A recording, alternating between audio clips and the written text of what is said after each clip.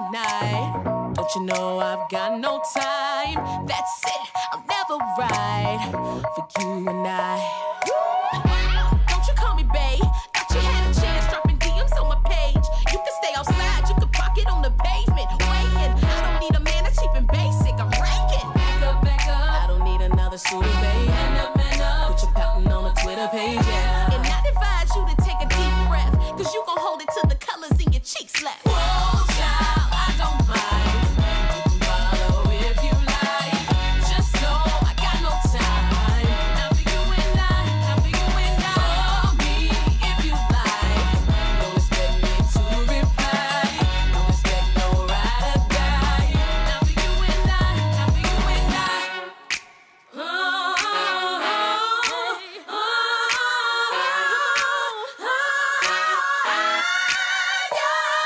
What makes you think I want it when I treat you like a ghost? Take this man home, everybody else already knows. I'm the only one I need, you're the one that needs to grow. I ain't playing, boy, turn around and walk it out the door. You got to go.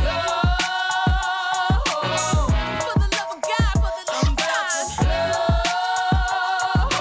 Watch, baby, I don't mind. Just stand home, yeah. Televised, you don't need to come by. From a distance, though.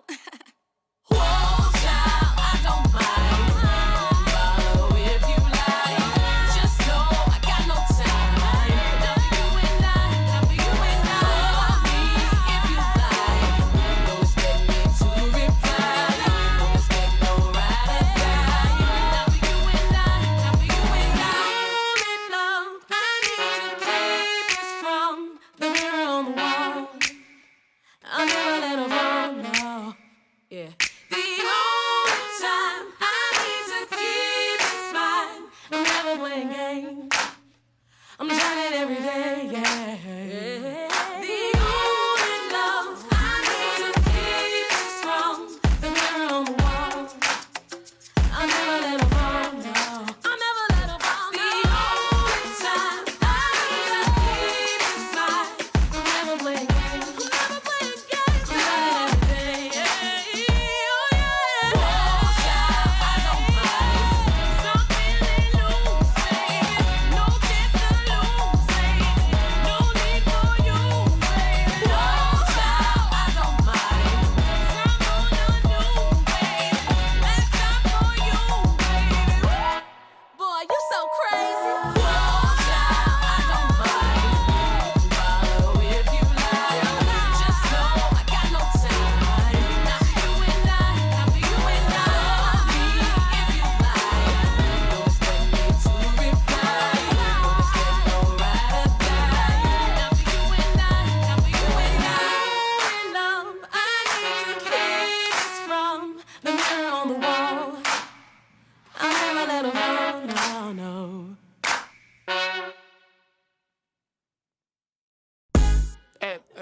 Excuse me, señor.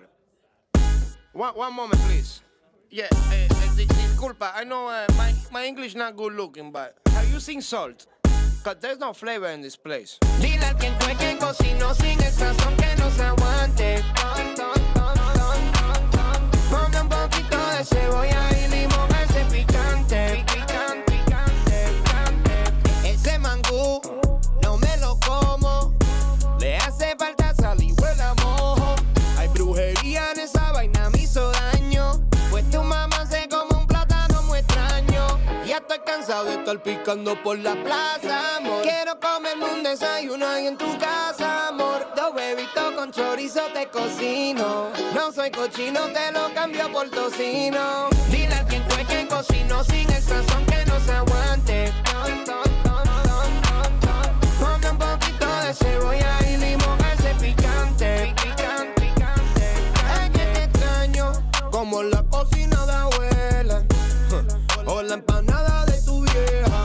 La nena dulce como la miel de abeja. Hacho, me muero pa' comer si tú me dejas. Diablo, nena, que tú sí estás fuera liga. Mango bajito, lo que son tus amigas. Por eso que yo no me encaramo en almor. Gracias por el plato, pero es que le falta algo.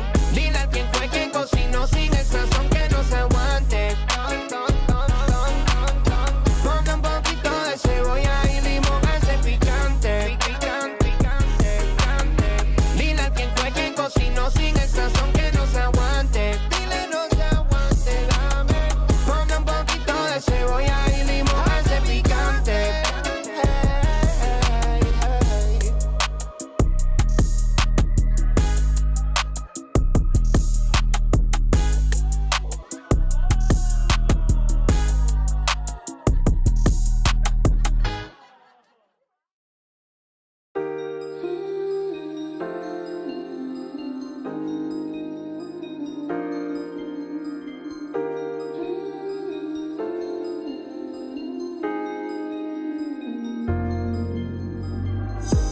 spilling over. You've gotta cry just a little, cry before you let it go. Gotta take a moment, then move on. Leave the past behind you. You've gotta die just a little, die before you learn to live. Let the magic find you and go on. And you might fall down a little, get back up again, fake it till you make it, and don't have to play pretend. Get into your flow, come on, let it show. There you go.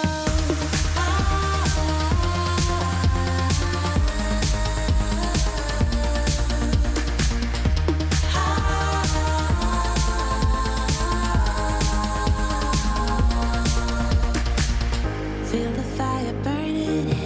You gotta hurt just a little, hurt for you heal the pain. Soon the winds are turning, let it rain. And you might fall down a little, get back up again, fake it till you make it, and don't have to play pretend. Get into your flow, come on, let it show. There you go.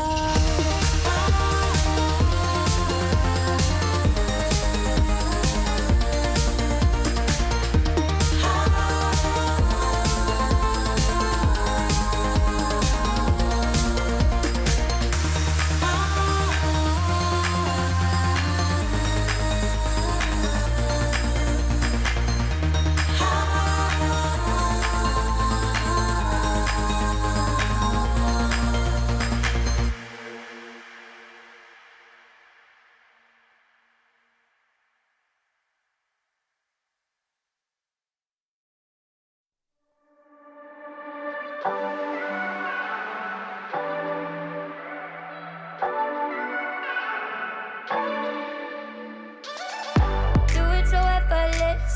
Don't try to mess with it. They try to reference it. Wanna say they invented this. I know you can't resist. Trying to be like this. Don't even take the risk. Walk away, walk away, walk away. 'Cause I got everyone wishing they had what they're missing, but no, never know. Guess I got it simple. I'm not like the people you know.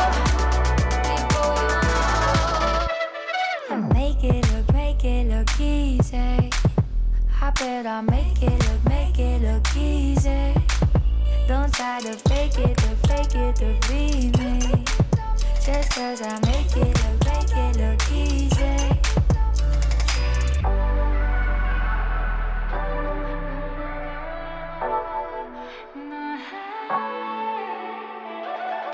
Make it look easy, I do it in my sleep at night.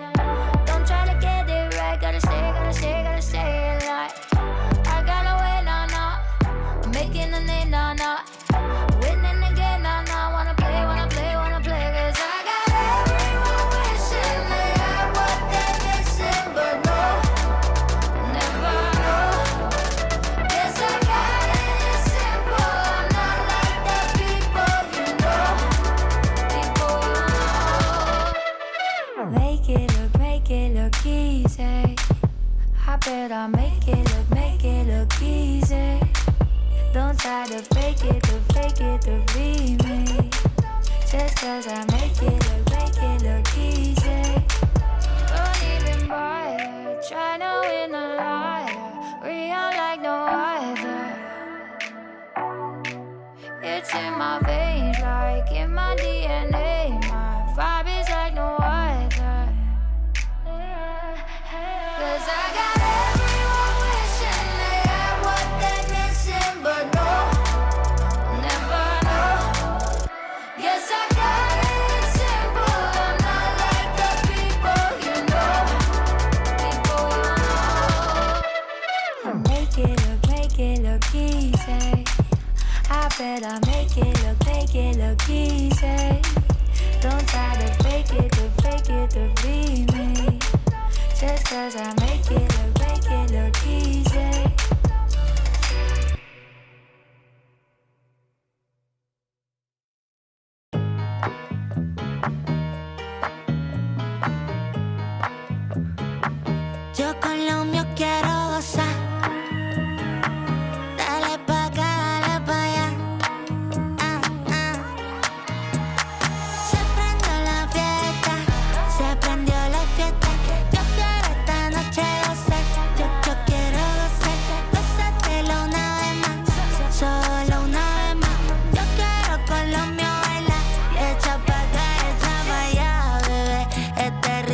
mira cómo es. Muévelo, ¿quién fue? No te despistes que es lo que vine con mi pana, con mi catamara, mi dominicana, colombiana y venezolana. ¿Dónde están las mexicanas?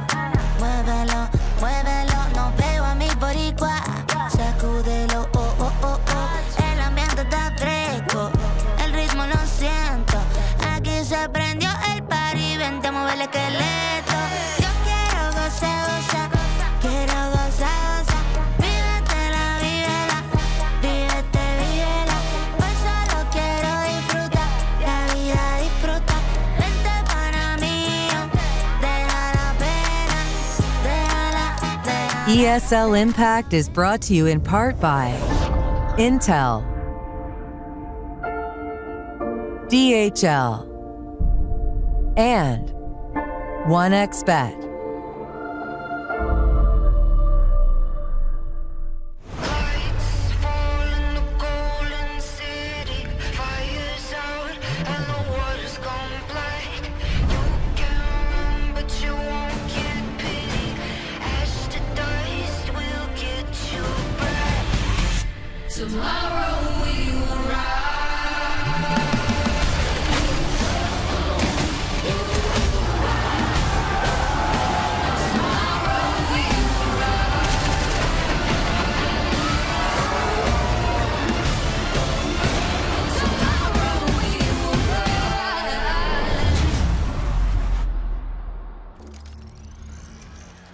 Hello everyone and welcome back to ESL Impact. It's the final day of the work week and it's also the final day of the regular season. The group stage ends today, Brandon, which means every single game is incredibly important. And every single game is being played at the same time. So there's a lot to catch you up on during the course of this broadcast, but also what we can catch you up on is who has qualified through to Dallas so far. We can take a look at that because we have got a few qualified teams, and as we progress through the day, this little bracket, this graphic is going to start populating, and we know what's happening in North America and South America with Supernova Comets, FlyQuest Red, Furia, and MIBR. And in Europe, we got confirmation last week that Imperial, of course, have also qualified through to Dallas. And between today and tomorrow, we will complete all of the qualified teams for Dallas. Yes, we'll know one of the teams here for Group B today, and then the other two will be decided tomorrow with the deciders. So we're working out the top team in Group B today. That's going to be the way that we figure out who is going through, because it's a bit more contested there at the moment. Let's take a look at those standings. So Group A, fairly straightforward. Imperial 4-0. Even if they drop today's game to CS2 News Ladies, they will still be the top of the table, which is why they are directly through. We have Prototype Blaze, who are guaranteed through to the deciders tomorrow, so the pressure's off for them. The real question is who joins them, because DMS sit 2-2, Brandon. However, if they lose that game, suddenly there's going to be other teams that are 2-3, and there's potentially going to be this weird little split going on. However, because DMS beat both Spray and Slay and Let Her Cook, it only gets weird if CS2 News Ladies beat Imperial. And I don't want to be that guy, but that would be a unbelievable upset should that happen. We'll get confirmation, obviously, as we go along. And I want to completely rule out CS2 News Ladies, but that is going to be a very, very tall task. Let's take a look at Group B, because obviously this is the game that we're covering today. We'll be bringing you all the action for NIP versus Eco Warriors. But this one is a lot more tighter. If NIP win, look, they're straight through. Big Eco Warriors go through to that decider. If Eco Warriors beat NIP and Big win, then it's a three-way head-to-head, and I'm not doing the maths right now on broadcast. And if Eco Warriors win, but Big lose, Eco Warriors will qualify, and Big and NIP will go to the decider. Yes, so there's for Eco Warriors, they're kind of, hoping that Big maybe dropped the ball. There is still a chance if Eco Warriors beat NIP and Big win, that Eco Warriors win out the head-to-head, because I think both them and NIP are pretty close, but NIP have been very good this season. I think that they haven't dropped a map, so yeah, it looks good for NIP, but the fate is in their hands. And if they can win today, it's straight through to Dallas, which I'm sure they would very much appreciate. Let's have a look at the schedule. Let's see what we're having on the broadcast for today. I did ruin it a bit, but it is Eco Warriors versus NIP in Europe. In South America, look at this. Sure, it doesn't matter, but it's for bragging rights. Furia versus MIBR, and then FlyQuest Red will take on Ghost Gaming to round out our broadcast day. All eyes on the broadcast and all eyes on EU right now. Yeah, I do think that South America game is going to have some repercussions in terms of the seeding, though, right? When we actually get to LAN, and we know how important that is. We know with the group stage and with some of the tough teams that are coming through, you want a higher seed. So it definitely does have an impact, and it's certainly going to be an exciting game. But yes, we're focusing in on Europe for our first game with this NIP Eco Warriors game, which should be a very exciting one. Let's have a look at this veto then. Let's see sort of where we're going to end up, because I think this veto is actually really interesting because both these teams share a lot of the similar maps. And for NIP, I imagine they'll want to play it safe. Eco Warriors banning out Train, I think, is smart because that could have been potentially the only curveball here for NIP to lean into. Eco Warriors, they love a bit of Inferno. NIP have been picking that quite a lot. I expect Eco Warriors to maybe lean in towards Anubis more often than Mirage not. would be a good pick for Eco Warriors. It's been a real weak place for NIP. Dust 2 is interesting because NIP have actually picked it this season, so I'm actually a little bit surprised to see Eco Warriors pick into it, but we know it is a very strong map for them. I just wouldn't have minded Mirage because I don't think you're going to get it as a decider. This feels like Anubis all the way, maybe Ancient. Anubis, okay. Yeah, I see an argument for both of these maps. I think Eco Warriors have banned really, really smartly in this veto, to be honest. Getting rid of Train early because you share that perma of Nuke, and it means that NIP will have to go back to All Reliable. They've been picking into Inferno quite a lot, as we said. The Dust 2 pick's the only one that gives a little bit of question mark, but I actually think that's a good map for Eco Warriors. This is a really good veto for Eco Warriors, to be honest with you. It also is a good veto for NIP, but I think Eco Warriors are edging it right now.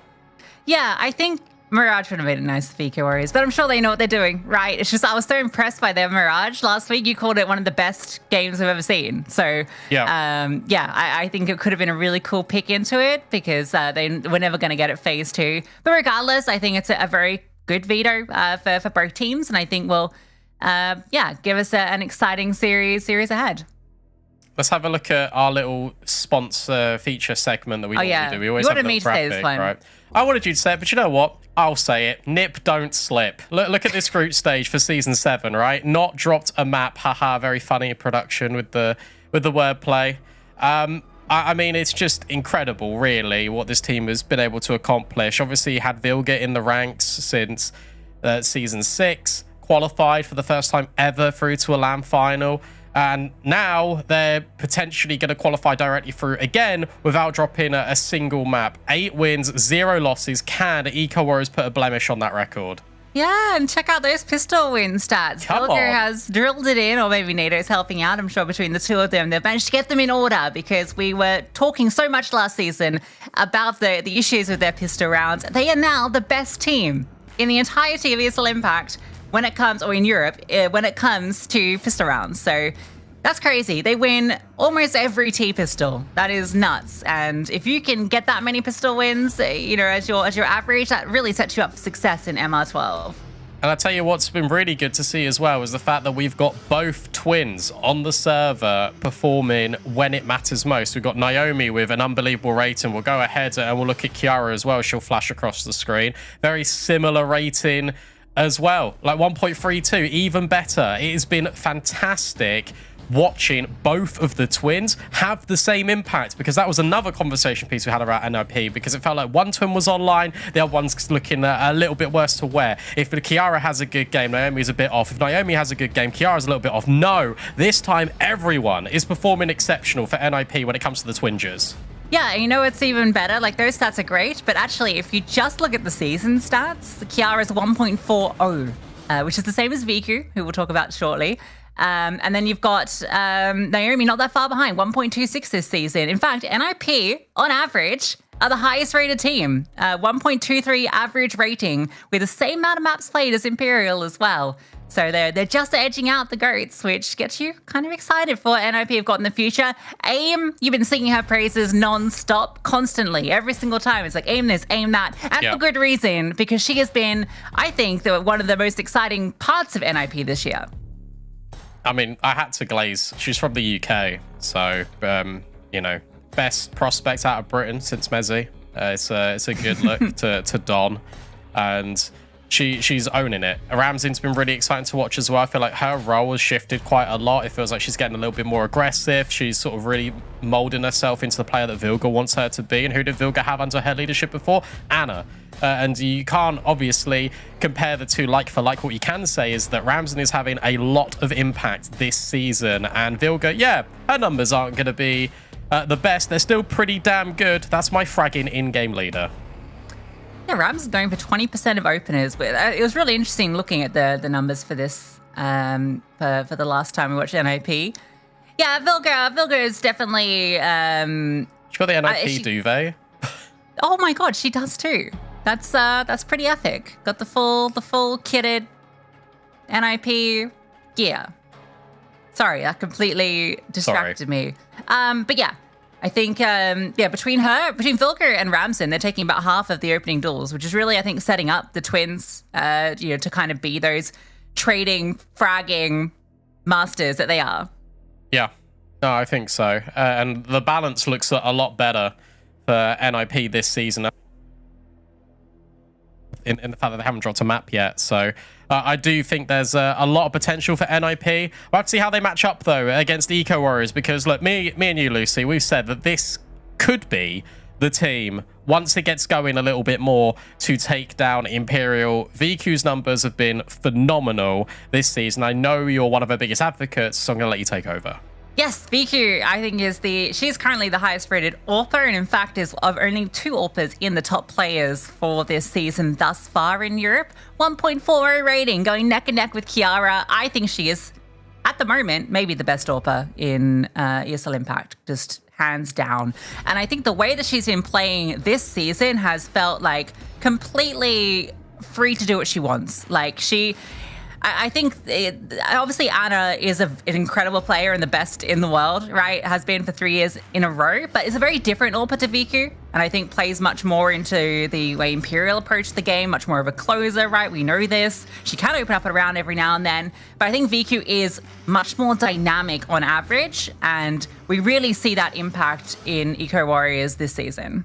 Yeah, I think that's interesting because you speak about the way that this team operates, and that goes hand in hand with the way Giuliano, I think, calls this. It's a lot of flexibility for the players because they've got really good individual potential. The floor is incredibly high. D7, again, another player that I've been speaking of incredibly highly throughout many years, but specifically this season on the ESL Impact as well, because her impact does not go unnoticed. She has been phenomenal in the roles and responsibilities she gets given in this team, because she has to create her own space, because you've got Wayne in this team, you've got Kiosa in this team. There's a lot of responsibility that they take up, and D7's now got to find new dimensions for that, and I think she's doing a great job in slotting in.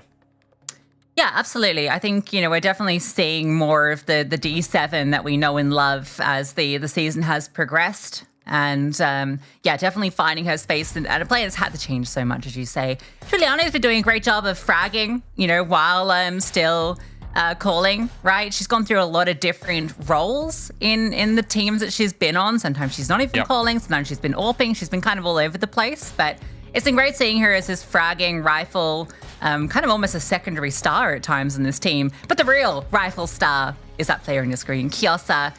We've talked about Kiosa a lot because she has been such a brilliant piece of this team. You got Viku, who is doing everything on the AWP, Kiosa on the rifle, and I feel that, she is one of the best riflers we currently have.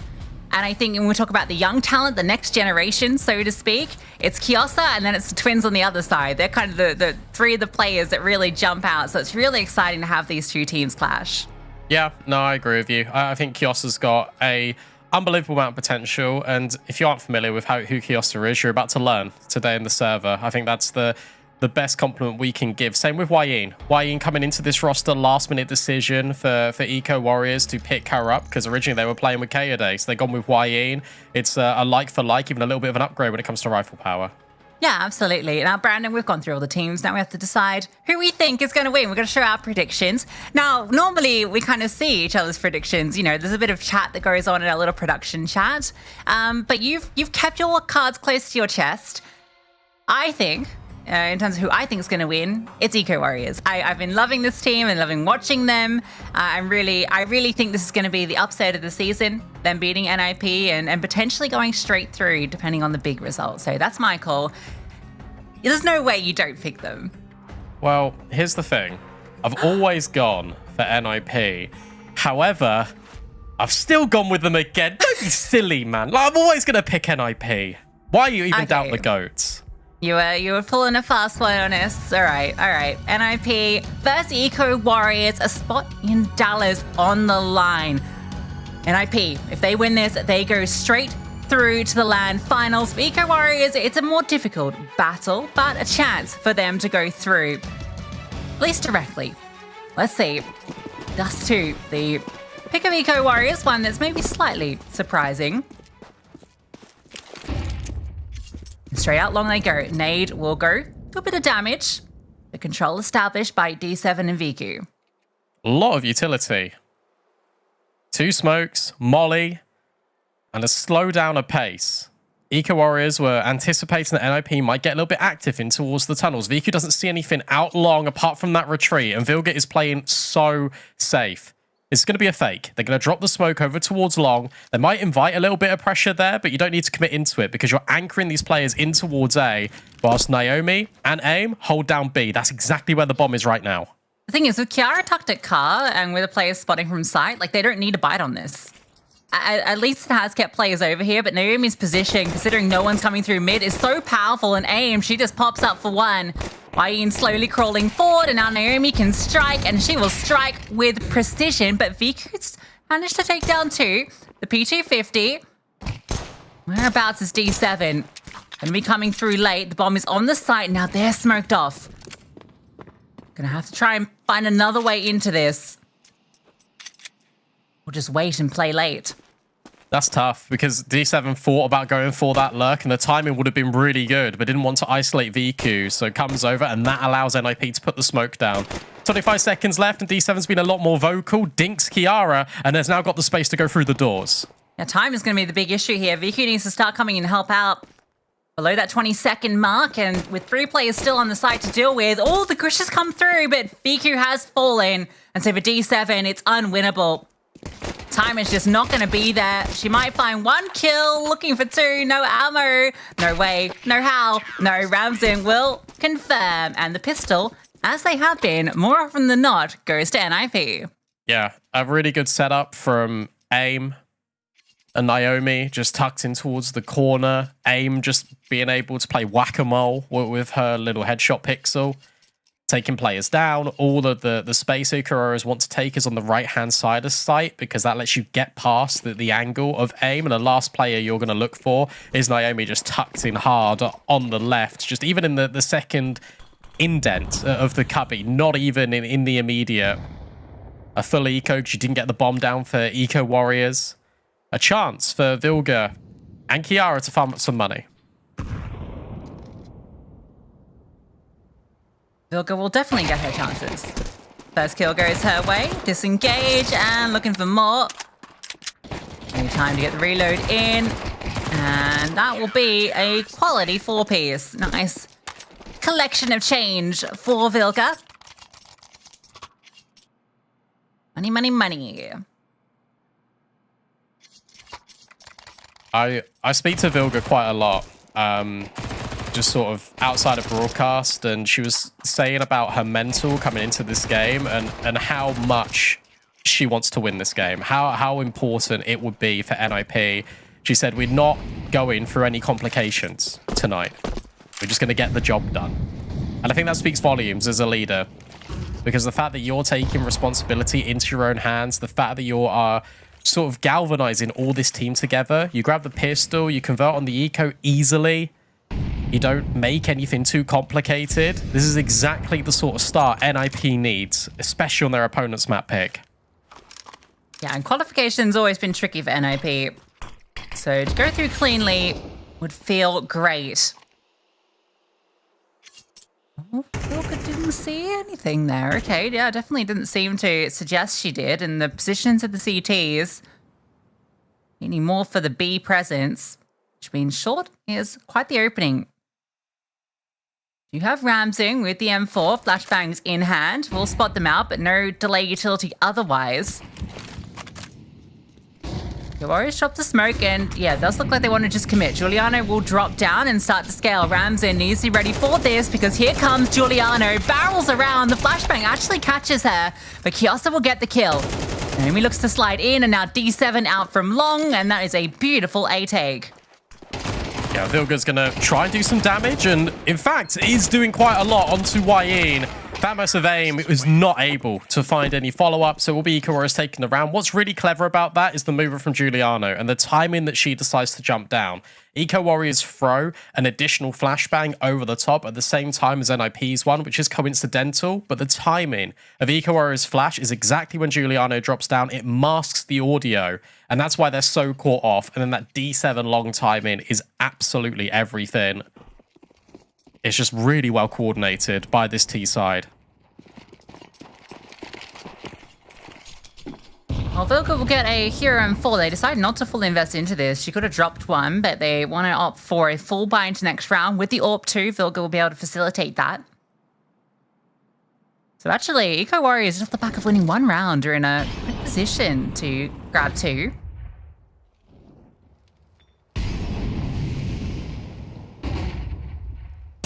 Boost up. Will almost net success. 98 damage done, but not the kill found. Wayne will slink away.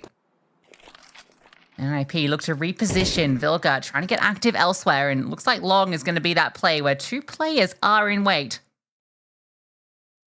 Oh, would love it if there was a flash. Instead, it's Vilga that just goes dry. And yeah, Kiara can't really do too much with the pistol on the follow-up. Maybe Ramsing can, but she's only got a P250. With aim vacating B, there's a real chance here for Eco Warriors just to spin this back and go towards mid to B. They're going to gamble A, NIP. D7's got this one on lock. You can't. Yeah, it doesn't matter. You now got confirmation, and aim can't find Giuliano. That's the free pathway. That's the round. Easy done. Naomi holding on to the AK will feel very nice, though, so that's not too bad. Real shame that Vilga Breeze didn't actually result in a kill, because they get a kill there and then reposition. Suddenly, can start to pick players off. Eco Warriors traveling in pairs, which is crucial out towards long.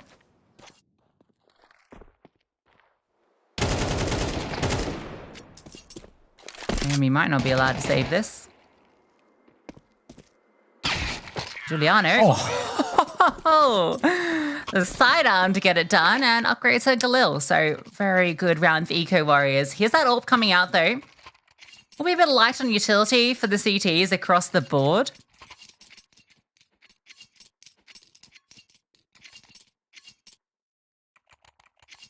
VQ already with hers as well.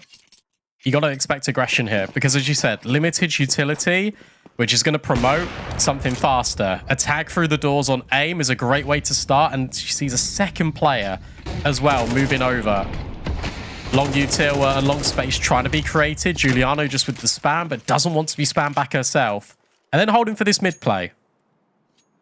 But NIP haven't actually given any aggressive moves over, apart from Vilga and Kiara, who now occupy all of long.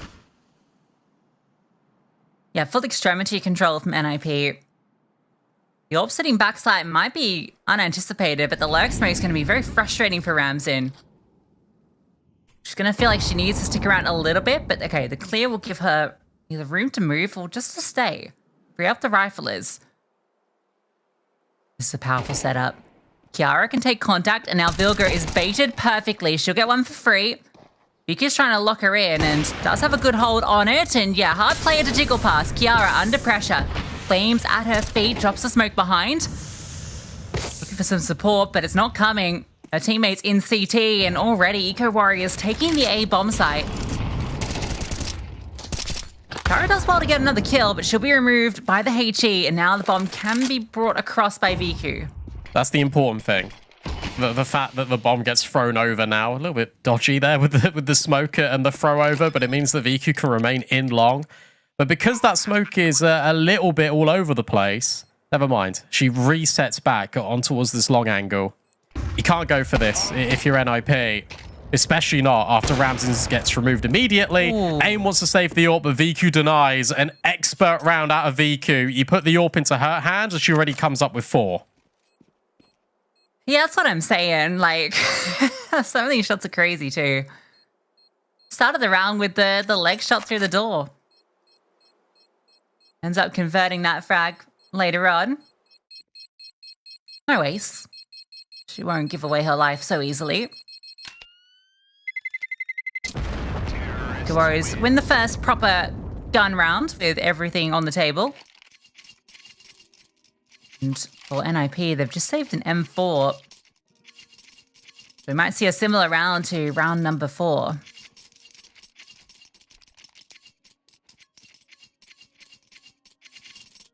Yeah, it's interesting that there isn't that much of a fight for either middle or short.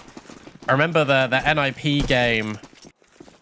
I can't remember who they were playing, but on Dust 2, you know, when Ramsey was getting really active, taking those short peeks, looking to get the pick behind the box. Instead, we see her being deployed as more of a turret. It feels like NIP want to bleed out a lot of these rounds rather than fighting for the space. The Eco Warriors, they're more than happy just to wrestle for the control. There should be a 4th, barring any huge errors. Where is that rifle? It's on towards short at the moment. Maybe she can pick off the lower tunnel players. Looking for it. There was a chance. Doesn't want to overextend with 2 players present. Now the utility will keep her at bay. Just sticking around. It doesn't want to lose the opportunity to find a kill here. A second Molotov. Oh, she wants to go forward. Flashed. Looking for that head, but Wayne ducks down and then jumps up. Nice push timing from AIM, and you'd give for anything for something other than USP. Ramson's in the same situation, and all the pistols getting run down in low bit. Yeah, well played by Wayne. Waits for the team flash before pokes her head up. As soon as you hear that smoke come down on the incendiary, that's an uncommon smoke to be placing down that wouldn't be used at that break point in the round to delay short control. So as a result, you are going to expect aggression. You hear that flash, you throw one out of your own, and as you said, unfortunate, the lower tunnel players only had USPs. That's just been the reality of the economy. Rams has got this spawn to jump in towards short and go for that spawn shot. So I hope we get to see it.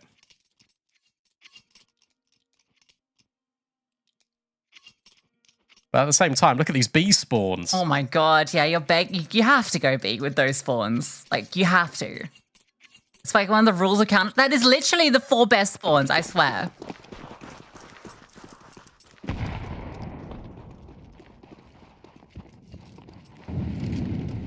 Yeah, that's tough. Well, could have committed through. Well, they will. Now they will. AIM, full blind, full spam, will be run down. Couldn't get the reload off, and Naomi doesn't even get a chance to respond. Wayne on the aggression. Opens up 2. Ramson removes Kiosa, comes at a cost of HP. Vilga's flank. Oh, she spots out VQ. VQ doesn't budge, but will be forced off by the util. So I'm back in exchange. NIP still sticking around like they want to go for this. There might be a kid in sight, but with that re-smoke, do you really want to go? No. No, you don't. You're begging for this to be called off. You got no flashbangs to get you in sight. You smoked off tunnels to pretend that Vilga isn't there, but it just feels too baity. Containment. You got to leave. Yeah. I mean, you can kill everyone, but at the same time, they can just live behind the car.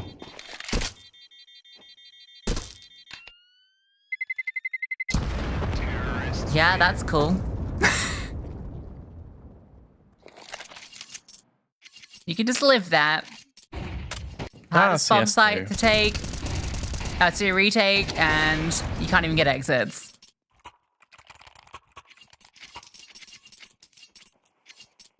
Really good flashbangs, like the chaining of them. One goes just outside of the tunnels, and the other one goes a little bit deeper, so you're flashing just the entirety of the bomb site. It makes it work. They really are interested in fighting for this long control here, but so's VQ. And has got a slight edge on this smoke. Wayne wants to try and take the shot. It's VQ that reveals herself first, and Wayne will be flashed. So at least she grabs something. Another follow-up flash. Wayne resets her spray. And from what potentially could have been a little bit of a disaster, actually turns into an even steading. Only one player remaining on A, and Naomi is scaling all the way back. She's scared. Oh, nice ball in the smoke to find that kill, though. With Ramson removing the kiosk alert, back-to-back rounds that's taken place. Main said it's all one-dimensional for Eco Warriors. Giuliano, oh, catches up Naomi, not anticipating that peek over the edge there. Good damage with the utility. Giuliano with a great headshot onto aim. A re-smoke now. Ramson is given a freebie. D7 just walks into the crosshair. Has given Ramson a chance in the clutch. Look at Giuliano. The smoke criminal walks through and now repositions. Might even just climb up these boxes or just pay for the jump. Ramson gonna tap it. Aim for the response. There's Giuliano jumping up. Now the smoke can come down and maybe she can just stick it. That looks like to be the only player flashbang forward. Where's Giuliano? Where's the knife? It's not quite connecting. Ramson will ninja defuse and even gets that final kill. What a clutch. And to be honest, that one's sort of gifted to NIP. D7 just strafing into the open, not prepared for Ramson to be there. And then Giuliano never needed to jump up and try and deny.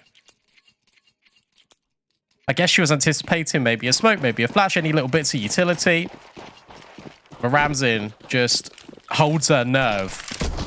How important will that round prove to be? Because Wayne did a lot of good damage. Vilga just through the smoke, fully blinded, deals with Kiosa. Giuliano wants to trade and gets rid of a lot of HP on everyone for NIP, but can't confirm a kill. It's a two-player advantage, but be careful. NIP are wounded.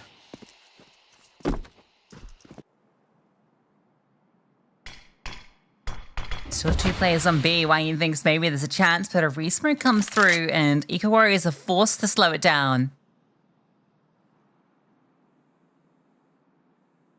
Doesn't matter so much that Ramson's wounded, but Vilga, her mid position. Okay, nice little angle where she has a bit of an advantage on the peak. Maybe a chance to win out a duel despite the low HP. We'll see. Wayne will swing and yeah, exactly. Vilga boosted up. Perfect crosshair placement. And now it's one-way traffic. D7 and VQ have to walk up long. The smoke will land, so they're making it clear their destination.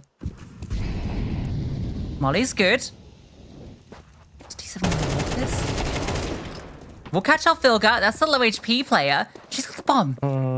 Yeah. Time to This work is with, awkward. This is so awkward. Yeah, that's the bomb drop. There we go. I think caught in two minds there. Had the idea to maybe go towards B, because there was a pathway through CT. You don't know anything about short. You don't know about Gandalf.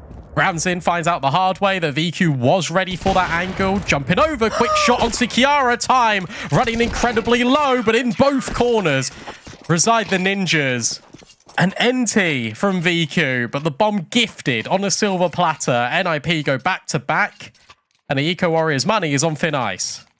Yeah, I feel like D7 want to try and catch a player rotating off potentially, and the smoke could have worked, but, you know, when it's just one thrown by hand, it's always going to have those gaps above, and you can see exactly, yeah, spamming over the top. Naomi's set up. Crazy shots out of VQ, but, yeah, without time on her side, her hand was forced. Hikaru is still with plenty of cash, somehow. Despite back-to-back losses.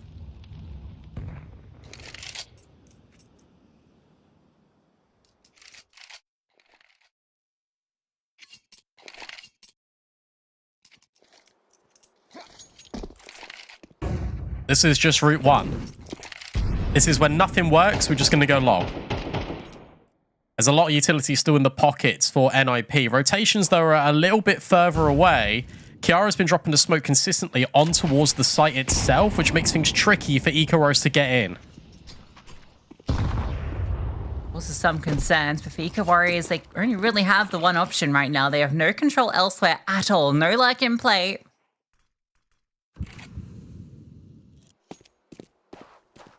Oh, this is going to be re-smoked. This is going to be so horrible to deal with. Yeah, Vicky's begging for a line. Okay, that smoke will re-land. Now they just scale. So many players lying in wait. Vilga's been spotted. Molly will be painful. Onto the back of the tees. And in fact, the Molly doesn't force her out. It's too deep. Kiosa will get one, but they've already lost 2 players on the way through. Kiosa finally arriving with a massive double. But Naomi, down from below, has taken down another. Sentry doesn't quite bounce onto site, so it gives Kiosa the room to plant. Viku can play long if she wants. We'll spot the player in CT. Kiosa looking for the kill onto Rams and will connect. And Viku hits the jumping Naomi. It's all onto aim. First kill is hers. Viku on the line, and Viku with the shot. 6 on the board for Eco Warriors. Oh, that's such a shame for NIP fans, aka me. Because you've got a 3 versus 2 there. And you almost lose sight of where Kiosa is. You think the molly has landed, so you don't expect her in default. And it hasn't landed, it's missed. And you don't know that because Ikoro's put a smoke down in towards short. Ramsden's vision completely cut off. But at the same time, you hear the bomb plant. So you know for a fact that it potentially has to be default. It's one of those rounds that NIP might live to regret. And despite the money being tumultuous for Eco Warriors, because they won that one, they're good. NIP, they've been struggling. They've won a lot of clutch rounds. They're working with absolutely nothing.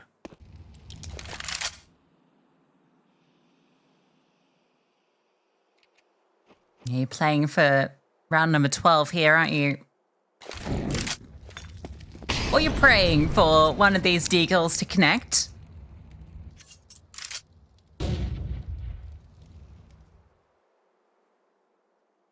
Ramsden's USP. Oh, can get a headshot. She had a P250. Well, really anything other than USP could have helped her out. Aim not spotted. Kiara looking to walk through. Juliana with low HP playing close to the smoke will deny it. And both Vilka and Aim will get a kill apiece. It's going to matter very little. Back 2 players holding for the swing. Vilga doesn't get a chance. Yeah, look, reality is expected. It gets a little bit exciting when you see the kill feed light up, but Aim pinned in. You'd really hope Naomi gets 1 kill from her position, just like off angle, but gets hard cleared by Wayne. So 7 rounds on the T side for Eco Warriors feels really good. If NIP get a 5th, considering where their money's been all half, considering they won the pistol, then got hard reset,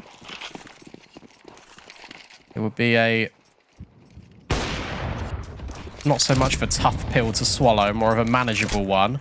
This one's fast. This is Giuliano just scaling short immediately. And Ramsden, while she is holding, Giuliano's now heard all the audio of 2 players going in towards CT. It doesn't extend so far to expose herself to that AWP. Nice Right nades.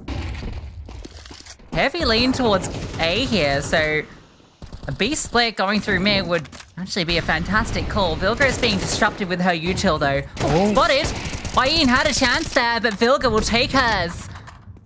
She's still staying active. Has support by her side. Flash forward. VQ begging for some sort of exposure, but doesn't see any bodies. You just gotta chill. You can't overcook this if you're NIP. You got the player advantage. You just use another smoke to still maintain control into mid, and it lets you float another player over. You cannot peek tunnels because you'll be exposed to the AWP. It's going to be a mid to B smoke drop just to keep the attention. I doubt Juliana's going to go through here. And also the smoke's missed. Oh dear, that's the opposite of what you wanted. Smoked off doors. It's still weirdly okay. There's only 2 players here, and there's no utility left. Vilga players on the edge of it. Back turn, Kiosa is playing anti-flash. Vilga takes down 2. D7 getting driven by Vilga. Fantastic hold, and 5 for NIP.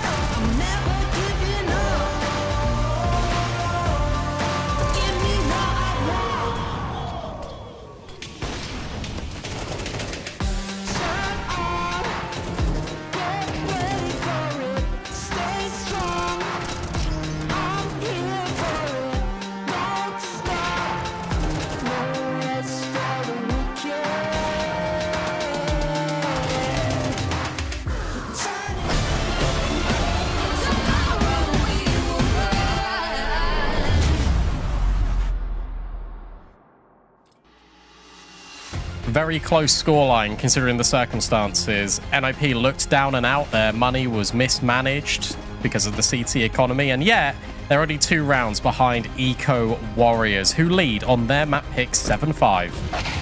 They're a friendly, but doesn't start great for them either. Wayne takes down 2 before Kiara responds.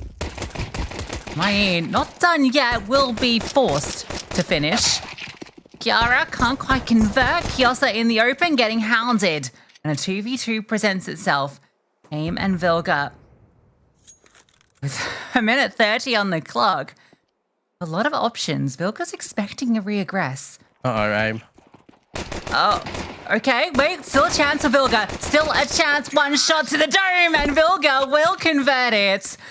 AIM might have got caught off, but Vilga, a tricky one to catch unawares. Yeah, the camera's like slightly delayed because you can just see as we go to like the flyover, she just starts giggling. She's like, yeah, sorry, Mia, I've just sold you down the river. But it's for the good of the pistol round. Both pistols now being claimed by NIP. Eco Warriors are deciding to force in.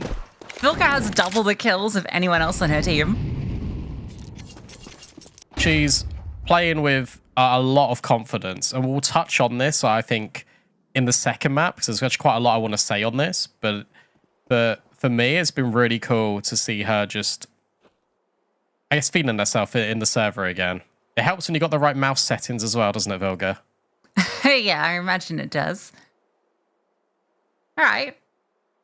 Good team to be able to bring out a double scout on.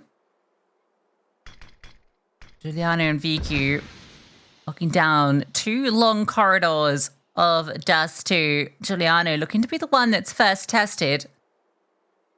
On top of slide boxes. Jeremy does not want to swing this corner with a Mac 10.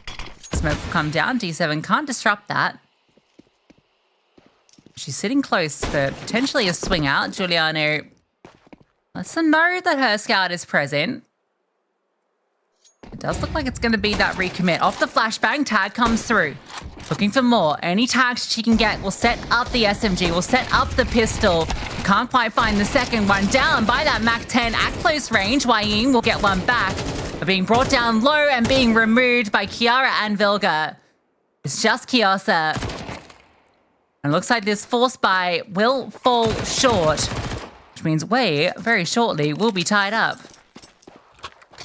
And overtaken, you imagine. What a really cool round for NIP, because the way that they layer their utility, the flashes only go when they're in the long smoke.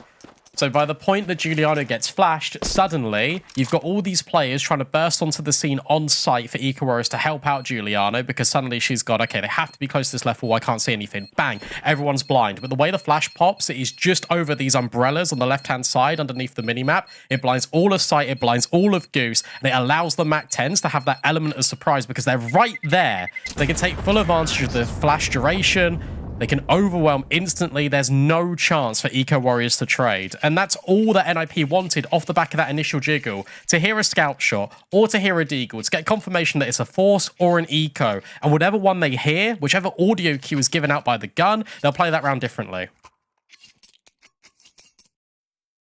That's a great little description, Brandon. Appreciated that. I hope everyone at home appreciated that as well. B stands for brain. Brain dog. So Viku has invested a scout here just to make this round a bit more threatening. They've got the Kiosa Galil, as we saw, saved over. Giuliano's taken a lot of control, which means that Eco Warriors can try and stack over towards one side, which feels like the play to make, but maybe Kiosa's just going to look for this kill. Okay, now you get confirmation. You really want to spend too much time on aim when you're losing long control. Well, what it does do is give confirmation to you that they're holding, which means they're going to be playing very deep, not only on B, but also in top mid, and also out long. She doesn't shoot. Now she will. That's a confirm. Wait, have they forced again? Say NIP? Don't want to give VQ too many opportunities with this headshot. NIP deviate. They move away. And the stack has formulated for Eco Warriors all the way in A.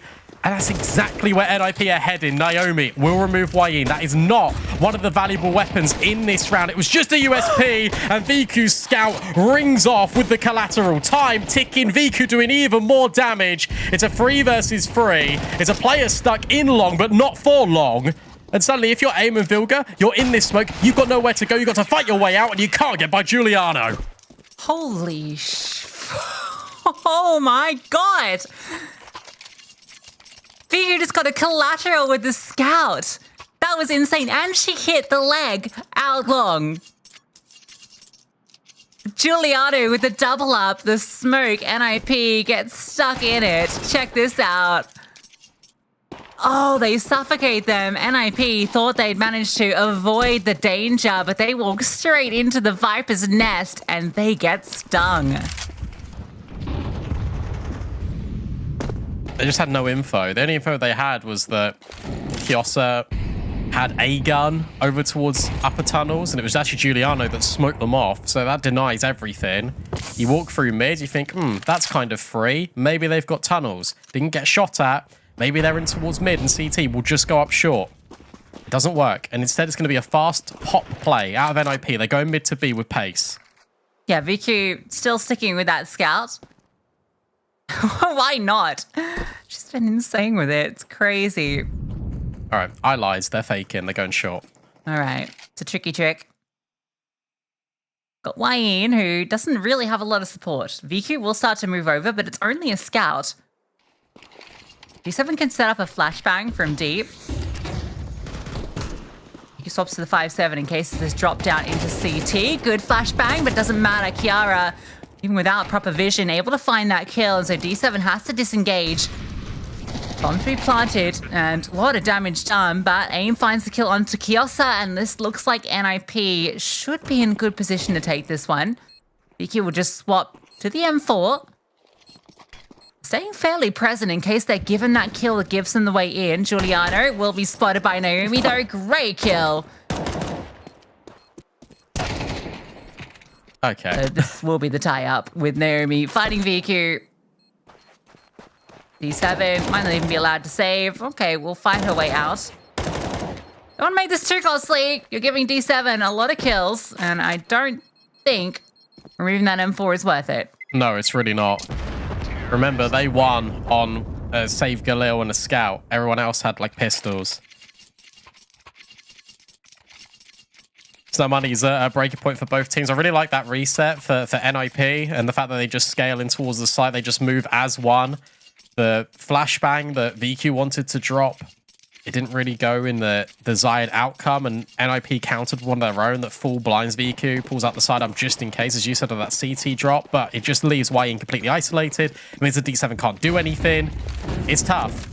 Now there's even more fights for this long control. Giuliano says enough is enough. Double mollies, flashbangs over the top. She's now going anti. There's a lot of players here who want this space, as does Vilga. She's going to have to concede it, though. The smoke and the amount of bodies on the other side make it difficult. Meanwhile, proactive play in towards B again. Aim is holding a devious little angle. Oh. She gets cleared. She can barely believe it. Kiosa, thorough, anticipating Aim tucked away somewhere, but that is, I'd be upset. I'd call to go B. I still would call to go B here. I wouldn't go towards middle. Sounds a little bit counterintuitive. But you feel like they're going to be leaving. Oh, you can catch the timing. Never mind. Vilga knows all. A lot of damage being inflicted. The smoke's a little bit wayward, but getting past Viku is proven to be a little bit tricky, but the flashbang, brilliant. Don't know if that was a team flash that came through the CT smoke, but regardless, Vilga takes matters into her own hands. We speak about the in-game leaders all throughout Dust 2, and Vilga's reign of terror set to continue as she spots all of them and lines them up. Can't quite do the damage, but you feel like she's done enough. A kit for Wayne, no utility. Ramsey holding the doors, forced off the angle, but Kiara won't promote the swing. It goes back and forth again, but it's NIP just edging out the lead. Yeah, Kiosa just caught off guard there and gives NIP the space. VQ had a very uncomfortable position to play from. Feels like she has to get a kill just to enable her players in CT to potentially activate.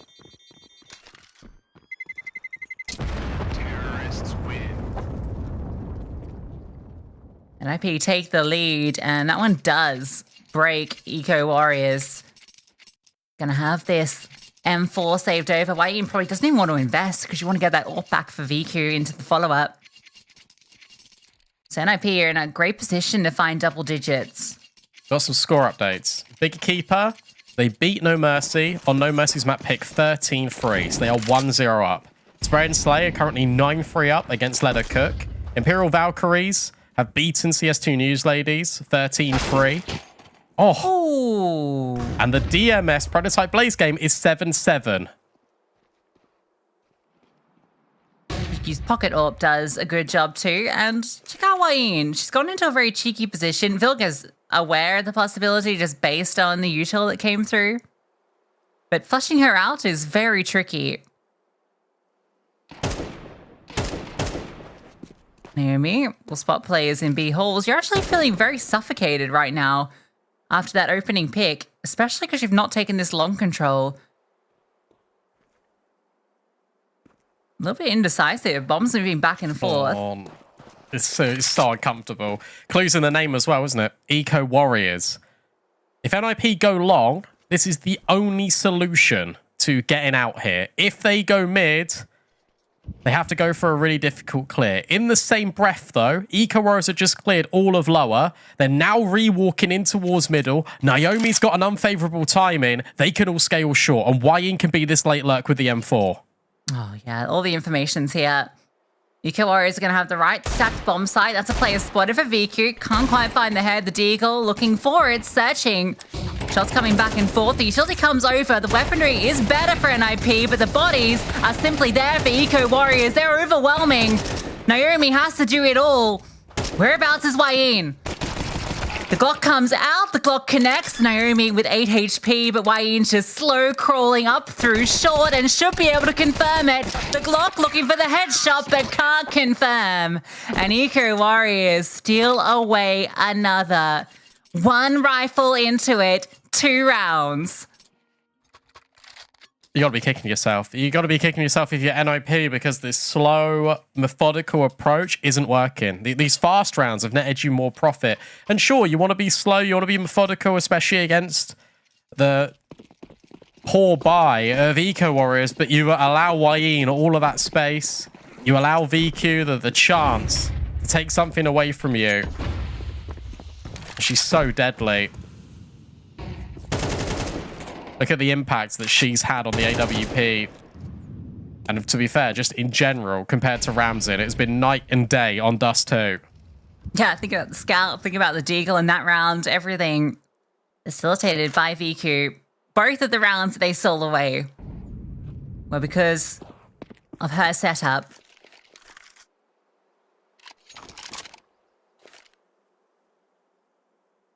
She's in short this round.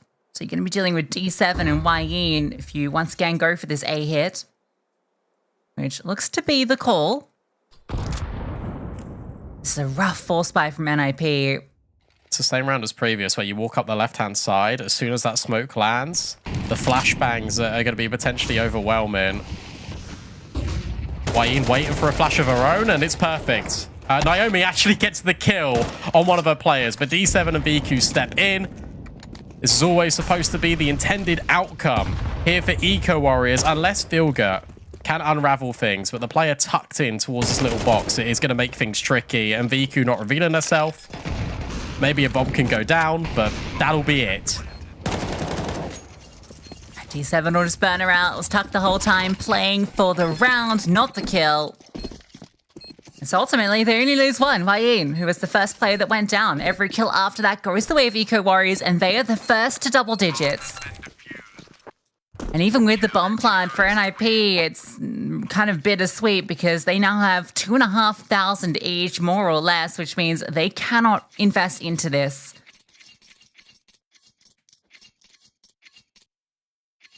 Yeah, you almost feel that they've lost to themselves a little bit just because it's been these individual moments out of VQ that has spiraled everything out of control. Because it was what, those pistols, the Scout, and then that Deagle round. Like, You add 2. You take 2 away from Eco Warriors. NIP should be looking to close. They should have more money as well. Instead, the shoe is completely on the other foot. What's the call going to be? Are they going to maintain their game plan, or are they going to deviate away from it, call something a little bit faster, try and get the edge on Eco Warriors? We haven't seen anything out B for NIP unless it's come through middle. No one has ever resided in upper tunnels. It has always been outside of it.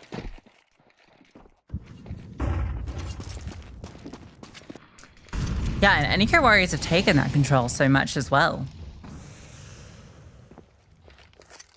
So for NIP to even try and get it back feels tricky at this stage because of the conditioning. Try and burst their way through, but he runs out of bullets. But she'll go down.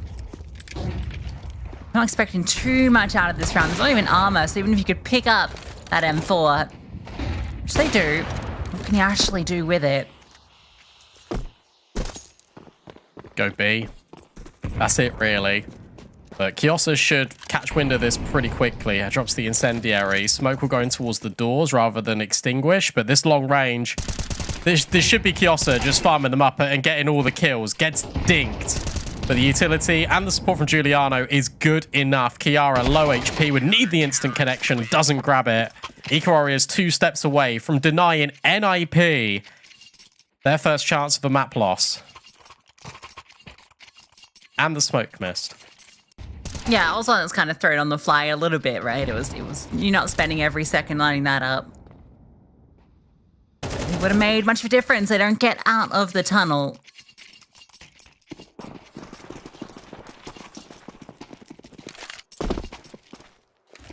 This is it. Long's been where NIP have found their success. VQ's finding success everywhere, though. Oh my gosh. Like, a whole cache of HEs should short be the play, but Eco Warriors, they've got a firm control of this already. Turtling down, they've taken short. And they might even flash in for more control, yeah. Wine sees Rams in that corner, and they just back out. You don't need to commit into this. Again, it's a similar situation to what NIP had a lot in their CT rounds. You've got the opening pick. You look for map control elsewhere. This is a really smart push with these players now walking back in towards long. Naomi is holding for this, but the flashbang is perfect.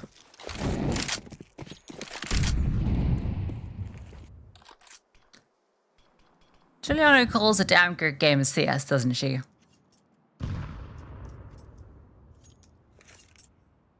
Going into B, 2 players lie in wait. Giuliano with an incendiary ready to deploy it. She's waiting for the info when sound cue comes through. So the incendiary's dropped and out they come. Giuliano will need support. Kiosa in a car to drive by from the side. And Giuliano confirms not a frag found for NIP. And now 12-9 the scoreline. Eco Warriors. 1 round win from taking their map pick. And now they can just drop it even more HEs. Yeah, again, they got so much money. NIP have got nothing. They've got long spawns. That's it. But they're going to look like end on a fast B play. And Giuliano and Kiosa are here again. This is going to be quick from NIP. If they can burst successfully, that could be the way back into this game. Yeah, despite barely ever going B, though, there are 2 defenders here early. And with plenty of utility, they're going to pop through. Aim at the front with the MAC-10. Utility has been dropped. Aim will get the kill. Kiosa, though, is holding down 3 from that AK. Bomb site has been taken. Ramson can plant. It's a double up of smokes. That's one not quite on the mark. Kiara's MAC-10 close to doors. HEs come over. Where are the flashbangs? VQ can set them up, and Kiara close by. Ramson will get the first kill.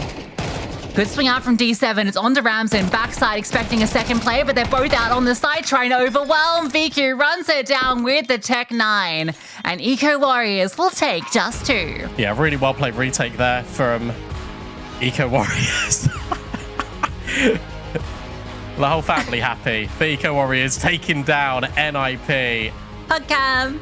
The first team to ever be NIP and take a map off them so far this season of ESL Impact Season 7. celebrations. But it's only the first step. First map goes the way of Eco Warriors. Dust 2, their map pick. And they come through with a brilliant game. It felt they were really in control of that CT side, winning those 2 crucial half-buy rounds. I think not only did that break NIP financially and set them up for success, but I think it kind of broke the spirits a bit too.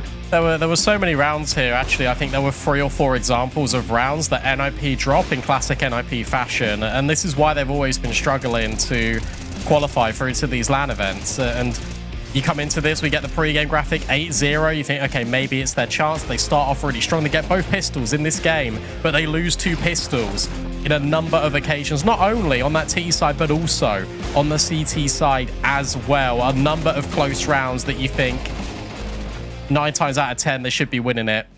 They don't, and they make things very difficult for themselves now. A lot to bounce back. The fact that Vilga has got 113 ADR speaks volumes to where this team can be. Yeah, I mean, Vilga is essentially double the impact, double the ADR of anyone else on her team, whereas on the Eco Warriors side, it's just even across the board. Sure, D7s are a little behind, but everyone else in the 80s, like they're all within a few kills of each other. It was a real team performance, and it didn't feel like there was any weak point to exploit for NIP. And even if they'd identified that weak point, I feel like with their approach on that T side, it did feel, Brandon, a little one-dimensional. Yeah, it did completely, and that's because of the game plan called out by Giuliano. She features in our head-to-head and will go up against Vilga because these 2 players desperately wanted their teams to win. I felt like Giuliano did call that a better game on that CT side. With that being said, I do think if those eco rounds don't get in the way of NIP, I think they actually close that game. I think that the fact that they lost to pistols not once but twice at critical moments in that second half completely ruined the rest of the game for them.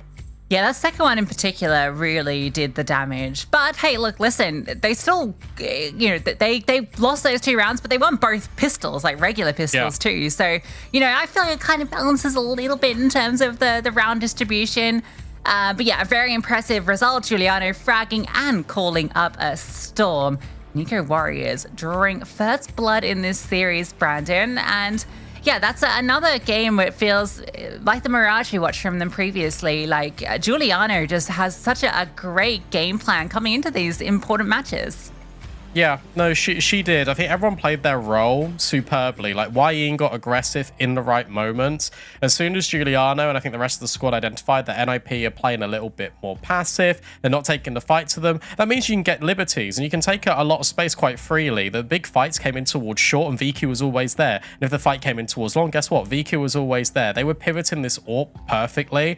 And the only couple of rounds in which VQ wasn't able to find too much success is when NIP went mid to B and they're just chopping her in from 2 different angles. You can set VQ up for success. The script sort of writes itself, really.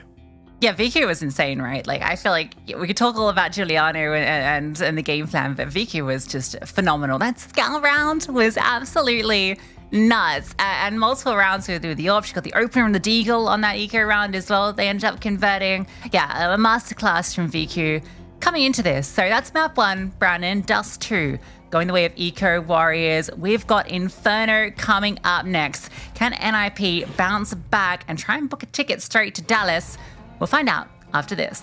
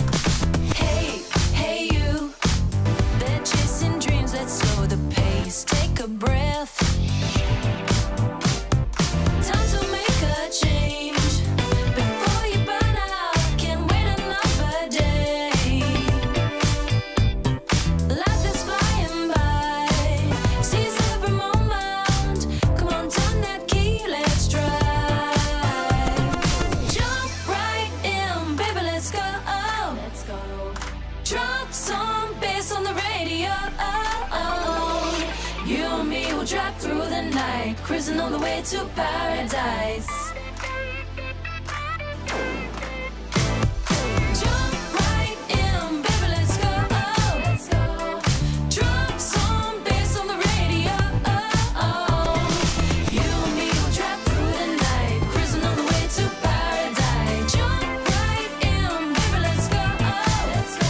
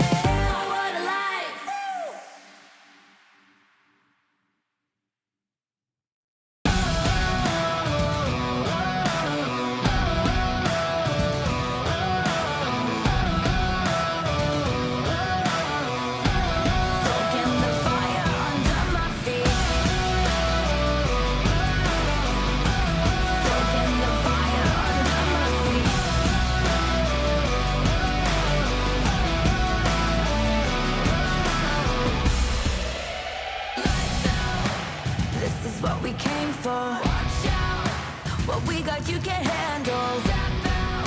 Cause we don't ever stand still. No doubt, I'm ready for the gamble. I'm ready for the gamble. Ready for the gamble. I keep feeding the flame, chasing the fame. This war will never be enough for me. I feel it run through my veins. I sharpen my aim, soaking the fire under my feet. Soaking the fire under my feet.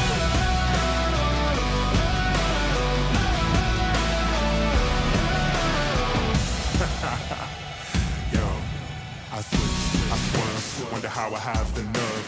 Leaving the heat on the track, too hot and I'm lighting the match now. Blasting off our rocket, grab the mic just to drop it. My Fahrenheit is shocking, amazed, dazed by the sense of grade. Come now, don't be phased, follow the trail I blaze. First place, no second to waste.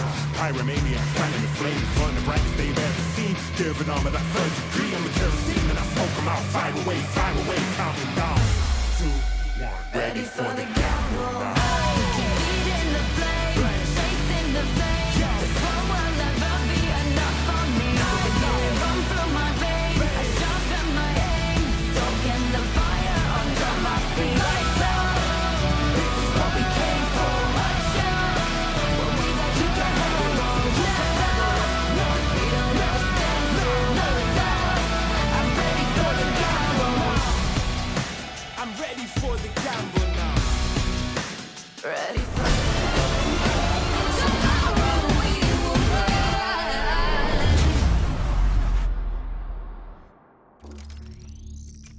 A painful one for NIP, but they drop their first ever map here in Group B of ESL Impact Season 7. We go to Inferno, Lucy, and this is a really good map for Eco Warriors. There's a chance here this could be a 2-0. Yeah, both these teams kind of have been pretty decent on it. NIP, I feel like their map pool feels a little shallow at times, or at least we haven't got to see a lot of it. Maybe that's a better way of looking at it, just because it's been so many 2-0s and so many of those games have been on the same maps. But Inferno has looked very good for both of these teams. For Eco Warriors have only dropped it this year to Imperial Valkyries. And on the other side, well, NIP have not dropped it this season. And pistol rounds, they have not dropped at all in this matchup. Can Eco Warriors get the pistol? Let's see, because they're all stacked in the right place. NIP are being really loud outside top brackets. They're trying to invite a peek in for Eco Warriors, but there's no flashbangs. They'd have to go dry. You've got a molly, you've got a smoke on Kiosa over at B. So they're just going to swing dry. Ramsey not caught off guard and now spots a lot of players. They need to get out of there. And Kiara will even get rid of Giuliano. The rotate is on to B. That's crazy. You expect with that many CTs, thinking that you're just going to get a kill. But no, it's the Glock that finds the frag. A counter smoke's dropped. He also has got an incendiary as well. So it's playing denial. Oh dear. They're going to force their way through. The incendiary doesn't quite do the job, and they're trying to come on over. Kiosa gets, no, in fact, it's way in. But it's Naomi and Vilga who answer back. And bomb planted. D7 has a kit. Between her and Viku, they have to pull up a 2v4. It's going to be tough, especially with no utility. You've got to get these headshots and you've got to get them fast. But Naomi playing in at pool, you've got Vilga and Kiara in the most difficult crossfire to try and break. It only really breaks if they all swing and give chances over, but that is not happening. Viku is on 1 HP. And well, she will get Naomi on the way out. 1 HP can still be very deadly, but it's NIP 3 for 3 in pistol rounds. 3 for 3.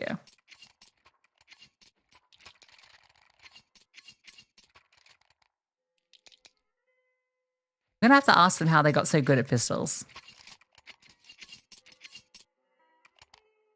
So, you know, we knew they'd improved, but the stat that we saw was ridiculous. Ball spy. What do you reckon to that? Well, they won the one on D2, didn't they? That's true. No scout for VQ, though. Instead, she's opting for the earlier AWP. So a slight variance on the forces, but the scout obviously not quite as strong on Inferno as Dust 2. This is nice. A lot of early banana utility being deployed, keeping all of Eco Warriors over at B. Aim's already pushed it in towards apps and can go beyond that top bracket smoke. There's no rotate. So D7 has got a Deagle, armor, no util. Needs help. Might even just be abandoned. Oh, the push comes through. Naomi doesn't quite convert that kill, and the MP9 is running at her. Flashbang blinds everybody. AIM has found the openers, though, over onto A, so even though Naomi goes down, it might not matter, especially if D7 gets removed, which she will. So now you know the final two players were down bottom B. And they're just going to look to hold on to these two weapons. This is good from NIP because what is different here on Inferno early already compared to Dust 2 is the fact that they are trusting in the calls. They're not second guessing anything. There isn't this deviation of do we go to B, do we go to A? No. All the decision has been made for you. Even with Naomi pushing and spotting these players in banana, no one turns and fights it. It's just a flashbang just to help her live a little bit longer.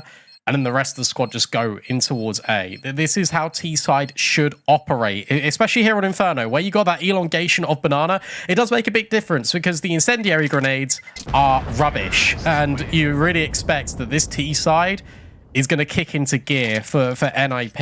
You would expect for both of these teams, the majority of the rounds now, especially on Inferno, are going to come on that T-side.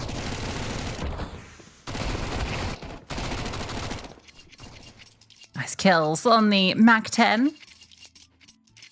Inhaler peak for AIM. They did us so dirty with that photo on socials last week. Oh, it's so good. I don't know if D7 got a lot of info from that little jump over. I doubt it. A lot of flashbangs. Alright, so here is your Galil being set up. And not finding a great deal. Mayin is over at B, so maybe a chance for the MP9 to do some damage. There's a flashbang being set up. There's all hinges on what they can do with this flashbang. But the smoke will actually send them away. I mean, AIM's in library. Yeah. I mean, Kiosa knows that this is possible. I think Kiosa's calm that it's happening. Kiosa? Oh my god, Kiosa! All by herself takes down 3 and puts this round into contention, especially with that shot onto AIM. Naomi will get the bomb down. Has a smoke, has a molly, but they're coming fast. They're going to be ahead of this. She sees the first, can't swing through. That is outrageous. And Brandon, it's happened again. A saved Galil. An MP9. And a little gap that Kiosa finds. AIM had thought she'd routed through A and found it empty, but no, Kiosa strikes from the shadows with a triple. Nico Warriors get on the board in the most unlikely of fashions.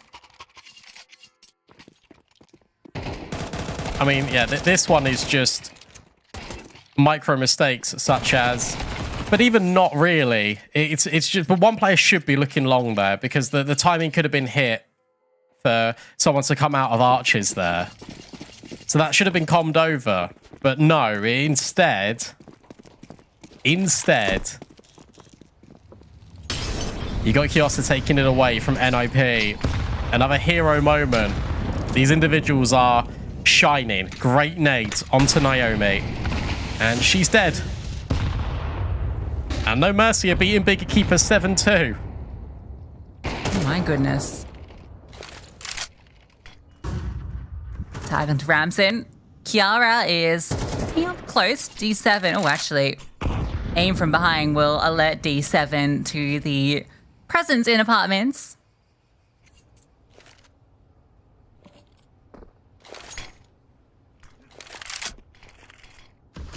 I gotta learn how to throw that properly.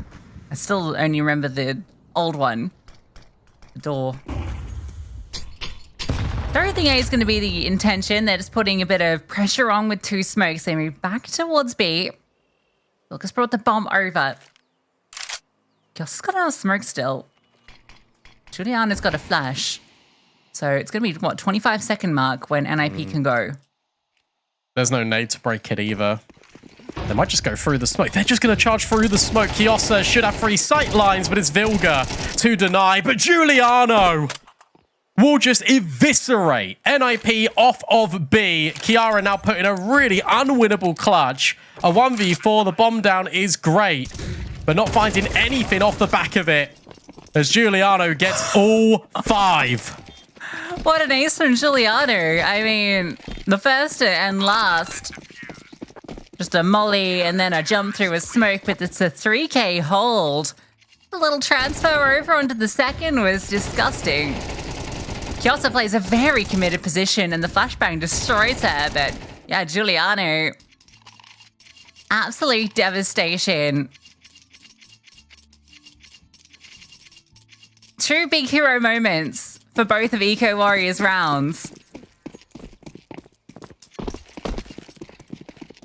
And I do feel like, you know, Eco Warriors, this is kind of what they can do. It's almost Imperial-esque, but they do have individuals that can take over a round like that. Ouch. That nade did so much damage, and Kiosa will reap the reward. More money being farmed up. In fact, it's only 1 kill on that SMG. Wayne steps in from top mid. The smoke spam from Giuliano. And she means business. She does not want to let NIP back into this game so early. And they won't. Kiosa 7-3, Giuliano 7-3. B defenders are on point right now.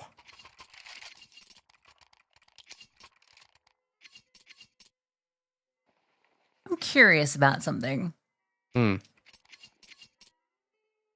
What's that?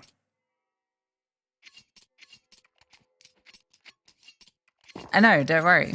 My curiosity has been sorted. I was wondering if it's like one of the first times that it wasn't NIP versus Big in like the final week, but last season it was the same. It was NIP versus someone else. I've already forgotten. VQ, first kill, and Vilga punishes. Oh my god! She does not slow down. D7 will put her down, and D7 doubles down from the boiler. Ramson gets the trade. A 2-on-2, the bomb.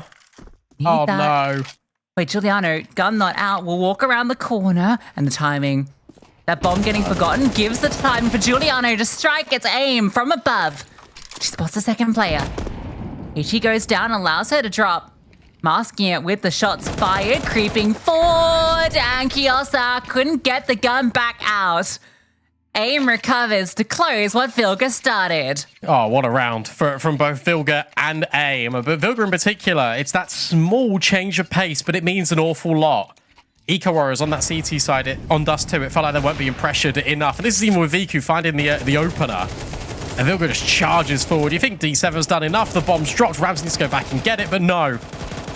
Aim denies. I think this is Aim's best map as well, even if she won't like to admit that. I've seen her best work on Inferno. A swing in from Viku will get rid of Vilga.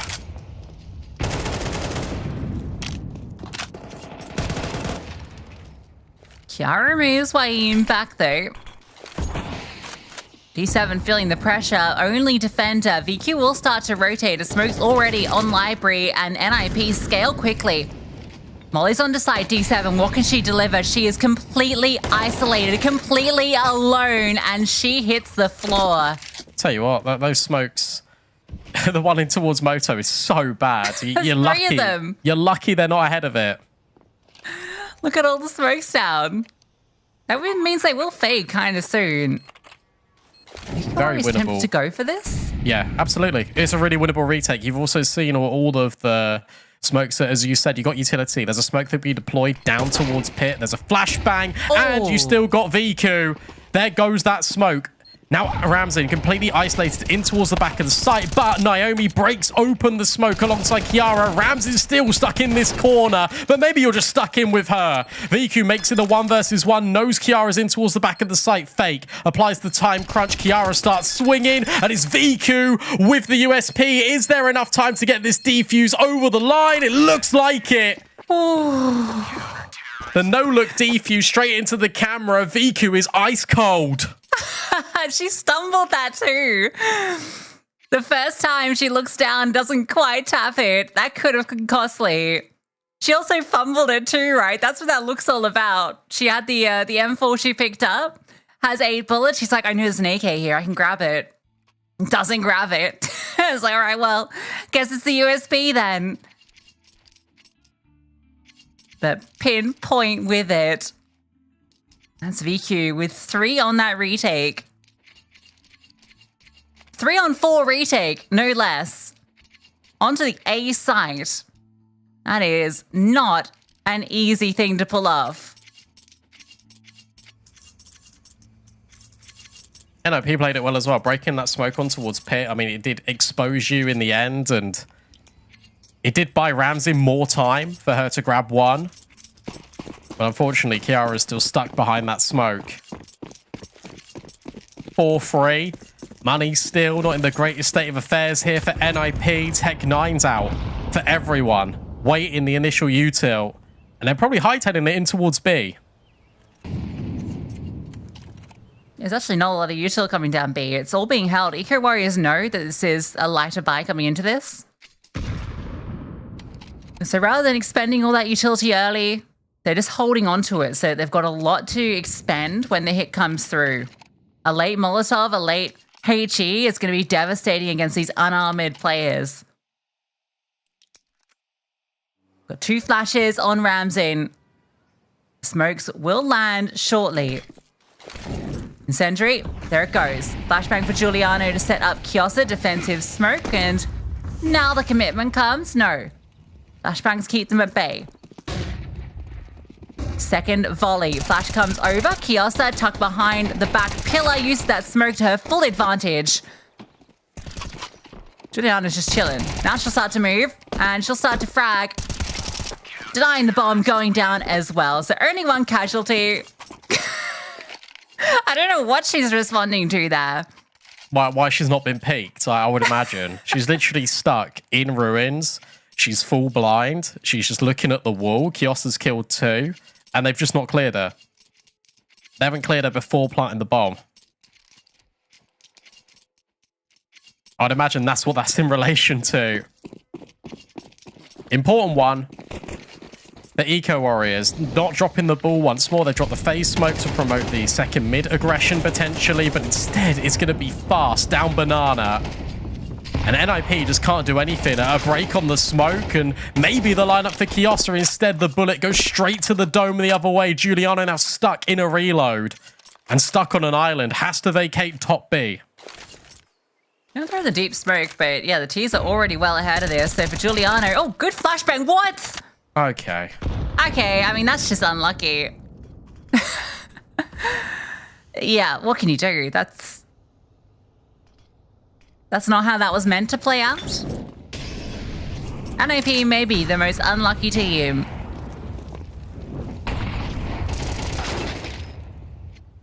Kiara's given something. Off the smoke blow, VQ now starts to look, and the shadow gives her a hint that aim is hanging out, but keep your eyes on Kiara. Just walk through long. Yeah, but it's Giuliano pushing banana. You know that Ramsey is either gone long or is stuck in second mid. Oh, Giuliano. No, she doesn't, but it gives all the info. Has to be in towards long. Has to be in towards long, but instead it is Ramsey round the corner, and D7 will hear her run away. So Giuliano should be prepared. In fact, not even needed. There was a way that could have got ugly, but with Giuliano not swinging out mid, like Ramsey almost had like a potential 1v1 then. VQ, aware of that long play, was everything. Kiara's flank feels like it could win the round, but instead is red, and she is dead. 6-3 with the pistol round under NIP's belt. These gun rounds have been pretty much all Eco Warriors. Safe one.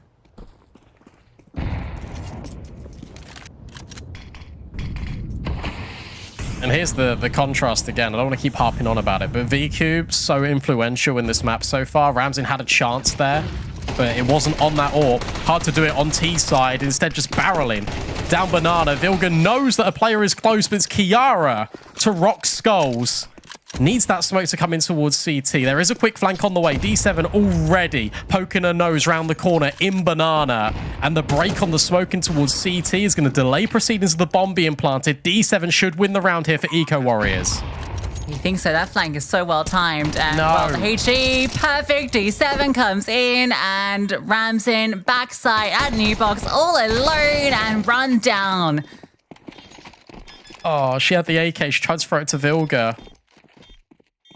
Getting a little too tricky with it.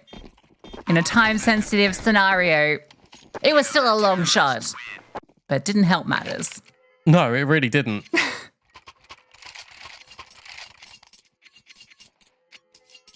Second time out being called, because I mean, what do you do if you're NOP? You've gone fast up B, quick flank. Even though you've been promoting this second mid control continuously, just allows D7 just to work her magic. Can't go in towards apps because that's being held. VQ's being so dynamic on the AWP, you don't know where it's going to start. Ramsin will bring out an AWP of her own. But where do you think you can get a kill? Maybe in Banana, they've been holding utility sometimes. But more often than not, on a lot of the gun rounds, Eco Warriors have been taking it with 3 players.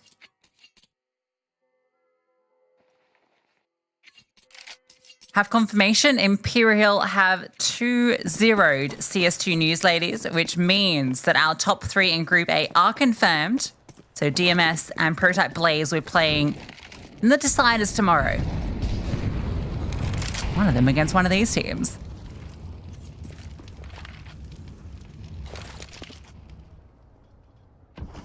Oh, VQ now starts in apps. Look at D7's off angle as well. Kiara's dead.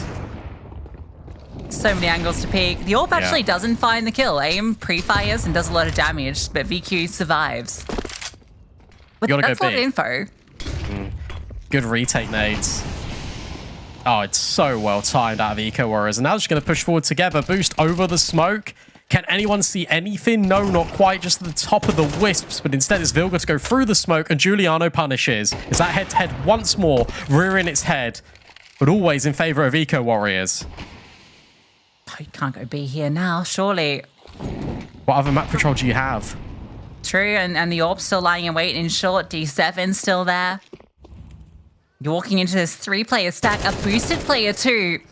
Naomi can't get the clean kill onto Giuliano. A flashbang forward, but swing doesn't come. Break on the smoke gives nothing. Giuliano just being a nuisance, falling back. Kiosa boosted up. Is she even needed? Giuliano's doing all of the work. Ramson will remove Wayne though. Oh, the jump down. Ramson hits the no-scope. Deep from CT, the spam doing damage. Ramson has a chance. Bomb planted. D7's got the molly. VQ holding the line to peek out. VQ nails the shot, expecting the aggression. Clutch denied. Respect for VQ holding that off angle, though, because it's so obvious normally that the AWP is going to peek from the other side. But no, ready for anything is VQ. Ramsin had to go forward there, had to make that a 1 versus 1, had to then change up the angle of the after plant. She does so incredibly well to make that a 1 versus 2, plucking Kiosa out of the sky. But Eco Warriors just keep winning rounds. NIP cannot find any T rounds on both D2 and Inferno. This feels like it's going to be a 9-3 half. Well, at least NIP know they'll win the pistol.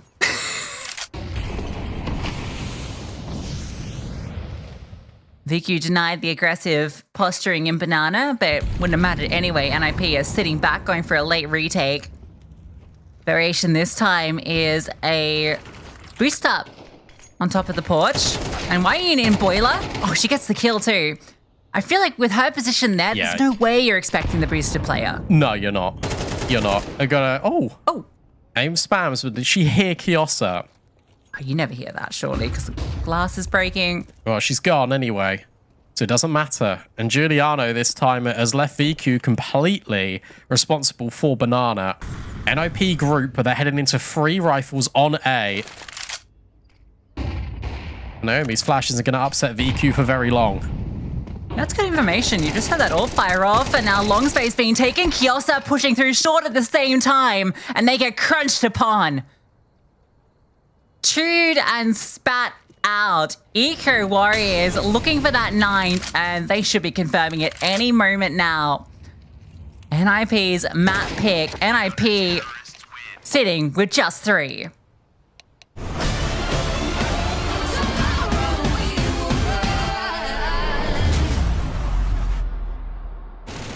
Press play.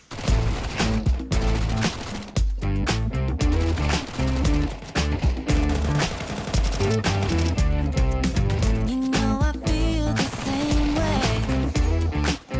Something crawling under the surface. Snap your fingers, we'll go there. We can find your inner furnace. Keep racing to the mantra. Don't stop, get what you're after. No rush to find an answer. Let it all out. Stay moving as the beat goes. Feel free and let the rain fall. No need to know tomorrow. Run into the light. Run into the night. Run into the light. You don't have to hide no more. Melodies will guide you. Take my hand to the dance floor. Feel the energy make you new. Keep racing to the mantra. Don't stop, get what you're after. No rush to find an answer. Let it all out. Stay moving as the beat goes. Feel free and let the rain fall. No need to know tomorrow. Run into the light. Run into the night. Run into the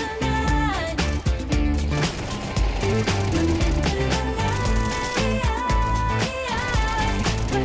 the night.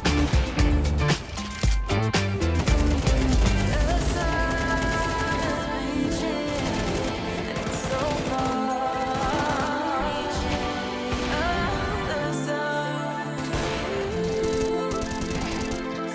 far, reaching the sun so far, the sun reaching so far, reaching the sun reaching so far, reaching. Run into the light. Run into the night. Run into the night. Run into the night. Run into the night. The sun reaching, reaching so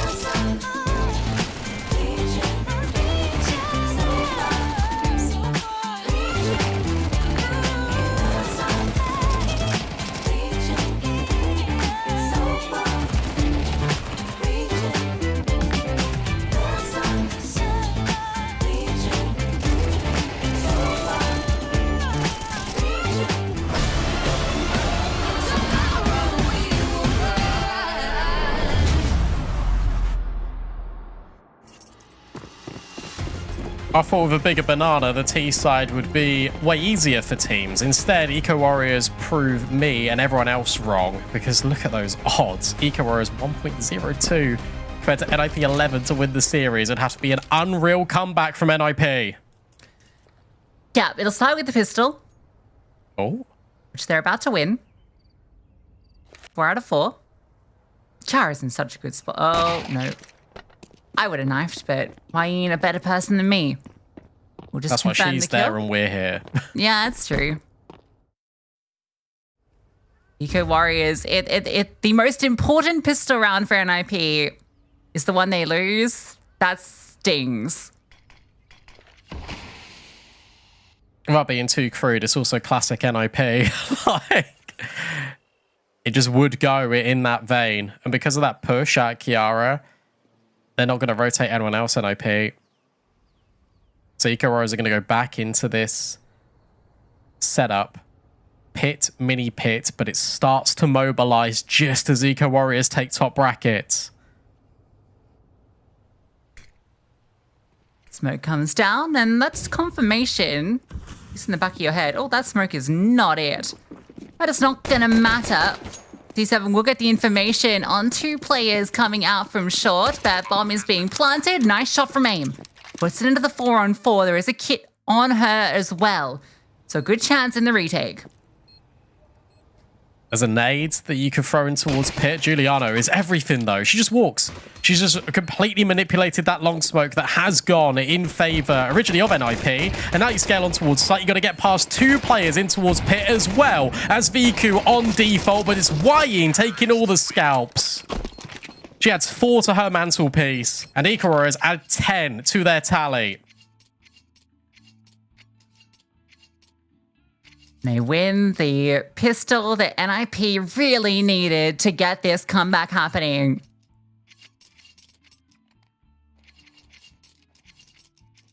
You can't force it. You have to give away that 11th. An 8-round deficit.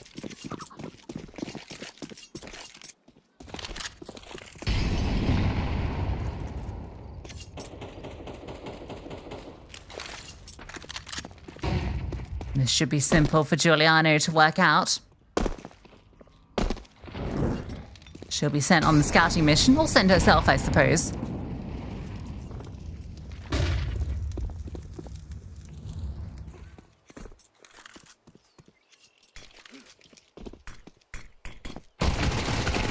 Oh, that's some info.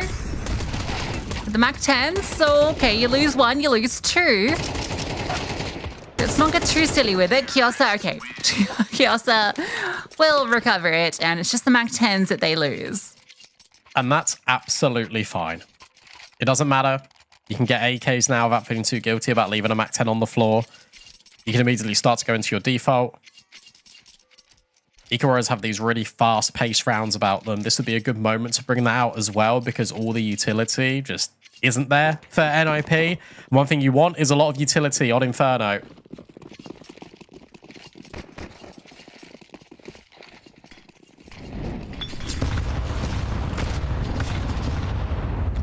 Oh! Okay. A triple kill, but, well, yeah, awkwardly a team kill amongst them.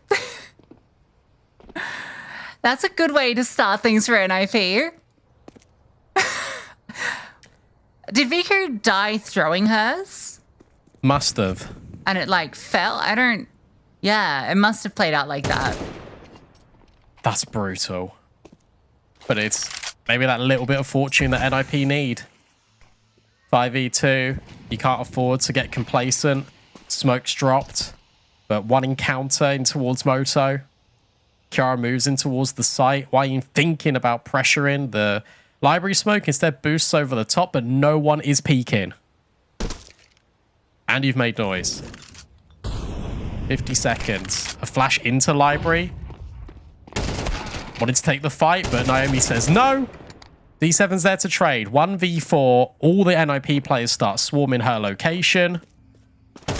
As she should be dealt with, but instead has created a pathway towards this B site. Now, Vilga is here. Already occupying Banana. D7 can take her time. Maybe a bomb plant can be presented. Vilga's going to take this slow. She doesn't want to put this into a 1v2. Bomb allowed to go down. D7. Oh, need that instant headshot. But with the ding coming through, she will follow up with a headshot. Can she get any more? Kiara can wait for aim, and, well, we'll find the kill regardless. So, off the back of a crazy 3 AG kills at the start, NIP will get the first gun round.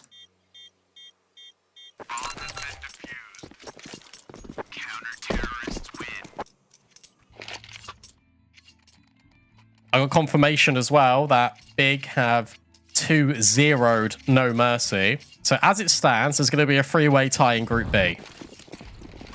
Who that favors, though, I don't know. Yeah, we're trying to work that out, guys. We've got our best number crunchers on it.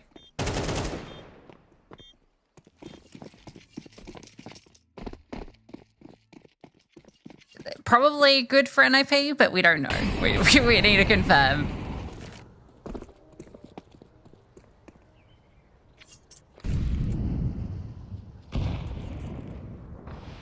For NIP,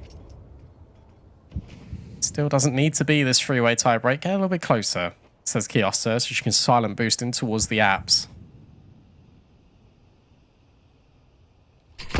They've been very good at these rounds, Eco Warriors. With one Galil on Kiosa, everyone else on pistols. I'm scared. I need an adult.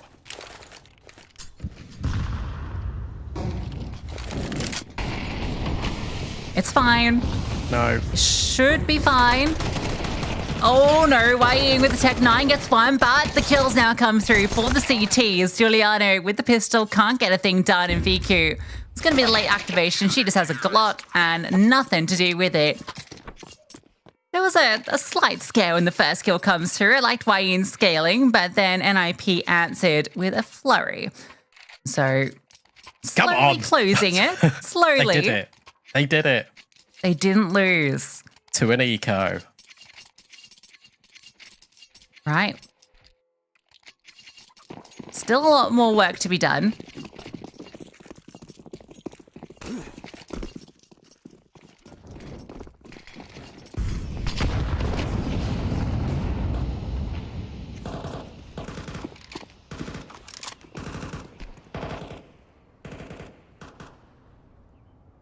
The only thing that will catch Eco Warriors out here is if they keep playing default. Because that's exactly what NIP want.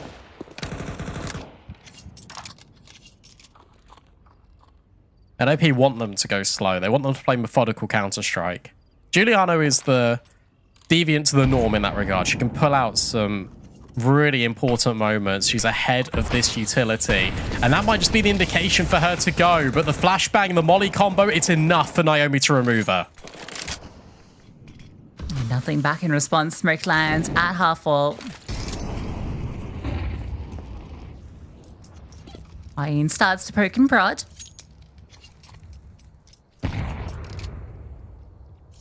They're going to go back to B.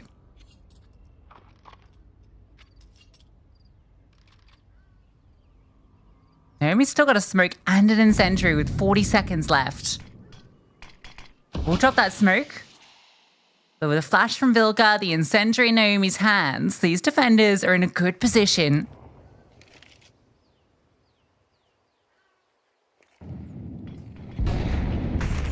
Oh, Miss Molly. Incendiary does the damage, the T-Molly doesn't, and Vilga can't convert a second. Look at all the damage done. But still a 3-on-3, an aggressive angle from Kiosa, and she had to find that kill. She's the one with the health. Good push forward from Kiara. Doesn't allow Kiosa to slink back to safety, and she follows through. So now it's on to Wayne. With aim at full HP. Oh, it's a 1v1, and Wayne with the Galil spray down will find series point. I'll tell you what, the Galil is going to be in the nightmares of NIP tonight. I mean, what a move from Wayne. She had to do something. She had to swing. She had to try and take the trade. Aim, not ready. Kiara, not ready. And Wayne wary puts it on series point. Puts it on tiebreaker point as well. It was sunny for NIP a few hours ago, but now the clouds start to loom. It's becoming a lot more foggy. It's becoming a lot more confusing. And it's an A-wrap. It's a fast play here. And the corner cleared, but only on the second time of asking. A 2-for-1 for NIP. And Ramsden will just about escape. Sure, space given. And whoa, that's wild. Why would you do that? Potentially that could be the final coup de grace.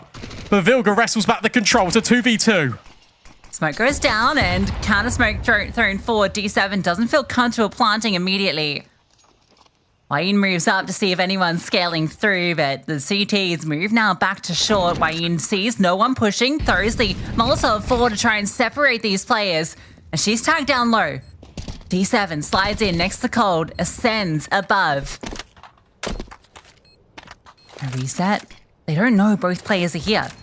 A flashbang over the top. Yin looking to play. D7 and Yin a kill apiece. And for Eco Warriors, a 2-0 victory over NIP. Which means that the qualification for Dallas is still unclear. But we got the pug back for emotional support.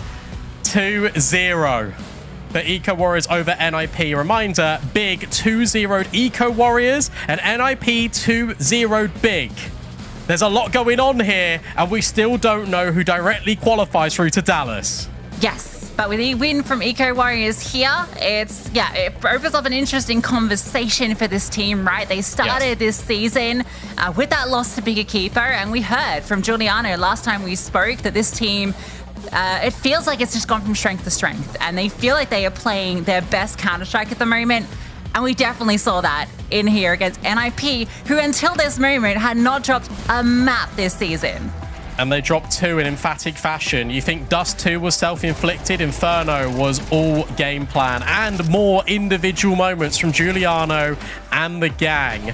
VQ at the helm of a lot of it. Giuliano gets an ace in this game. D7's got incredible lurk timings. And Yin on that CT side was a menace. So difficult to deal with for NIP. The first time they've lost a series and it happens in that manner, Eco Warriors should be proud. Yeah, insane stuff. Giuliano, top of the board. Brilliant stuff from her. Kiosa, I feel like that was a quiet 18 frags from her. But again, it's a similar situation to Dust 2, where for this team, it just feels like everyone is doing their job, right? It feels like we are getting performance when required out of every individual. And yeah, they were just clearly the better team today. And I don't know if it's just an off day for NIP. It does get me a little worried kind of about the LAN playoffs for them. But for Eco Warriors, it gets me very excited. Yeah, look, I think NIP, still a young team, still relatively inexperienced, only one LAN under their belt, bar Vilga. And it's one of these where in these playoff games, in these pressure environments, whilst they've had a lot of opportunities in the past, they've always struggled. It's always been this mental block. It's always been this mental hurdle. We saw the same old NIP that we're used to, rather than the new, exciting 8-0 NIP of Season 7. Yes, we have a lot of teams that can really kind of fight for the title, and we had to pick a MVP, Brandon. We had a conversation about this coming into it. We decided that Viku is the MVP of this series, and I think that this is mostly due to her crucial impact on Dust 2, which was the closest of the two maps. We saw in both of the half-buy rounds that they won, which were the kind of big reasons that they were able to win that map were because of Viku. The scout double and tags, the deagle opener, and then a follow-up. Viku was doing incredible work across the series, and is one of the highest rated players of the entire season for a good reason. She is insane. Yeah, she was really good on Dust 2. I think a real notable mention goes out to Giuliano, because I think Giuliano called an unbelievable game. And also, we said it right at the start of map 1, both Vilga and Giuliano did not want to lose this game. And Giuliano took that so seriously, was unplayable in a lot of moments there. But VQ with the X factor to edge out Eco Warriors, winning NIP on Dust 2. And Brandon, we've got the confirmation. Did you want to do the honors? Yeah, I can do. It's going to be a bit complicated to explain, but I will try my best. So NIP, regardless of that loss, have qualified for Dallas, which means that Big is second, Eco Warriors are third in Group B. So Big and Eco Warriors will play the deciding game tomorrow, and NIP will qualify through. How it works is there was a three-way tie. It goes between on map difference between the tied participants, where it's all the same because everyone 2-0'd each other in rock, paper, scissors. Then it goes to the number of map wins between the tied participants, which NIP win out overall because they only dropped 2 maps against Eco Warriors the last game of the season. Everything else was 2-0. Big dropped 3 maps, and Eco Warriors dropped 3 maps as well. Yeah, it's a little sad for Eco Warriors. That's how it kind of plays out. But I mean, that's just the way it goes, right? And for NIP, it's also, it means that one rough game at the end of the season doesn't kind of ruin the flawless run, right? Where they played such a good season of Counter-Strike that set them up to go straight through to Dallas. So congratulations to NIP for that. But yeah, for both Big and for Eco Warriors, they will be still playing out in the tiebreakers tomorrow. And I believe, I haven't heard the little ring-a-ding-ding, but I do believe we have our interviewee on the line. D7, congratulations on the win. Thank you. You're the first team to beat NIP this season. How are you feeling after that win? Feeling good. We kind of expected this. Like, we had a little bit of a struggle in the beginning of the season, but then it was fine. And we found ourselves. So we kind of knew it would be not easy, but we would get the win. Now, I don't know if you overheard what we were just explaining at the end there, but we did the maths. Just wanted to let you know, because all the three teams tied. NIP have qualified directly through. So you'll be playing again tomorrow against one of Prototype Blaze and DMS. Okay. I'm not sure exactly which one yet. You'll be able to find out after this interview. Do you have a preference on which team you want to go up against? We're gonna win anyway. I like the confidence. I've got a lot of respect for that, and I've got a lot of respect for how you yourself and also as a team have been managing throughout this season, because you're right, it did start off a little bit slow, but it feels like Eco Warriors, they've been powering up throughout every single week. And this veto as well, I think was a real showcase of how deep you guys can go, just in general, not just in the group, but potentially beyond. I want to ask a little bit about this game, because you said you came into it, you knew it was going to be a victory. How did you game plan for NIP? So basically, since we don't have a coach, right, it's basically the players' game prep. But lately it's been mostly Giuliano and Kyo preparing it. So they just watched a few games. They said kind of what we needed to know, and then we just played it, and did whatever the best we could. Yeah, but it's basically all team trying to work together. But mostly for game preps is Julian Kyo. Fair enough. You did really well. I mean, obviously, taking down NIP, inflicting them the defeat for the first time this season. I want to ask a little bit about your role individually, because over the last couple of years, whenever we speak to you, it feels like you're always shifting a little bit when it comes to responsibilities. There's a lot of firepower in this team. What do you think you do that sort of sets you apart and gives a lot of coverage for your team? Because it feels like you've gone back to these lurk roles a bit more now, which I know you're more comfortable in, right? Yeah, I mean, since like in the beginning, we kind of had this not struggle with roles, but everyone kind of wanted to have more active roles, the good, so to speak, good roles. Yeah, myself too. So in the beginning, I was trying out some stuff that I thought would fit the team well, but I got to the conclusion that I would rather just have a set position for myself, and that's what we are doing now. Yeah, and that's why I say like we also find ourselves. I also found myself a little bit more again. So right now, I'm taking a bit of the trash positions. I don't want to say it's a trash position, because if you're good at your position, it's going to be good. Yeah. So, but people don't like these, but I like them. So I'm feeling comfortable. I think I can give them this security and safety in that sense. Also supporting them a little bit and just letting them kill everyone and just go, letting them fly. You're still finding your kills. I think that's one thing we've really noticed about your squad, is that it feels like you do have a very high floor, right? It feels like everyone's really doing their job really well. I think we noticed that today across both maps. Everyone was really chiming in at different times. So it's been great to see this team go from strength to strength. Obviously, as mentioned, you'll be playing again tomorrow. And obviously, if you win that one, you're straight through to Dallas. What would it mean to you and the team to qualify for Dallas? What would it mean? Yeah. I mean, it would be huge, yeah, because right now we are still orgless. So maybe someone will be interested in picking us up if we make it.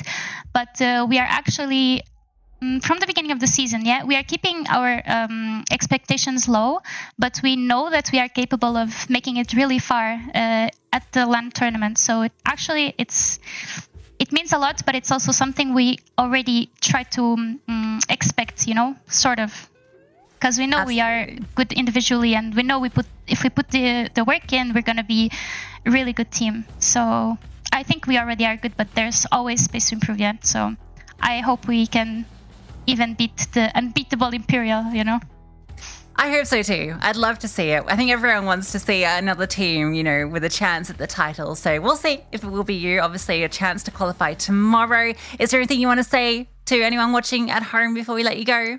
Yeah, I want to thank you all for supporting us. And yeah, that's basically it. Kiss to my family, kiss to my friends. Thanks for watching. Yeah, and stay tuned because I think there will be more games maybe after, no? Yes, I don't know. yes. Well, yeah, so stay tuned, guys. Don't leave.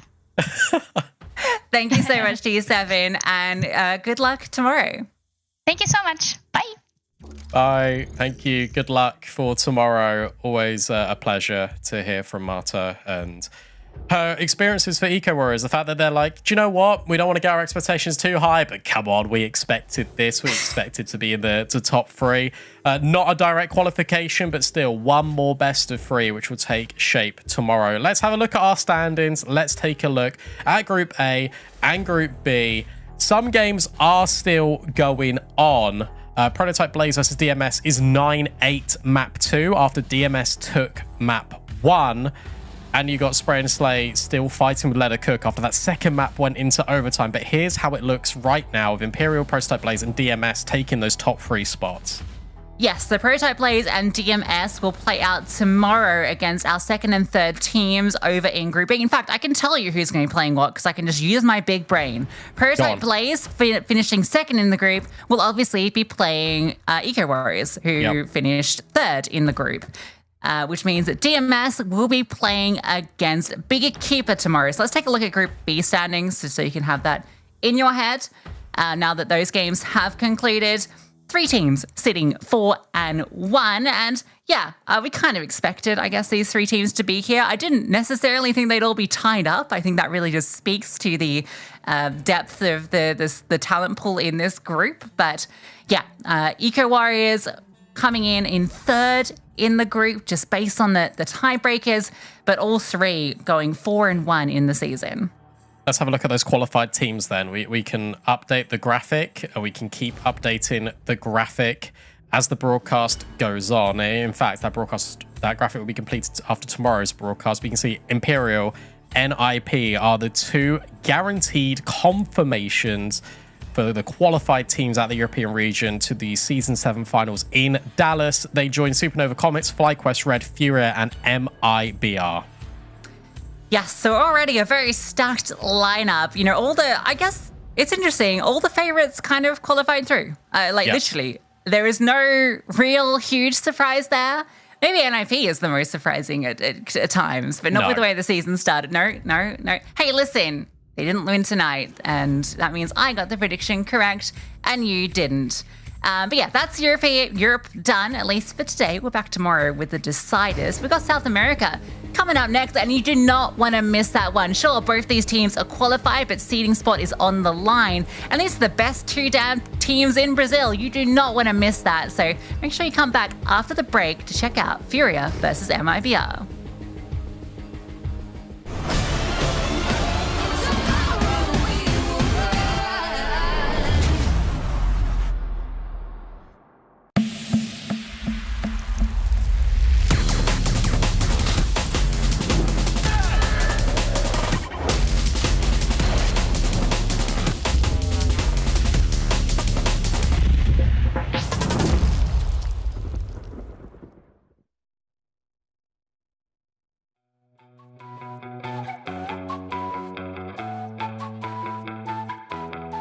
I ain't holding my breath, but something's gotta give. Settle for nothing less.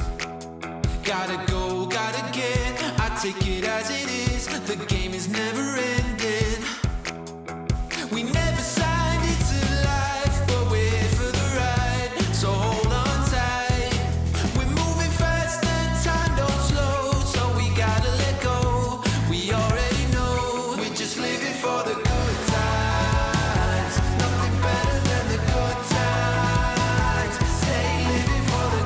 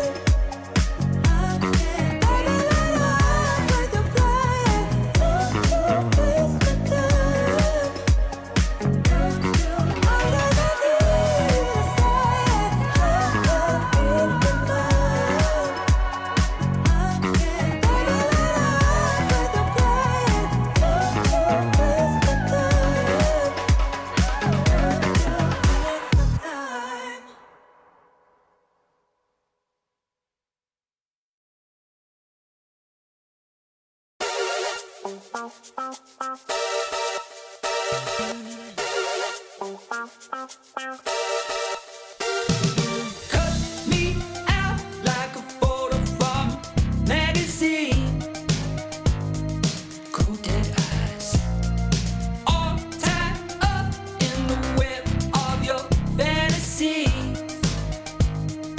Little white lies, scandalous, scandalous, scandalous, and scandalous. It's in your eyes, scandalous. Scandalous, scandalous, and scandalous. No big surprise. Headlights creeping up and down the boulevard.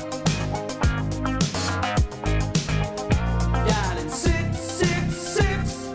Hey, can I speak to God?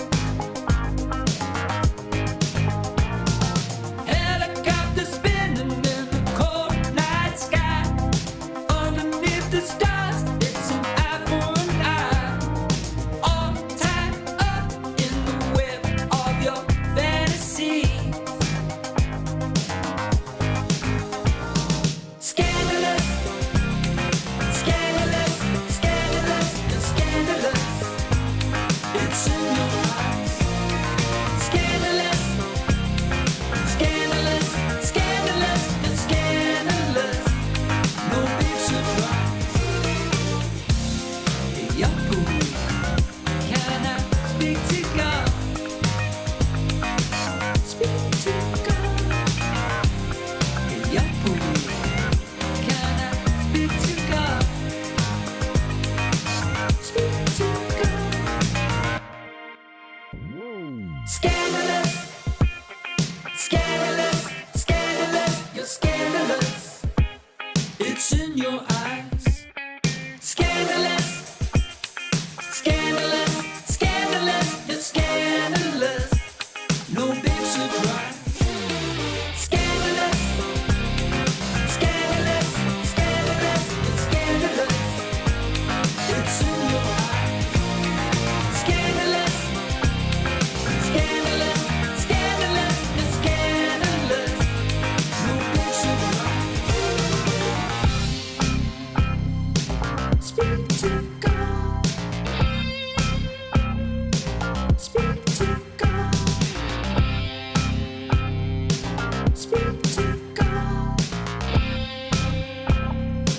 Speak to God.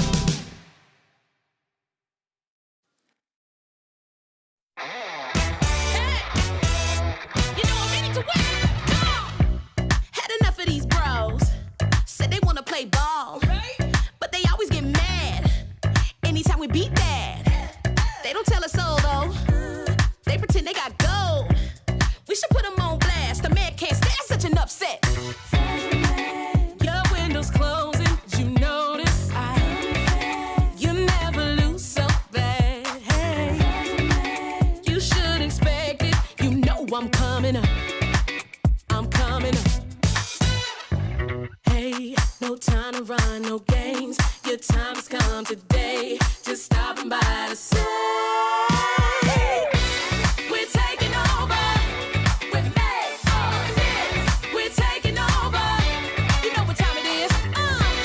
We're taking over. We're made to win. We're taking over.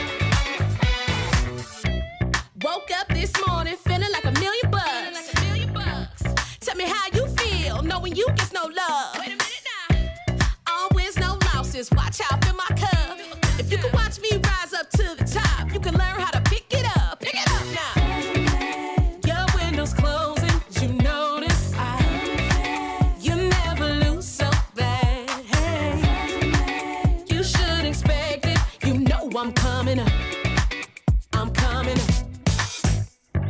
Hey, no time to run, no games. Your time has come today. Just stopping by to say, hey, come on. We're taking over.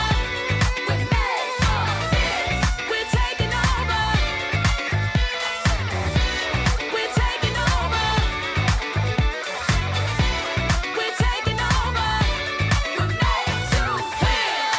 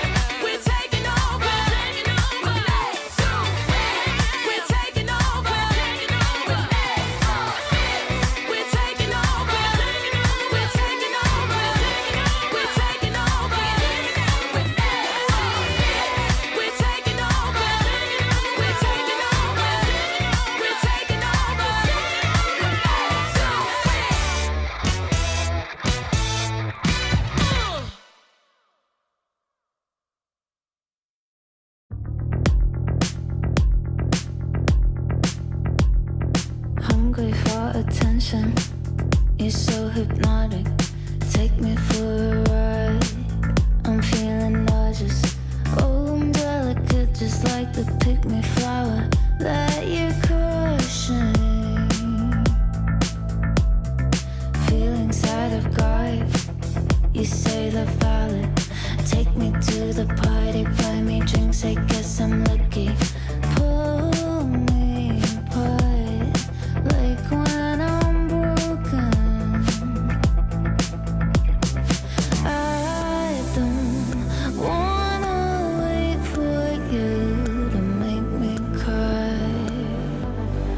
Turning black and blue from the world you far. Feel like I'm dying, dying. Deep down inside, I'm crying, crying. But I'm holding it, cause you say I'm a cry, cry, baby. But I'm holding it, cause you say I'm a cry, cry, baby. Feel like I'm dying, dying. Deep down inside, I'm crying, crying. But I'm holding it, cause you say I'm a cry, cry, baby. But I'm holding it, cause you say I'm a cry, cry, baby.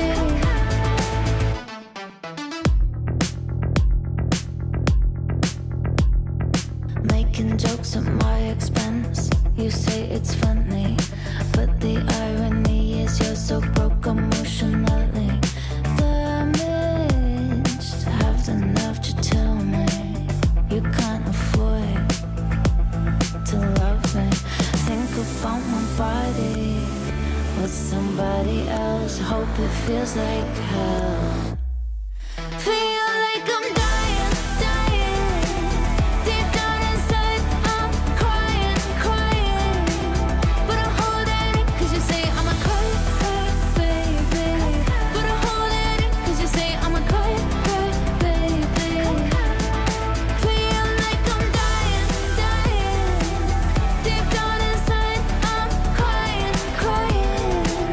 But I'm holding it, cause you say I'm a cry, cry, baby. But I'm holding it, cause you say I'm a cry, cry, baby. I do spy you broke your pinky and I promise that's karma. Turning black and blue from the world you fight. Feel like I'm dying. Deep down inside, I'm crying, crying. But I'm holding it, cause you say I'm a cry, cry, baby. But I'm holding it, cause you say I'm a cry, cry, baby. Feel like I'm dying, dying. Deep down inside, I'm crying, crying. But I'm holding it, cause you say I'm a cry, cry, baby. But I'm holding it, cause you say I'm a cry, cry, baby.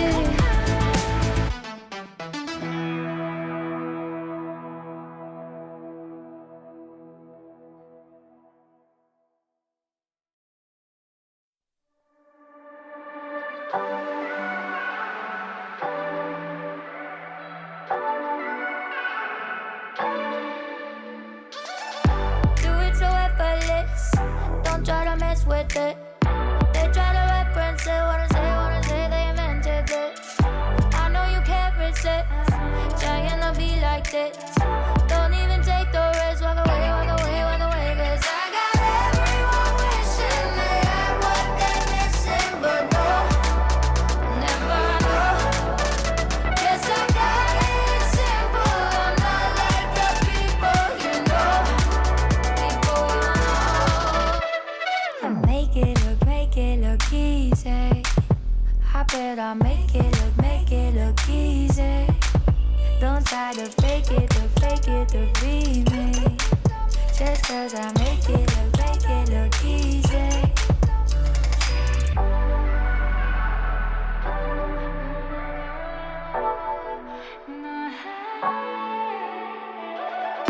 Make it look easy, I do it in my sleep at night. Don't try to get it right, gotta stay alive. I gotta win, nah, nah. I'm making a name, nah, nah. Winning again, nah, nah. Wanna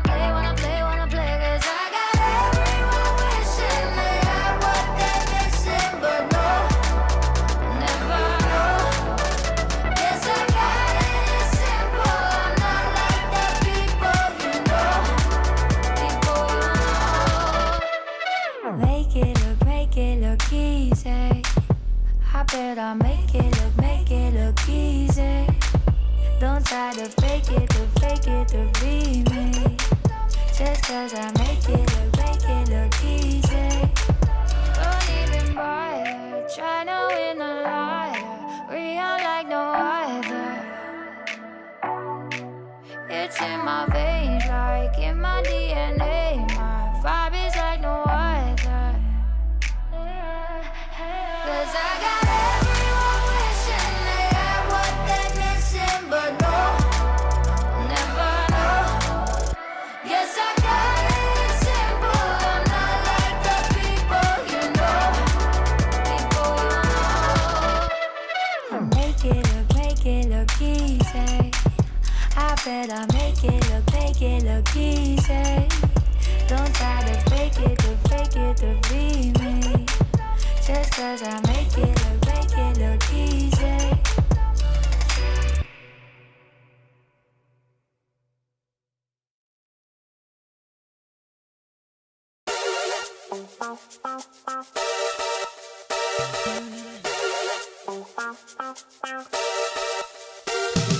Cut me out like a photo from a magazine. Cold dead eyes, all tied up in the web of your fantasy. Little white lies, scandalous, scandalous, scandalous, and scandalous. It's in your eyes, scandalous. Scandalous, scandalous, and scandalous. No big surprise. Headlights creeping up and down the boulevard. Dialing 666. Hey, can I speak to God? Helicopter spinning in the cold night sky. Underneath the stars, it's an eye for an eye. All tied up in the web of your fantasy. Scandalous, scandalous, scandalous, and scandalous. It's in your eyes. Scandalous, scandalous, scandalous, and scandalous. No big surprise. Hey, Yahoo, can I speak to God? Speak to God. Hey, Yahoo, can I speak to God? Speak to God. Scandalous, scandalous, scandalous, you're scandalous. It's in your eyes. Scandalous, scandalous, scandalous, you're scandalous.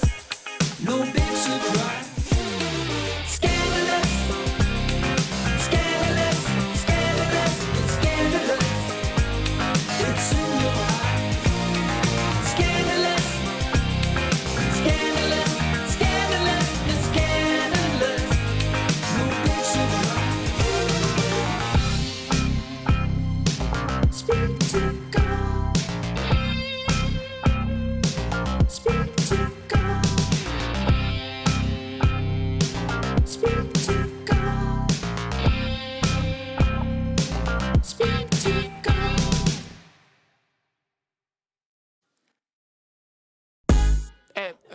Excuse me, senor. One moment, please. Yeah, disculpa. I know my English not good looking, but have you seen salt?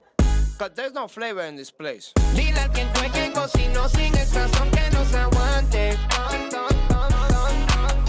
Ponle un poquito de cebolla y limón a ese picante.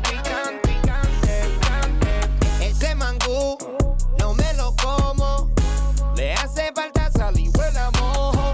Hay brujería en esa vaina, me hizo daño. Pues tu mamá se come un plátano muy extraño. Ya estoy cansado cansado de estar picando por la plaza, amor. Quiero comerme un desayuno ahí en tu casa, amor. Dos huevitos con chorizo te cocino. No soy cochino, te lo cambio por tocino. Dile a quien fue que cocinó sin el sazón que no se aguante. Ponle un poquito de cebolla y limón a ese picante. Es que te extraño como la cocina de abuela o la empanada de tu vieja. La nena dulce como la miel de abeja. Yo me muero pa' comer si tú me dejas. Diablo, nena, que tú sí estás fuera liga. Mango bajito, lo que son tus amigas. Por eso que yo no me encaramo en almor. Gracias por el plato, pero es que le falta algo. Dile a quien fue que cocinó sin el sazón que no se aguante. Ponle un poquito de cebolla y limón a ese picante. Dile a quien fue que cocinó sin el sazón que no se aguante. Dile no se aguante, dame. Ponle un poquito de cebolla y limón a ese picante.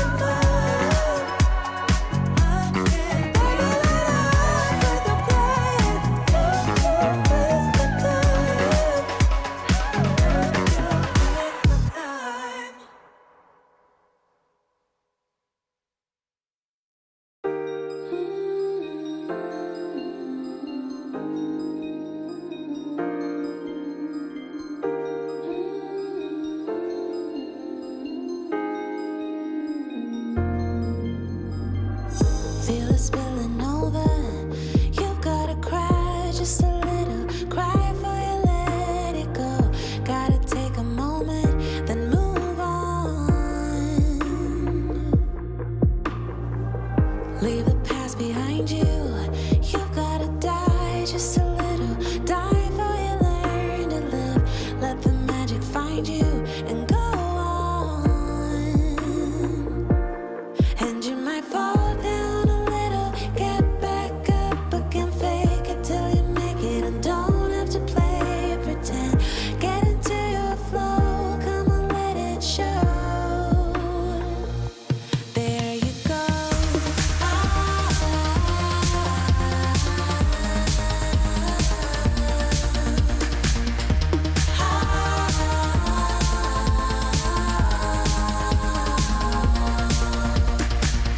Feel the fire burning. You gotta hurt just a little, hurt for you, heal the pain. Soon the winds are turning, let it rain.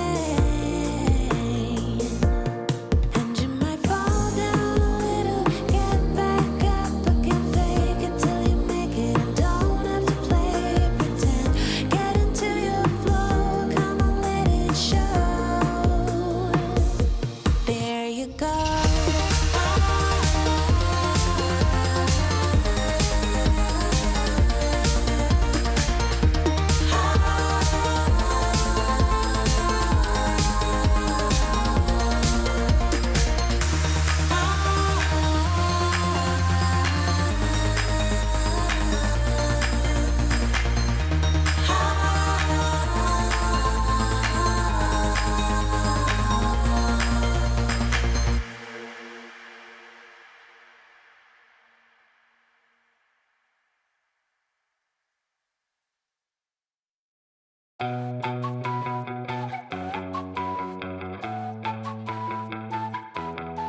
I ain't holding my breath, but something's gotta give. Settle for nothing less.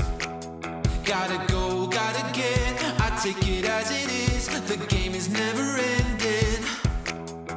We never signed it to life, but we're here for the ride. So hold on tight. We're moving fast and time don't slow, so we gotta let go. We already know we're just living for the good times. Nothing better than the good times. Stay living for the good times. We're living for the good times. I don't know if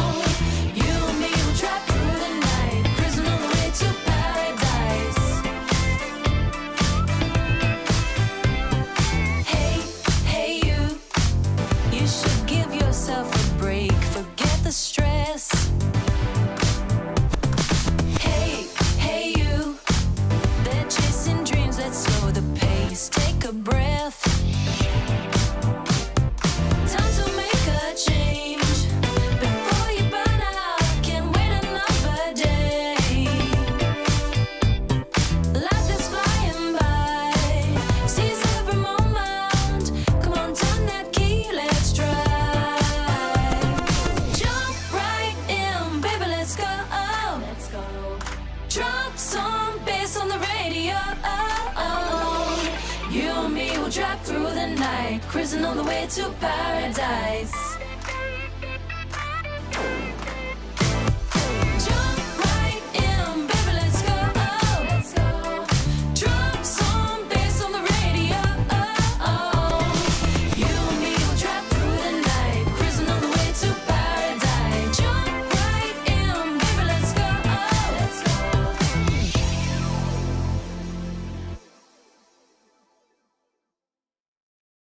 You called me the other night. Don't you know I've got no time? That's it, I'll never ride for you and I. Don't you call me babe? Thought you had a chance dropping DMs on my page. You can stay outside, you can park it on the pavement. Waiting, I don't need a man that's cheap and basic. I'm ranking. Back up. I don't need another suitor, babe. Man up. Put your pouting on a Twitter page, yeah. And I'd advise you to take a deep breath, cause you gon' hold it till the colors in your cheeks left. Whoa, child, I don't mind. You can follow if you like. Just know I got no time. Not for you and I, not for you and I. Call me if you like. Don't expect me to reply. Don't expect no ride or die. Not for you and I, not for you and I.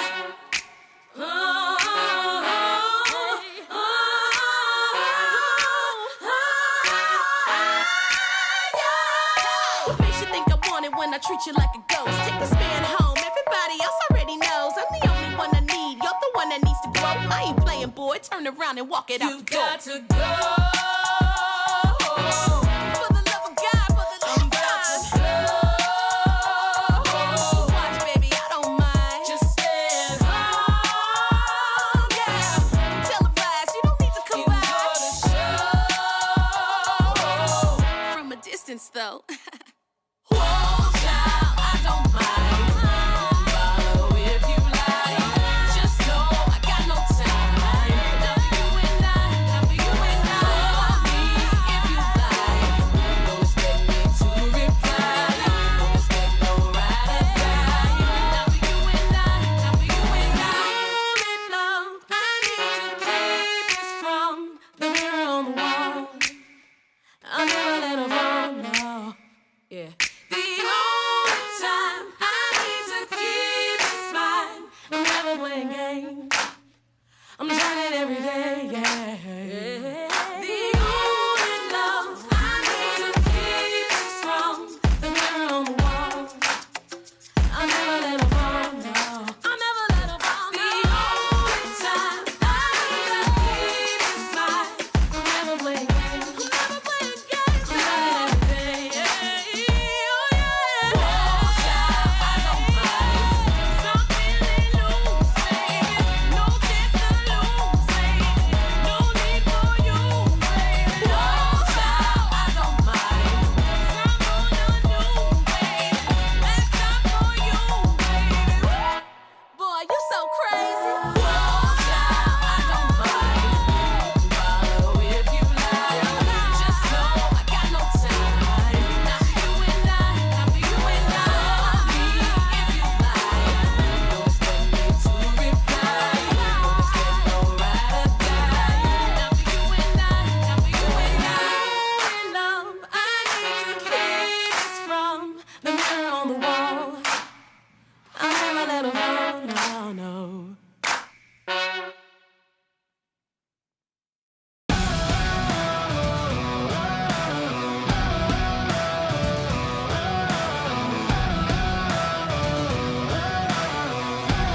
Soaking the fire under my feet.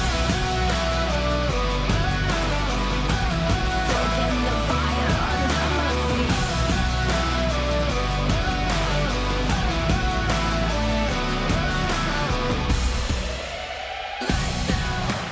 This is what we came for. Watch out. What we got you can't handle. Step out. Cause we don't ever stand still. No doubt. I'm ready for the gamble. I'm ready for the gamble. Ready for the gamble. I keep feeding the flame, chasing the fame. This war will never be enough for me. I feel it run through my veins. I sharpen my aim.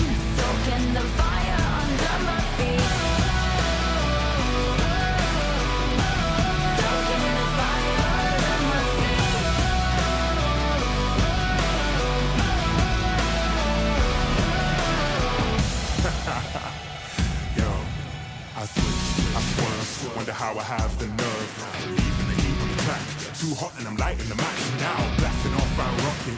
Grab the mic just to drop it. My Fahrenheit is shocking. Amazed, dazed by the centigrade. Come now, don't be phased. Follow the trail I blaze. First place, no second to waste. Pyromaniac, fanning the flames. Burn the brightest they've ever seen. Give an arm at that third degree. I'm a kerosene and I smoke them out. Fire away, counting down.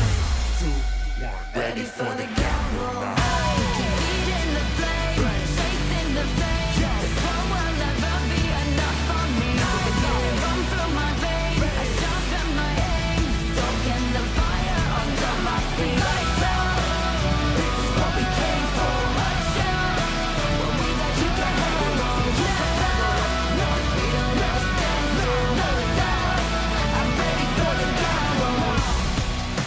I'm ready for the gamble now.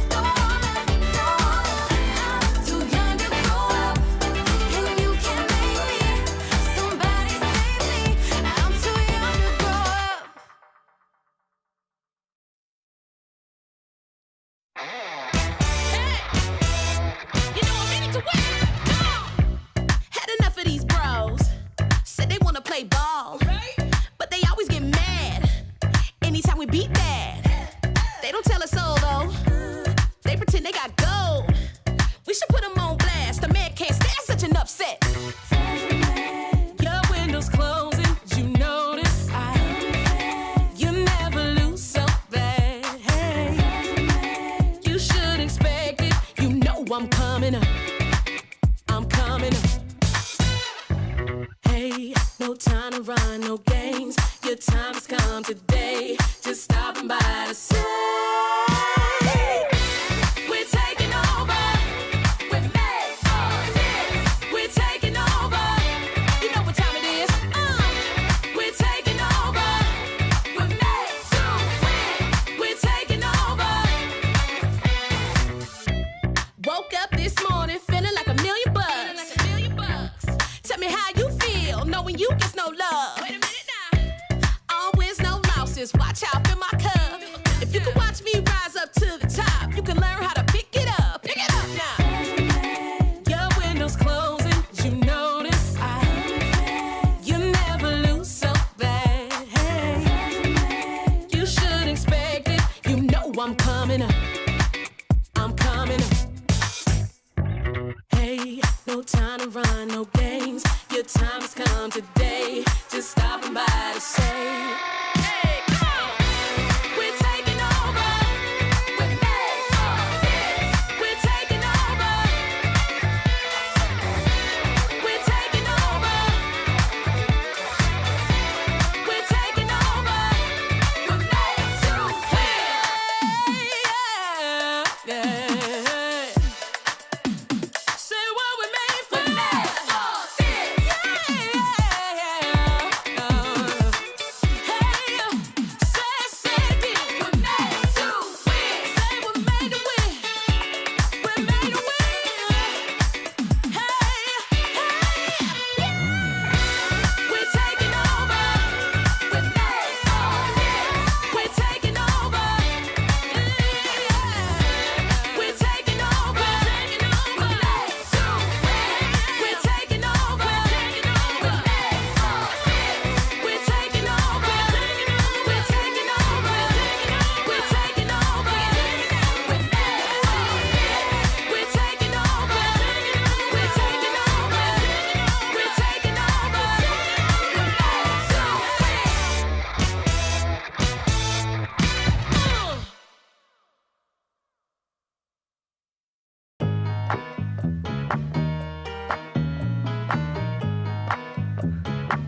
Yo con lo mío quiero gozar. Dale pa' acá, dale pa' allá. Se prendió la fiesta, se prendió la fiesta. Yo quiero esta noche gozar. Yo quiero gozar. Gózatelo una vez más, solo una vez más. Yo quiero con lo mío bailar. Echa pa' acá, echa pa' allá, bebé. Este ritmo está como es. Muévelo, ¿quién fue? No te despistes que es lo que vine con mi pana, con mi catamara, mi dominicana, colombiana y venezolana. ¿Dónde están las mexicanas? Muévelo, muévelo, no veo a mi boricua. Sacúdelo, oh, oh, oh, oh. El ambiente está fresco, el ritmo lo siento. Aquí se prendió el party, vente a mover el esqueleto. Yo quiero gozar, gozar, quiero gozar, gozar. Vívetela, vívela, vívete, vívela. Pues solo quiero disfrutar, la vida disfruta. Vente para mí, deja la pena, déjala, déjala, deja la pena, déjala, déjala, deja la pena. Y vente pa' acá, vente pa' acá, pa' acá. Echa pa' allá, pa' acá, pa' allá, pa' allá, acá. Ya, really. De lunes a viernes pa' librar los fines. Pásame un shot que cobré, estoy chilling. La paso bien gastando los ESL Impact is brought to you in part by Intel,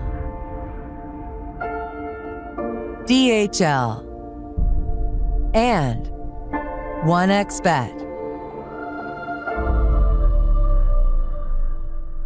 Lights fall in the golden city. Fire's out and the water's gone black.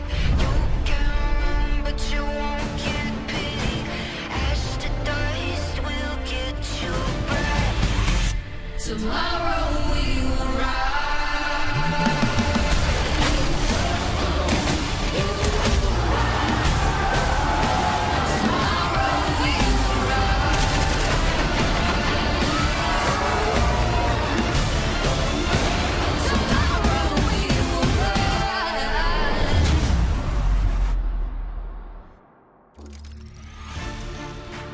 Hello, everybody, and welcome back once again, and finally, for South America at any rate, to ESL Impact League Season 7. It's the final day of the regular season.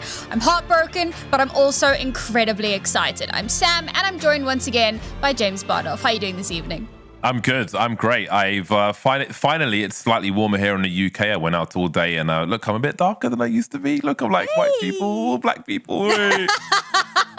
Also got hair, James. That's great. I know. I told my mum's always complaining that I'm always shaving my head, and she hurt her leg recently, so she's in hospital at the moment waiting an operation. So I told her I'm not going to shave my head at least until she gets out of hospital. So here we go. We've got a bit of a mop going on, unlike normally. Nice. So there we go. Yeah, looks good. Well, you know what else looks good? Our teams that are qualified for Dallas. I mean, they've been looking real good throughout this season. So far, of course, we've got Imperial and NIP, who confirmed. I think Imperial had been confirmed for a while, at least in our hearts. But for Ninjas in Pajamas, they lost their series today. But in the three-way tiebreaker, they still came out on top, so they are confirmed. In North America, as we knew, it was Supernova Comet and FlyQuest Red, but in South America, the Derby, Furia, and MIBR are both going to Dallas.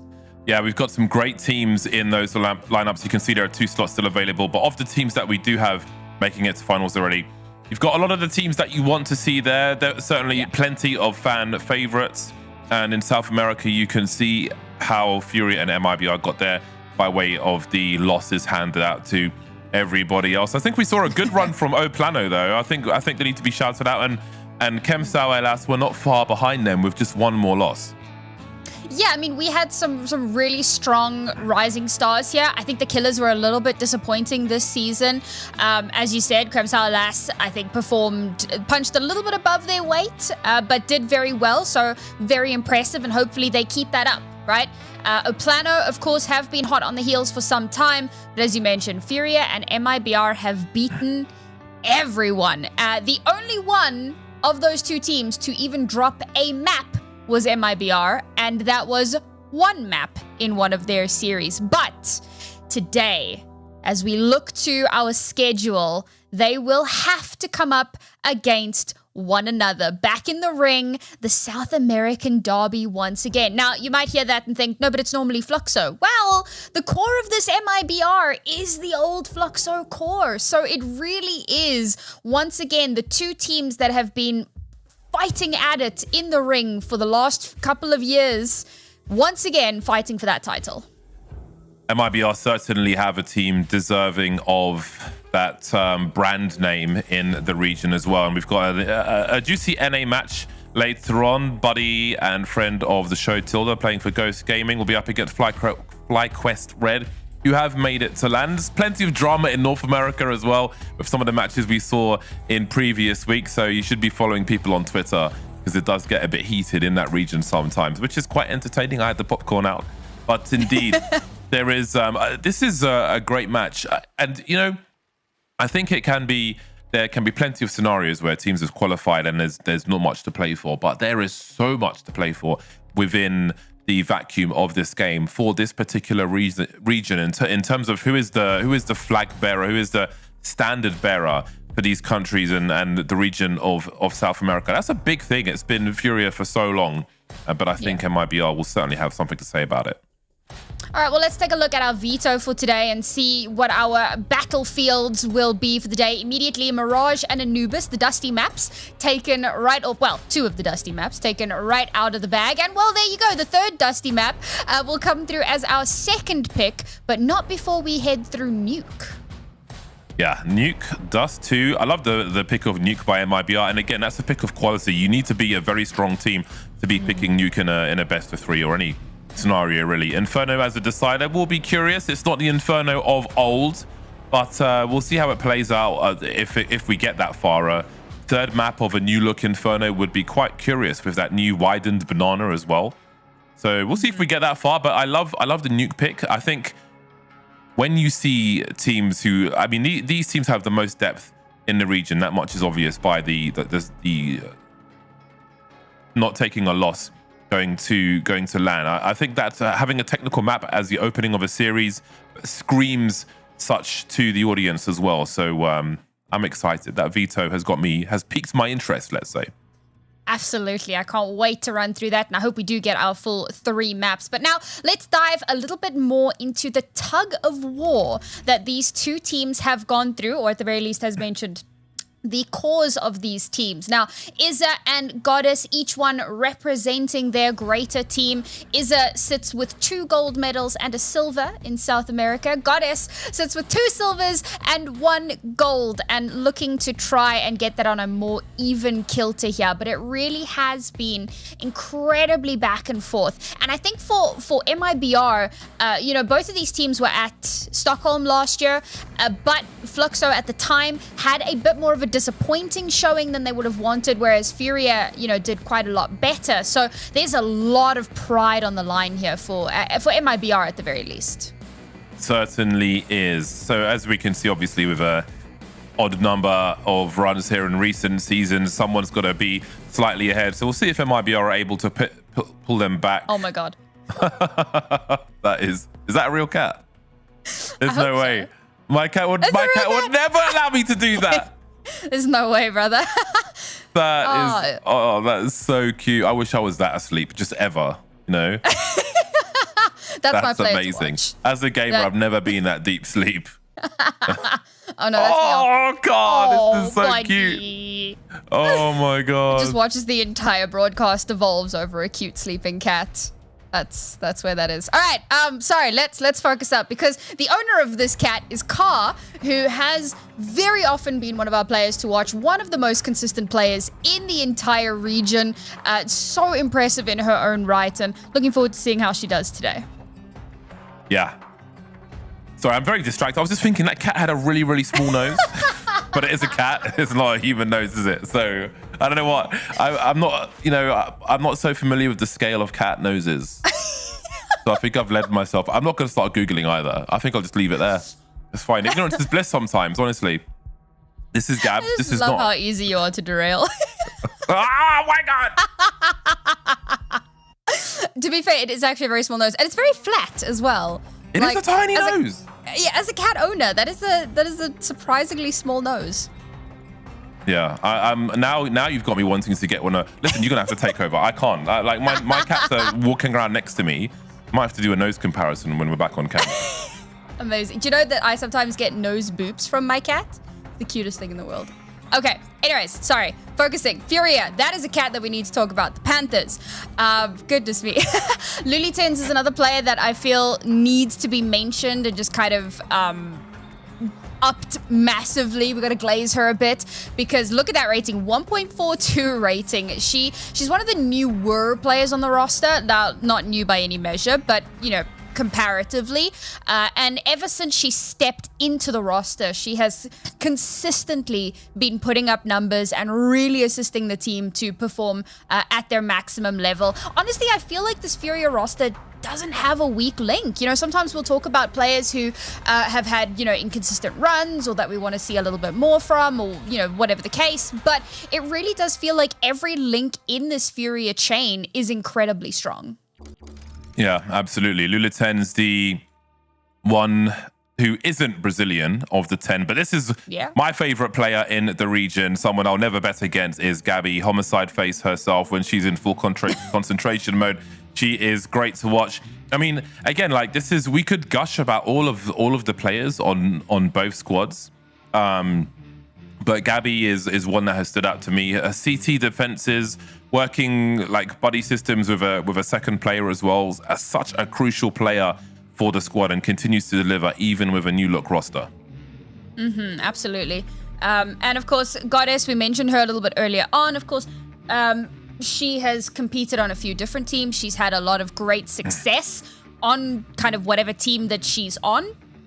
And now she comes to reinvigorate this MIBR roster. And this is the best result that MIBR as an org has had in seasons. Like, it's been a long time since we've really seen MIBR get anywhere close to the results that they're getting right now. So this reinvigorated roster really is performing incredibly well. And Poppins' mom put the cutest tweet up earlier. It's like a picture of the two of them kind of forehead to forehead, but Poppins looks like she's like, I don't know, 6. She's really small. And I was looking at Poppins' mom and I was like, they could be twins. They look so similar. It was such a cute picture. And of course, she was tweeting about how it's another game day.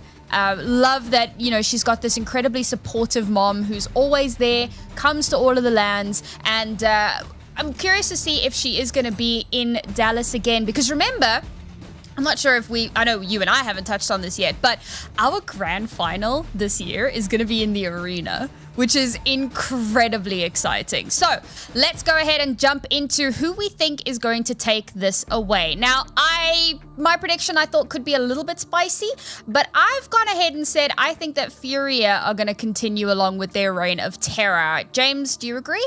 There's no spicy pick here. Don't big yourself up like that. Come on now. Wow, This is okay. either team could absolutely take this right. I've gone for MIBR. I've said it before. I'll say it again. I'm never going to vote against Gabby. Gabby and Poppins on the same team is just crazy. I love Furia. Furia are great as well, but you know, you got to pick sides, and this is the side I'm going to pick on this occasion.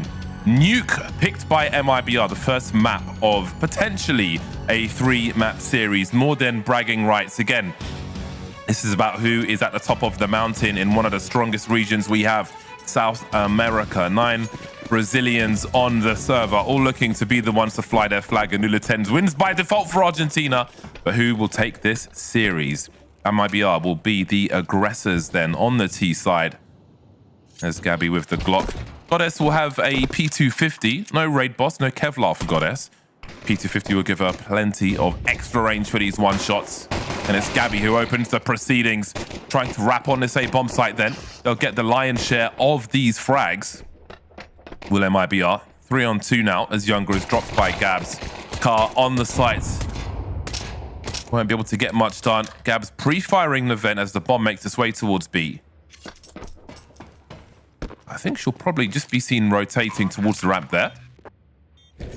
Very tough situation for Gabs. How do you invite a duel and position yourself to avoid the trade frag? Never mind. Poppins will announce her presence also. MIBR take the pistol. That's a beautiful way to kick off Nuke on your T side. Get yourself all the money you could possibly hope for in that first round and come through with a ton of weaponry.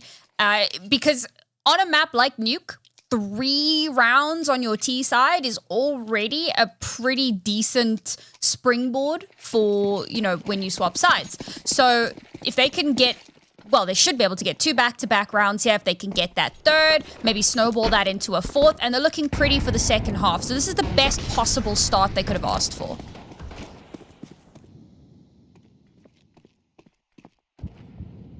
Car leaves $500 in the bank. See what the first spy round looks for her later on. Looks like for her. This is a common angle we see where it's basically holding a pixel angle with your crosshair pointed at the wall. As soon as you see a player, you'll dump a smoke grenade and try to buy time. See if you can find a way to abuse that information. Well, it seems Curiosity has got the best of Furia, trying to make something happen here. And again, this is a test of depth for both of these squads. The pacing of the T side, taking some map control, but not just holding W the whole time, allowing the force buying team to make their play and trying to punish. Look at the pacing here as well. One goes in alone.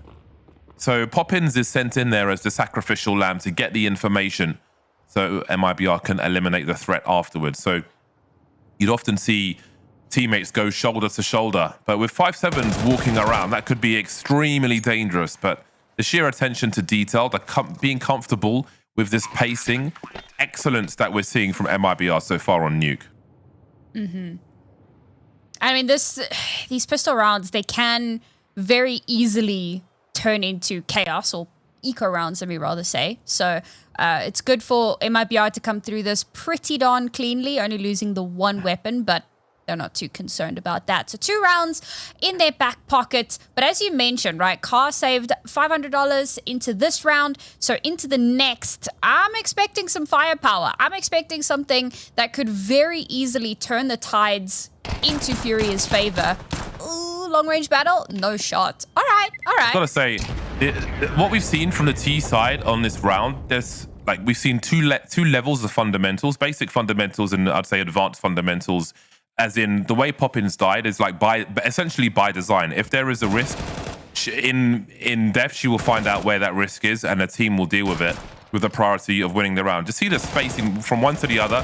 No sound cues from her teammates. She is the expendable person there to allow the team to achieve the greater goal. That kind of detail, if you can have that, will take your team so much further. And again, it just shows how deep the strat book goes for a team like MIBR and also Furia.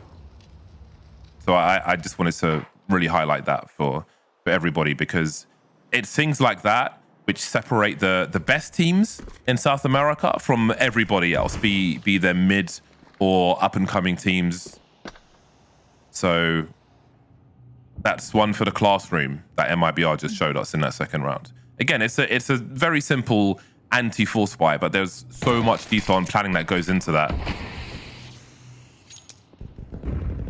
There's the smoke we spoke about in the previous round. We'll probably see more of that maybe in the buy round. If that does continue in the buy rounds, MIBR may find a way to abuse that later on.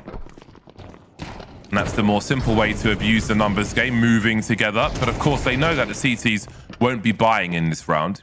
The threat is way more limited. If someone's there with a 5-7 in a force buy round, I think you see a different approach from MIBR. Ooh. Very nice. From Lulu 10. Shot.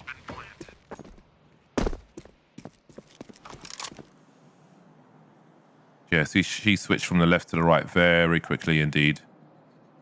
Few plays lost for MIBR, but I mean, they're on the T side. They don't really care. The wheels keep turning. The question is, what does the buy round look like for Furia? Do they save these rifles? Not everybody's necessarily comfortable with a Galil or a FAMAS for that matter. They play exits to try and put MIBR closer to eco for later on. You would think it would make sense for them to hold on to these if they can. Make sure they've got full nades, etc. So it seems Car went fishing. Of course, she has been very careful with her money. She got a kill in that round also. So she'll have an AWP no problem. I was surprised that the bomb actually reached Lily 10s there. That bomb radius is quite nutty. I suppose she was very low HP, but still, that's hectic. She did manage to get one extra kill there, but for MIBR, I don't think that's much of a concern. They were hunting with purpose, so whatever at that point. Look at that flick. What is her sense? 5? Her spidey sense was tingling. That's where that is. Okay, AWP in hand. This is what I've been waiting for, but MIBR reached the magic number of 3, so anything more here is just extra icing on the cake. Gabby manages to escape practically unscathed. Somehow. MIBR taking a lot of map control then. They must have heard Gabby in the vents. So they're really compromised downstairs. We've got the smokes up towards Secret, so they have to assume it's compromised. We've got Gabby in the vents. And there's, while all this was done, there's what, a minute 25 on the clock, a minute 30 maybe? All kinds going on. MIBR looking like a well-oiled machine. However, this round is not won yet. Poppins will be traded, which is fine for the T's. 1-for-1 is in their favor. 1 minute on the clock and a second CT is lost. Gabby so patient in that vent. A free kill for her, but Gabs may have made this doable for Furia. 2-on-2. Car had a chance there, catching a team with a grenade in her hands. She may pursue this even further. She's getting really unlucky with these shots, which leaves Lulu 10s in the clutch. They know exactly where she is. Elephant steps made in the vents. 1 versus 2. No kit in the hands of Lulu 10s. Not sure if there's one on the site. Doesn't look like it. Wins the first duel, though. Can she understand where the other player might be? Oh, is that molly good enough? No, Younger's gonna... Didn't go where it meant to. And she knows Younger deploying the nade. Oh, that's beautiful. Vintage Counter-Strike. That is decades old. Throw the flash and peek before it goes off while your teammate's facing the other way. Those are 1.6 strats right there. That's stunning. I love that. Beautiful little bait there. I actually wasn't sure it was a flash. I thought she used like something else just to fake like, oh, this is a flash. But no, just peeks out at the right time. Kept unbelievably close there by Furia, but this is where Ka's aggressive style as an AWPer could potentially come to bite her, because if she's not hitting her shots, then we get a situation like what we just saw. Now Furia down to MP9s, and MIBR sit very pretty on 4 and looking comfortable. Yeah, this is a huge win for MIBR thus far. And I've got to say, I think Ka was very unfortunate not to get those frags, because she was so close to getting those, but a swing and a miss. I think if you run that round 20 times, a lot of the time she is winning that round alone. However, on this occasion, she didn't. So Furia will feel very, very far behind indeed. And in these kind of scenarios, on the T side for MIBR, with how good they're looking on Nuke, every round will be worth 2 if they can keep this going, because Furia are so unlikely to win these half buys. But let's see if the patience will work in MIBR's favor again. Very, very careful about what they're doing here. But again, this pacing is by design from MIBR, so I can't imagine they're nervous. And look at their map control as well. Poppins is going to rain down hell on this bomb site, and the numbers from MIBR. This is crazy. However, the person up top is the one who's lost first. CTs have got a chance now. 3 on 3. And they've got somebody going up the ladder, trying to trade, but Izza's down to the pistol. She needs the reload, and there's no time for it. 2 on 2, 19 seconds to get this bomb planted, and suddenly Gabby finds herself alone. But I don't know where Gabby is. 14 seconds to either get the kill on the site and plant the bomb. Oh, she's heard her drop. 8 seconds. Who can bait whom? Gabs versus Gabby, and she's clutched it just in time. A few seconds left on the clock. MIBR playing it slowly. Things go wrong, and still they recover. Oh, it feels like dropping down there may have been a little bit premature. I was actually impressed that Gabby gets that first one, because she makes a step. She's clearly heard, and I'm like, oh man, that's it. And she still manages to get that. And then ice in her veins. No, like, there, that exact moment. And then, yeah, like, she just runs it down. She's like, whatever, I don't have time. I'm just going to run straight into the enemy, catch them while they're walking. And it's a nice little spray from her to get their 5th for MIBR. They're on an absolute tear here on their T side. And for Furia, you mentioned that map control. Now that we have guns, we need to see them tighten that up. They're giving way too much space over to MIBR. This is risky. Oh, we've got the jump pass first. I was nervous watching that one. MIBR maybe looking to pursue, but Gabs is able to get one frag and fall away. Pops the windows to suggest she might be in control. Can she keep control of this bomb site? Have a look at this. Furia coming through. Support is here. And that leaves Younger to try and get as many frags as she can. Ooh! Okay, game on. Everything has changed now. Ready with the AK. Look at the patience. Does she hold on for long enough, though, Ka? Oh, she's on the end! A great effort from Younger. She makes it so expensive for MIBR at the end. That's the Ka we know and love. Oh my goodness. It was so close there. I was ready for her to peek out just that little bit too much and get killed. It's a great shot from her to just clean that up. Well done to Younger for keeping that so incredibly close. I think that, I mean, that was almost a purely clean round for Furia. They get to like a 4v2 or something. And then for Younger to be able to pull that back into their control beautifully. And these 2 kills were great, because obviously knowing that there's someone there, following that up, getting that next one, just stunning individual skill from Younger. And Younger is kind of the toe-to-toe with Ka player.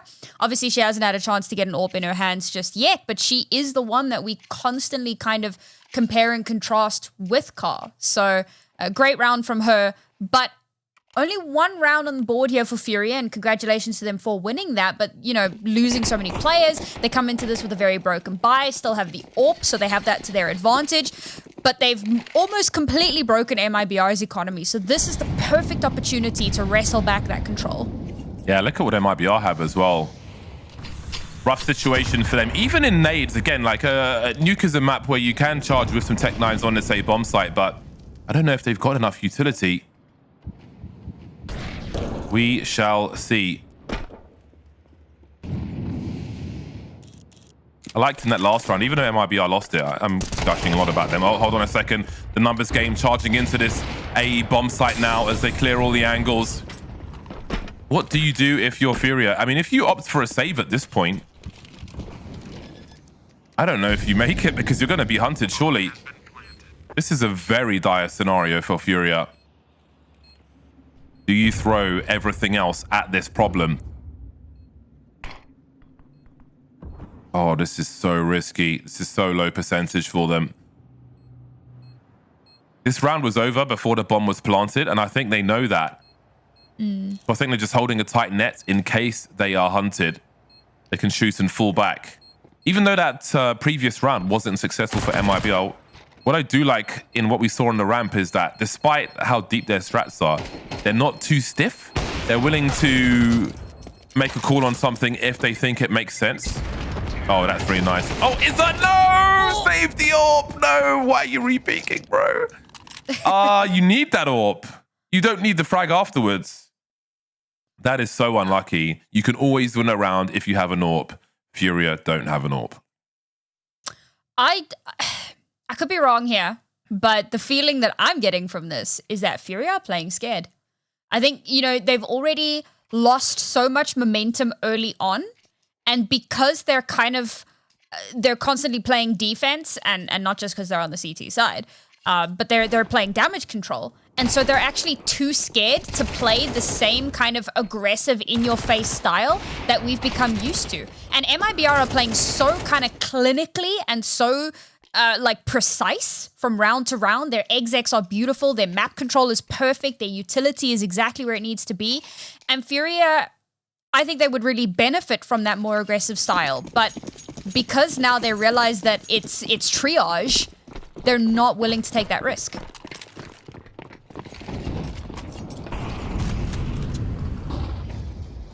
Guns are back out in round 8 for Furia.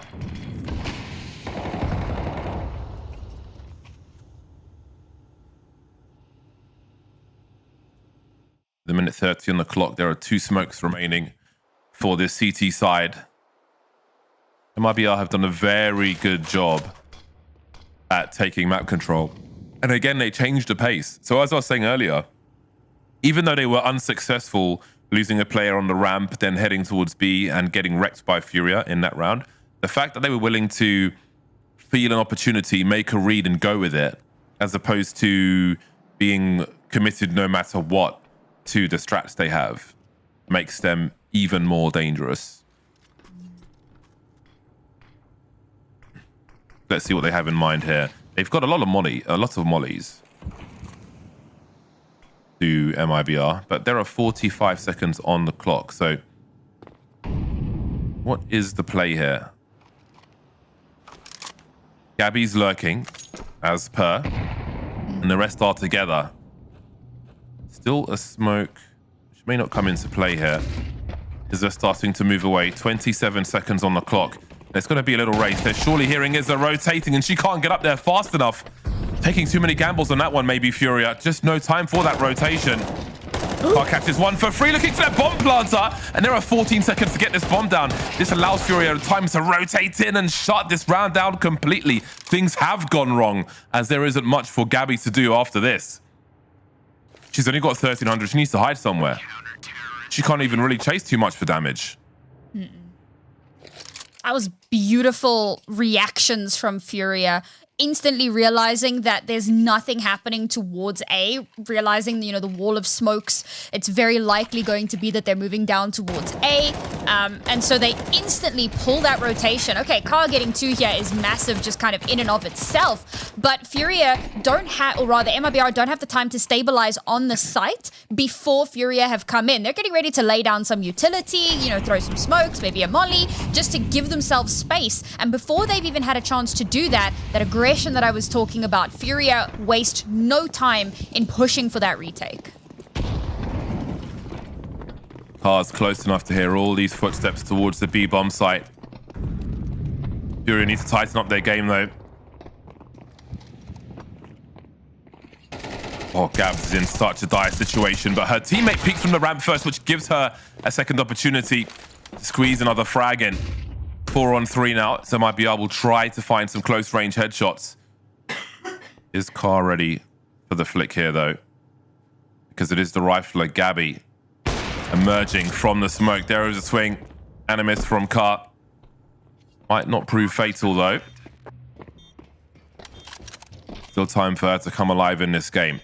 4 on 3 for Furia. 3 kits on the 4 players. Oh, Goddess just walked to her doom there. That timing is a little brutal with her teammate having checked those stairs. That'll make things a little easier for Furia then. Younger left on 6 HP. Not for long. She's gone. A bit of an easier one for Furia to come out on top of. MIBR keep it relatively difficult though. Nice, you know, entry in onto the relatively empty site. They're able to get that bomb down. They set up to get a couple of kills just to keep things a bit more expensive. But it's not the end of the world. They didn't really have too much into that round. So, you know, best case for them really was just to get that bomb planted and look towards the next. They actually play off of their own utility very well as well, just to allow them to get those extra frags. Unfortunately, a bit more would have been necessary because now they come into this on basically a full eco and Furia have every advantage. Bomb is committed to that bomb site. Then MIBR are committed to jail in this one. Not much to offer. Tried to run in, got shot, onto the next one. 6-4. Favor of MIBR. And nice to see a recovery from Furia. Again, this looks like a strong map from what we've seen so far from MIBR. But Furia are fighting for a good scoreline at halftime. Maybe this is the worst of it. Gabs leading for Furia with 12 frags. Younger just behind on 11. Seen some nice work from both. Now let's see what the pace looks like for MIBR. Plenty of mollies, plenty of flashbangs as well. All smokes deployed from what I can see. Very early doors indeed. Lots of presence on the outside as well. Car lurking with the AWP. Not always a guarantee that it's going to be outside. Can't see much of anything at the moment, however. MIBR establishing their presence. Oh, no! She just started moving! Okay, well, she wanted to do it the flashy way. I could see her. She just started strafing before she fired the shot there, which can happen if you're a battle sniper sometimes. Left hand moves before the right. No harm done. 5 on 4 then in favor of Furia as MIBR pop into that B bomb site. Great angle from Danny. Now, they check all this way indeed. Goes 2 wide and spots 2 of them. And then there were 3. You see Furia getting stronger. Oh, it was the bomb as well. Oh dear. Dream is collapsing for MIBR. Or is it? That's a very nice 2K from Younger. And how this is turning around. Wow. 13 frags for Younger. That bomb still needs to be collected. And which way does it go? We've got Car up top on 8. And Gab's on the way. The bomb is still not in the hands of MIBR just yet. 19 seconds. Someone needs to collect it. They're being very careful about this. There are too many angles to check, though. Gabby will collect the bomb. Back towards the A bomb site. And there is 2 for Gabs. And a 5th for Furia. Back and forth they go. But bloody hell, any player of MIBR with an AK is always a threat to bring things back. It's good to see that Furia are building up some of that confidence again, though. Starting to show the signs that we're so familiar with. I can't believe Car gets that second shot. Like you said, doing it the hard way. but she does get it done. And again, it's another round that MIBR keep very, very close. I think as clinical as they have been for so many of these rounds, I think that a large part of it is being a little bit separated from one another and just giving some of these shots over. M4A for Enjoyer. MIBR down in the vent again.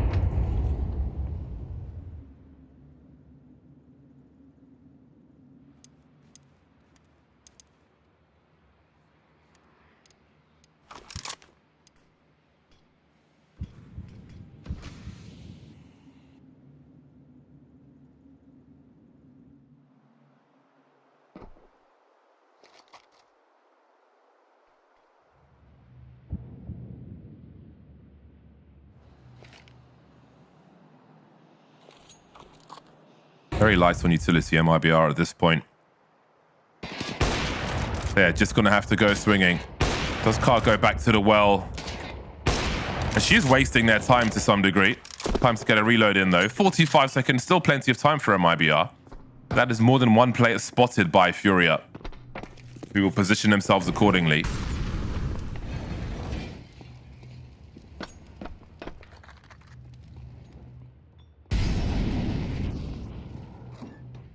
Now it's about wide swinging and CT crossfires, but Bazina's been dropped early before Gabs can even get activated.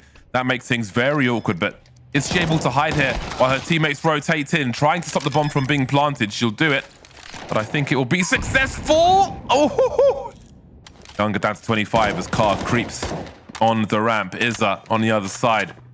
Can MIBR keep a lead at half-time? Goddess and Danny remain versus 3. Can she collect 2? Oh, she's low on the bullets! Running out and getting traded by Lula10s as Goddess has more to do. She's got a good idea as to where these players are, though. Door is closed. CT's touching the bomb and Car will puncture an impact frag, getting the last kill of the half and allowing Furia to somehow tie the score at halftime.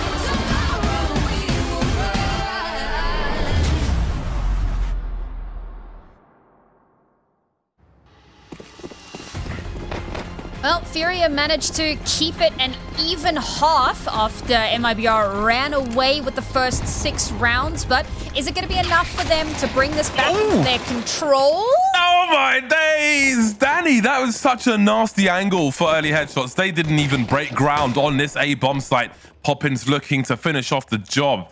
Lulitens and Gabs remain. The Julies are out. One creeping by Squeaky. Oh, but maybe more than one. Trying to isolate the fights, and Poppins is firing on all 2 cylinders. Lulitens low on ammo. Do some pre-firing, trying to understand where the rest of them might be as she looks for target isolation. She sees one, takes a shot, has to disappear because she knows the trade fraggers are going to come swinging, not swimming. 2 more. She's slowly figuring this puzzle out, but how does she peek them? They are pre-firing as well. Not a great distance for that Glock up top. Oh, this is unbelievable from Lulitens! The ace! That is nasty work, the way she picked them one by one. Oh, the 1.42 rating. I nearly said Goddess, but she's not Goddess. She's Lulitens.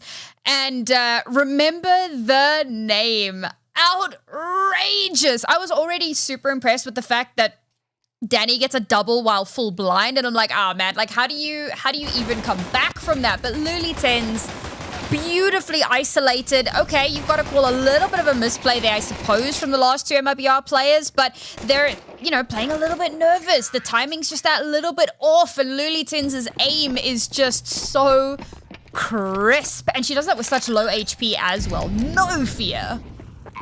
That was really difficult.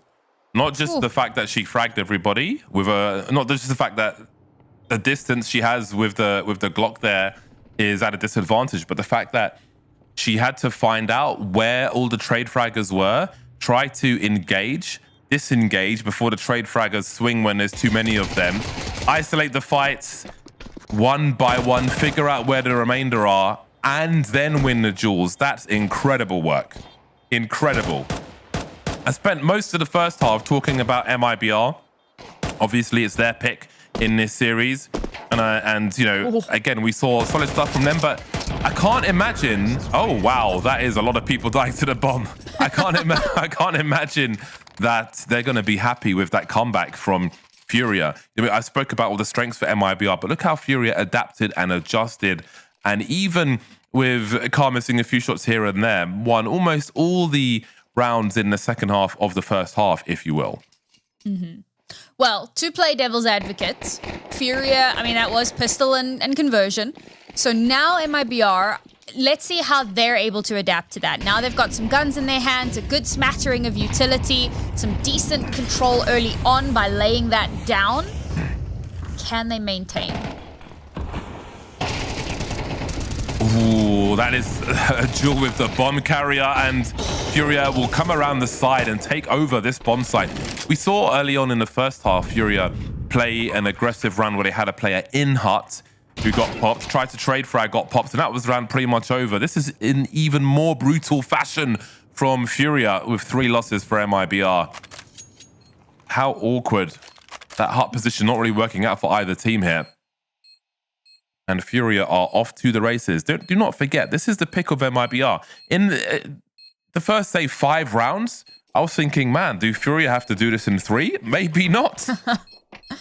Yeah, I think, the problem I feel like was that Danny, so she gets an initial headshot, but she can't follow through on that, so she's forced to back away, and Furia play that really well. They send their 2 players that are towards the door to push straight through and kind of circumvent or circumnavigate, get around, and catch Danny off as she's trying to retreat. So that instantly gives over a numbers advantage, at the very least, on the site, and they can quickly overrun. So it's big that she's not able to confirm that first kill.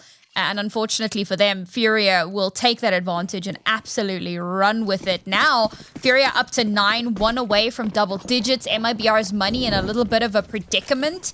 They're not going to have too many more chances here to turn it around.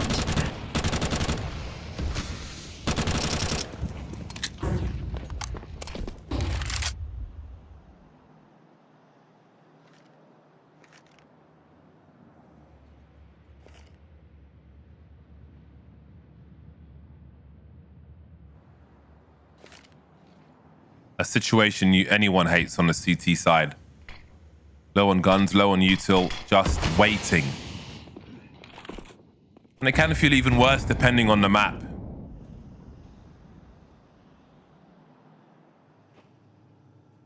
I think Nuke is a dangerous one though. Lots of corners that will be difficult to deal with. Now we saw MIBR do a good job, a really good job of taking map control and abusing their advantages when they were on the T side. And their pacing was really strong also. Now it's Furia's turn to do the same. Let's not forget Furia almost won a half buy round, which would have really helped them. Oh, Younger spotted something. How does she find a frag though? If she goes out that door, is somebody else watching? You jiggles. Oh, that's so awkward. They're dancing, but she's found a way to get that frag. Meanwhile though, Furia just toying with them. The bomb site very secure indeed. Now, MIBR saved these rifles. An AK on the CT side can be a difference maker. Let's not forget that jewel we saw in Huts. Surely you want to keep that. Send the pistols in first. See if they can find anything. Save the rifles. Mm-hmm. You've heard of the run and gun. What Younger did, I will dub that the gun and run. Picked up the gun, ran away. It's the right call to make. Hold on to that weaponry into that next round because, as mentioned, economy in a bit of a shaky spot. Oh, that's unfortunate for Younger. Ooh, okay. Well, that might be happening. They switched the AK. They switched the AK over before it happened in case it got sent away by the explosion. So I think they expected it. Yeah, unfortunate, but that's going to mean the reinvest is that little bit more expensive. However, so this is 4 rounds consecutive for Furia, which is not as much of a streak as MIBR went on at first. It obviously just looks that much more terrifying because Furia have now hit double digits. But if we were in the first half, we'd be looking at that and we'd be going, all right, cool, round 5, potential momentum shifter, AWP in Younger's hands. There's a good opportunity here. Younger has really been on fire with the rifles so far. She's really up there, 15 and 11 at the moment, looking really hot to trot. So now we put the AWP in her hands, and I mentioned she's kind of that person that tends to go like toe-to-toe with Car. And Car has obviously been a little bit quieter today, so this is a great opportunity for Younger to maybe crack things open and start to gain a bit more momentum for MIBR themselves.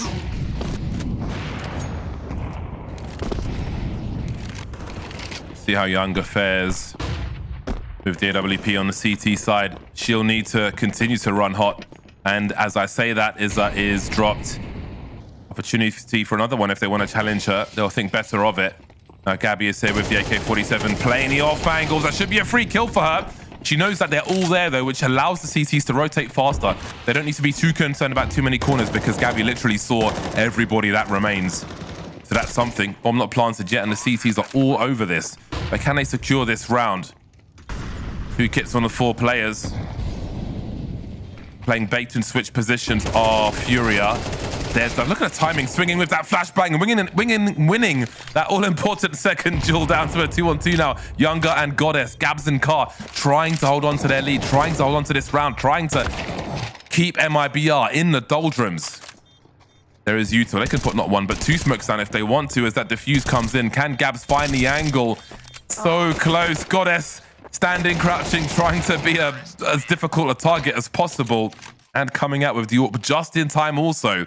Nice from MIBR. Beautiful resurgence. We kicked that off with the kill onto Isa from Younger. Exactly what we needed. They throw out that molly to disallow her from pushing any further forward, so she can't get any more kills as they all kind of jump straight down the ramp. And a few uncharacteristic missed shots make things a little bit tight, but some great utility usage allows them to keep those trades going. And in the final 2 versus 2, beautifully isolated for those last couple of duels. And of course, the defuse and the smoke, always a pleasure to watch. So now MIBR get themselves potentially a bit of momentum rolling here. Winning this round will put them in a really good position because, of course, that will break Furia's economy. So important that Gabby saw everybody on the kill cam as well. Just allowed that rotation to come in so much faster. Choosing not to escape the position, but dying on her sword as Younger will try and find something. CT's rotating in the meantime, preparing for a B strike. 3 players for Furia, door open. Oh, I was going to say, Danny doesn't necessarily need to peek. The threat of the door open might be a problem enough, but she'll be dealt with by Car.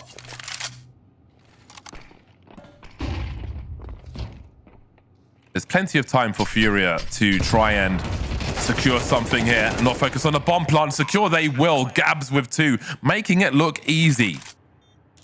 A Younger knows one was by the door, but her scope will be heard. Realizing that maybe something is afoot.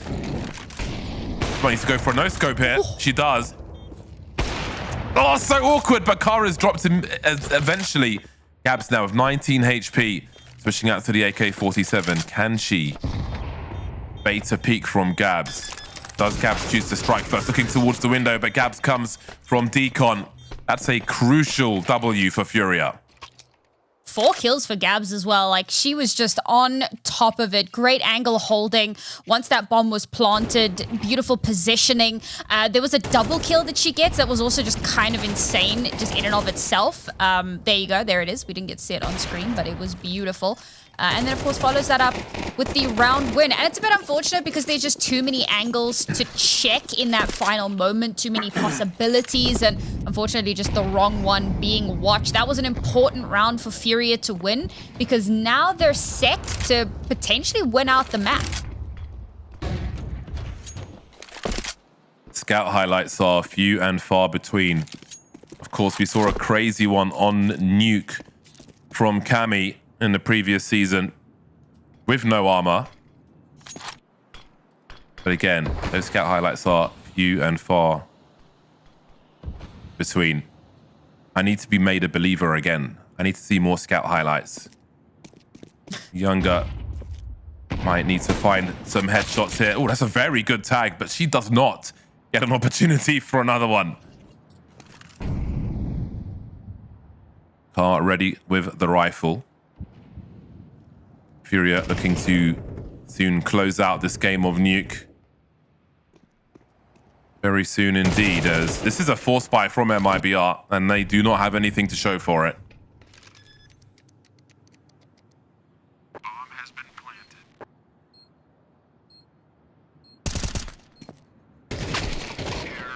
planted. Map point now for Furia. And as mentioned, MIBR spend a bit in that round. So this one is not going to be an ideal scenario for them. Furia doing this well on their T side. Always beautiful to watch. I think it's just the South American aggression really coming to fruition here. And I was really feeling like MIBR might just win out on their map pick. Might just, you know, have some skin in this game. But, you know, Furia have just looked so good. Yes, okay, they started off a bit cold, but they've warmed up. They've come into this looking fantastic, and now they want to close this out. Oh, man. Trades favor Furia once again. The hut play not working out for the CTs on either side. This could be the end of the line for MIBR on their pick of Nuke. Card so ready with the AK. Really taking the reins in that regard in these recent rounds, and now Younger finds herself in a 1 versus 3. No kit in her hands, 18 frags to her name. Leading the charge by a long way for her squad. Ultimately, though, it may not be enough on Nuke, as she is being toyed with by Furia, who do not need to engage until they decide to. Bazina up top will close things out. Furia adapts to MIBR on Nuke and close it out. Oh, that's heartbreaking for MIBR. The fact that they get a 6-round streak, run away with the first kind of quarter of that map, and then for the next 13 rounds, they're only able to pick up, well, 14 rounds, they're only able to pick up 1. And Furia just run away with it. 6 consecutive.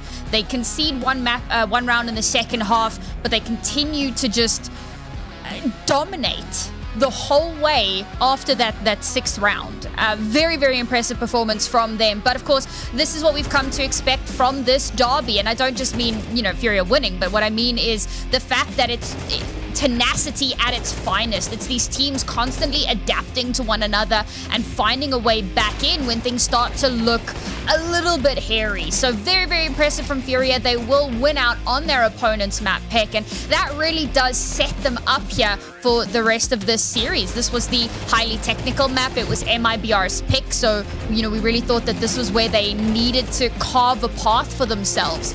But Furia stealing that away sets them up for magic in the rest of the series. On the subject of setups, I really enjoyed what I saw on the T side there from MIBR. But again, adaptation, I think, was the name of the game. And despite the efforts of players like Younger, Furia turned things around in a big way. Car picking up the slack with the AK-47 after being a bit cold on the AWP. And I'm sure her best is yet to come in this series, which is quite dangerous. But we saw some outstanding plays. The ace with the pistol, Gabs with 22 frags. It was fantastic what we saw from Furia. Again, all MIBR at the beginning, plenty of time to gush about them, but those were all shut down by a very strong Furia. Once they took control, they never let go of it. Yeah, special shout out, I feel like, to Gabs. Not just, obviously, I mean, there's tons of kills there, but it's not just about the number, but also about the quality, the impact of those frags and how important they were in so many of those rounds, whether it was like a clutch situation or giving them like a really strong advantage. She was a very big pivotal piece in that puzzle. And of course, Furia now going to be looking very good as we start looking towards our second map in the series. I'm not too sure how I'm feeling about how that next map is going to go. James, I don't know if you have maybe some insight for us. It's a Dust 2. You gotta have the faith.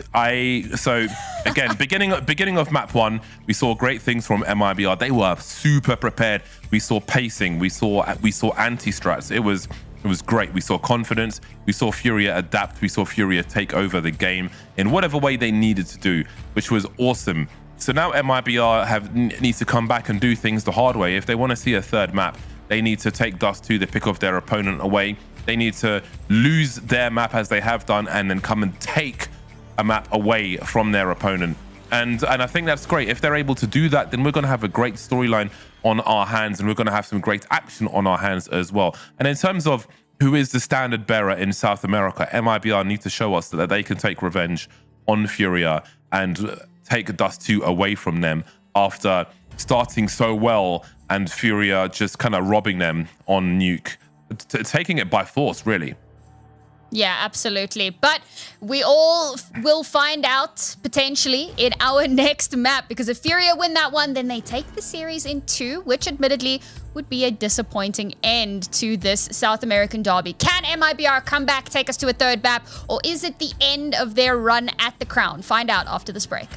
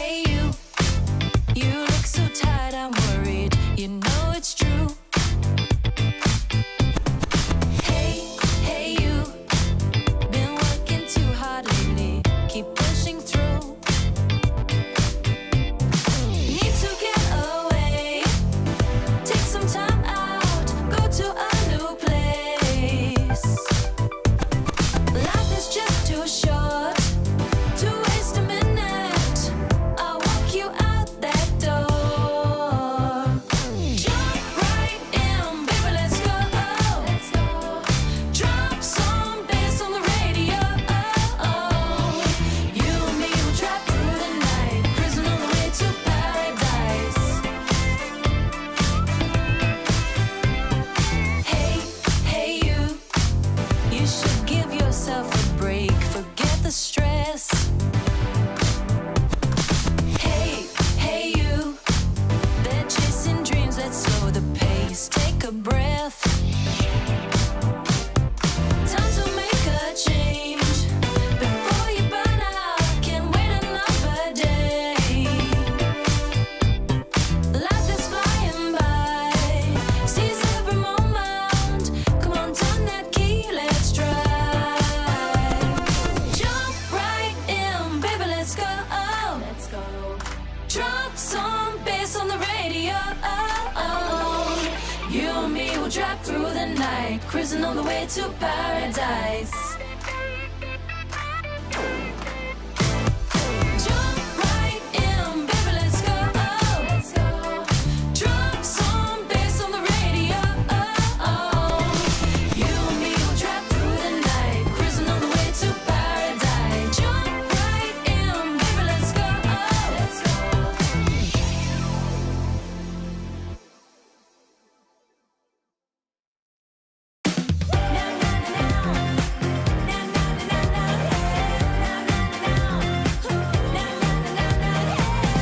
Everybody, I wanna see your hands. All right now, let's raise the roof, yeah. I wanna make it louder. Shake it up, come on, yeah. I can't help my feet from taking over. Just wanna dance the night away. I feel so good with you. I'm in the moment. Now I just wanna live it up. Oh, what a life. Oh, what a feeling, yeah. Oh, what a life. Now I'm feeling good, yeah. Oh, what a life. Oh, what a feeling, yeah. Gotta live that life, gotta keep that dream, yeah. Now, yeah. I wanna live it up. Wanna keep on dreaming. Gotta live that life with no regrets, yeah. Chase that feeling. I wanna move it up, yeah. Wanna make it real. Gotta live that life, gotta keep that dream, yeah. Chase that feeling. I can't help my feet from taking over. Just wanna dance the night away. I feel so good with you. I'm in the moment. Now I just wanna live it up. Oh, what a life. Oh, what a feeling, yeah. Oh, what a life. Now I'm feeling good, yeah. Oh, what a life. Oh, what a feeling, yeah. Gotta live that life, gotta keep that dream, yeah. Now, yeah. Now I'm feeling good, yeah. Now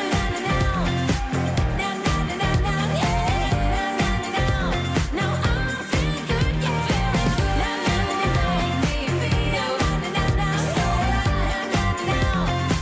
Oh, what a feeling,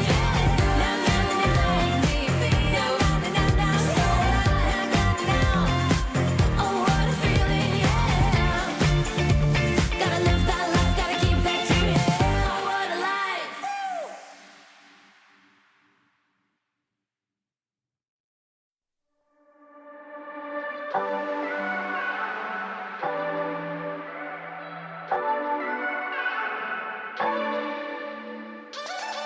Do it so effortless. Don't try to mess with it. They try to reference it. Wanna say they invented this. I know you can't resist. Trying to be like this. Don't even take the risk. Walk away, walk away, walk away. 'Cause I got everyone wishing they had what they're missing, but no, never know. Guess I got it simple. I'm not like the people you know. Make it look easy. I bet I make it look easy. Don't try to fake it to be me. Just 'cause I make it look easy.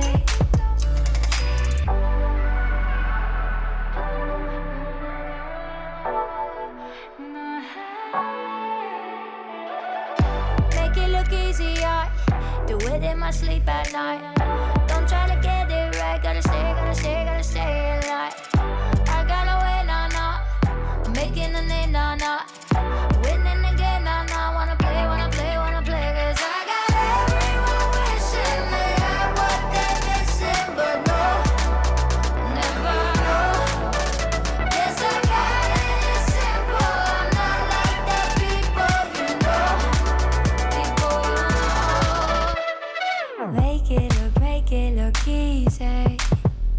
it, I make it look easy. Don't try to fake it to be me.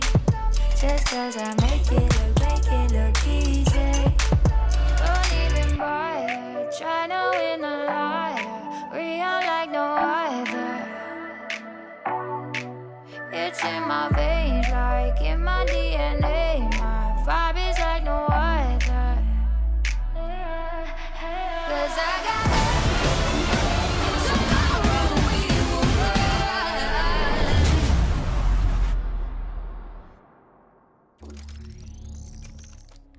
And we are back. Map 1 looked like it was going to go MIBR's way, but Furia, with a beautiful comeback on their T side, no less, they steal that map away. But there were a couple of players that we kind of wanted to touch on that we didn't get the opportunity to do at the end of that last map, so let's do it now, James.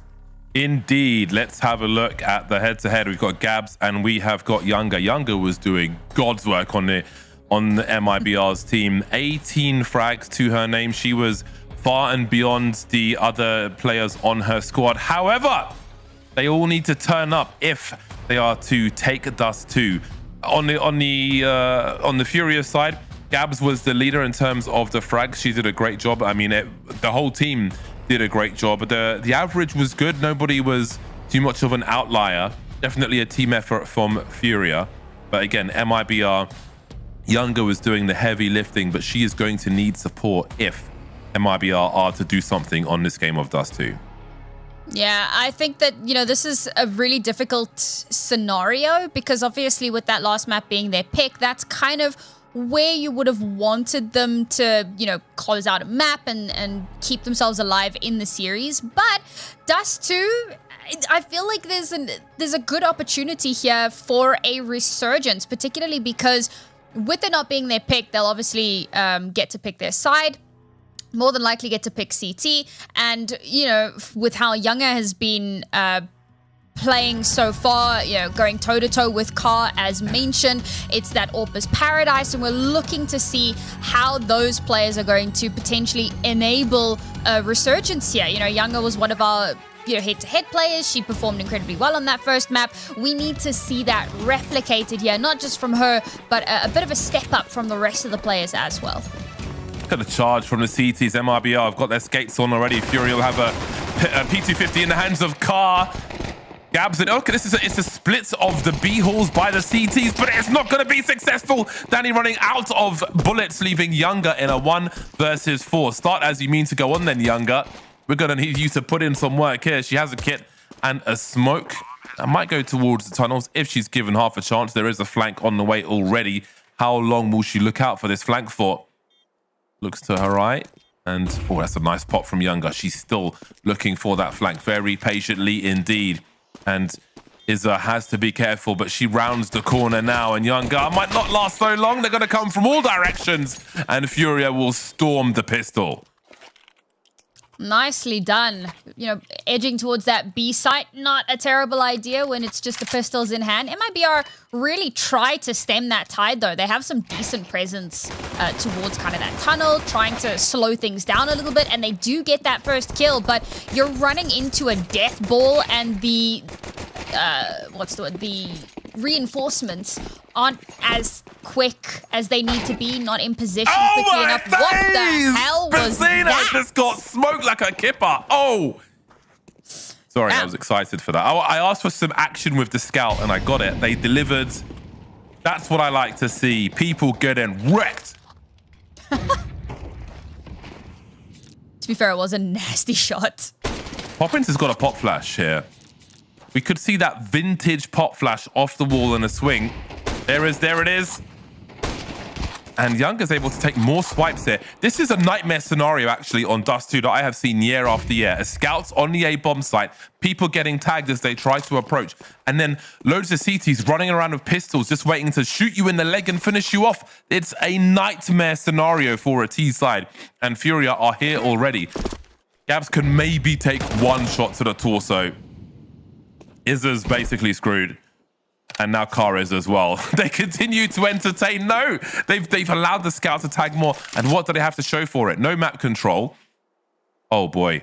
Gabby's going to hear the sound cues. Oh, no, she's got... Okay, guns back out again. The trigger discipline, it will catch two. She goes for the 180. That's the bomb spotted as well. Look at the cavalry for MIBR. Wow. Furia can't even dispose of these AK-47s, although the CTs might not try to go after them because they've got bomb sites to defend. Izza with 14 HP. What does she do? There's 20 seconds. Can she even save here? Where does she go? There is no good option for her. I haven't seen this nightmare scenario on Dust 2 in years. So that's why I'm excited to see it again. It's a classic trope of Counter-Strike. A scout's on the A bomb site. You go long on the anti-force spy. You get wrecked by the scout. It doesn't kill you, but it does enough for the pistols to finish you off. And you end up handing the round and the AKs to the CT side afterwards. I mean, that's such good reads from MIBR because you get that first kill towards mid. Younger realizes that A, she doesn't want to overstay her welcome, but B, because she's there, the chances of Furia pushing mid are limited. So where do they go? Are they going to full 5 up B? Unlikely. And of course, she knows she's going to get the full value out of A. So she heads over towards the A site. And like you said, right, the peppering of shots, getting them dangerously low. And it all comes off the back of that early kill that forces Furia to rotate into an uncomfortable position. Beautifully done. Tech9's charging through mid as the B-split is on. The bomb's lurking. There are 2 players on this bomb site for MIBR. Gabby trying to thin these numbers out as best she can. It's a time for a reload of this rifle. Never mind, she will get domed. Bomb site's taken then. Had an attempt from Car to slow the rotation. Get some cheeky frags elsewhere also. A retake with a scout and an AK-47. Yes, Tech9 though. That could have a part to play in this. Xena has to be quick. She has an idea of where they are. Catches the grenade. Dodges the flashbang. But can't dodge Younger. Unfortunately, low HP there. It was going to be difficult to win out that final fight, no matter how you really look at it. I mean, Furia do well in that round, all things considered. The fact that they came into that with Tech9s, they get that bomb down, they get 4 kills, so they're kind of doing a bit of damage to that econ. Unfortunately, they did need to win that round to feel comfortable. But, you know, for long-term potential effects, this is a good way for them to start to build up some sort of momentum. I like that B split. I think that, you know, obviously with Tech9s, it's the best call that they possibly could have made. But unfortunately, it's back down onto an eco and it's, you know, play for next. Awkward indeed. And now it's game on. They can slow things down here, Furia. Keep this AWP alive. They can emerge with this AWP in all kinds of places, and the CT's trying to hold map control and so on. This is so awkward for them. Bearing in mind that Car is in long, and they have taken control of short for the time being. MIBR have got to fight for something which is forcing them close range versus these pistols, but this is quite an execution that we are seeing. Talk about confidence. They understood the mission, and they just took everything that they needed to. That's a great response from MIBR. If it has to be done the hard way, you have to deliver when things get hard, and they certainly did in that scenario. Good round from Poppins as well. Couple of a multi-frag, I suppose. Couple of kills. That was a bit of a throwaway round for Furia. Bit of damage is what they were hoping for there. Now I look to this round to see what the adaptations are going to look like, because so far it really has been a bit of a brick wall since that first pistol round. And I mean, pistol rounds can be a little bit coin flippy. So now we need to see the real strats come out. Beautiful work. Gabby made one misstep and this round is over. That's a wrap. Zip them up. This round is over. That's done. That's it. There's nothing they can do but find somewhere to hide and hope that Furia don't come chasing them. Now, Furia don't have all the money in the world, but there is an argument to be made. Whether they take it or not, they can throw some money at this problem. They don't have to, by any means. They can just comfortably go and sit by the car position. The ones who haven't taken damage don't even need to leave the bomb site. But that is wonderful work from Furia. That is a shocking round for MIBR. And not shocking in a criticism way, but like that was over in seconds. Yeah. I mean, so Izza plays that really well, holding the angle. The molly obviously is intended to stop the aggression, so she holds a little bit behind it. She catches that player, and it's not the easiest shot in the world, but she does manage to connect it, and then Car goes, Molly? What Molly? She just runs straight through it, catches the door player mid-util, because she's not expecting anyone to be egoing the molly. She's expecting them to kind of wait that out. So she figures, okay, I've got a second or two here. Let me just throw this little bit and then, you know, try and buy some time. And Car's just like, not happening. Runs straight through. Oh, that's so sick. And she tags Danny as well. Using the HE to kick up dirt from the floor so they can't see her charging up suicide. Wonderful stuff. Vintage. Devilwalker and JW used to do such things on Dust 2. Lots of lore in the plays that we're seeing from these two squads. Great work. Counter flashes and counter flashes as Goddess tries to fight back. They've got to hold on to this. There's a smoke on long, but not much more than that. Now it's MIBR's turn to drop some players. Although Furia decided it's their turn once again now. Oh, Izza not quite ready for that one. This is a hell of a fight around this A bomb site as Poppins gets domed. Look how evenly matched these players are. It's just back and forth, neck and neck, round after round. The score remains close. 2-on-2 as Danny moves into position. Don't forget those newer boxes to jump up towards short. They may have a part to play in this.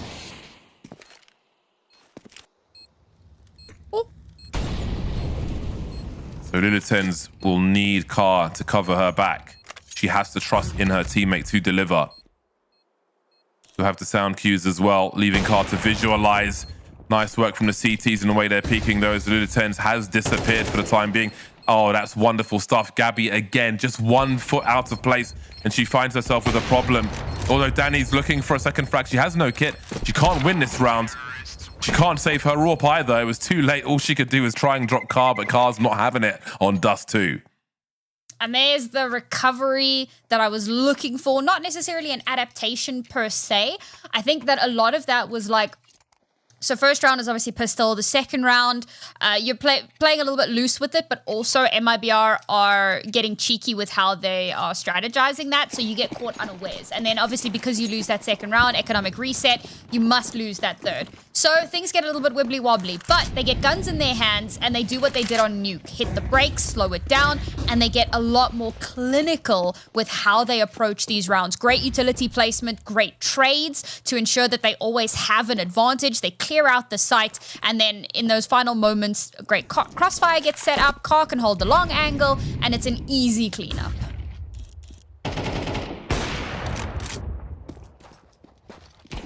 Target practice for Furia. No scout this time. No problem causer.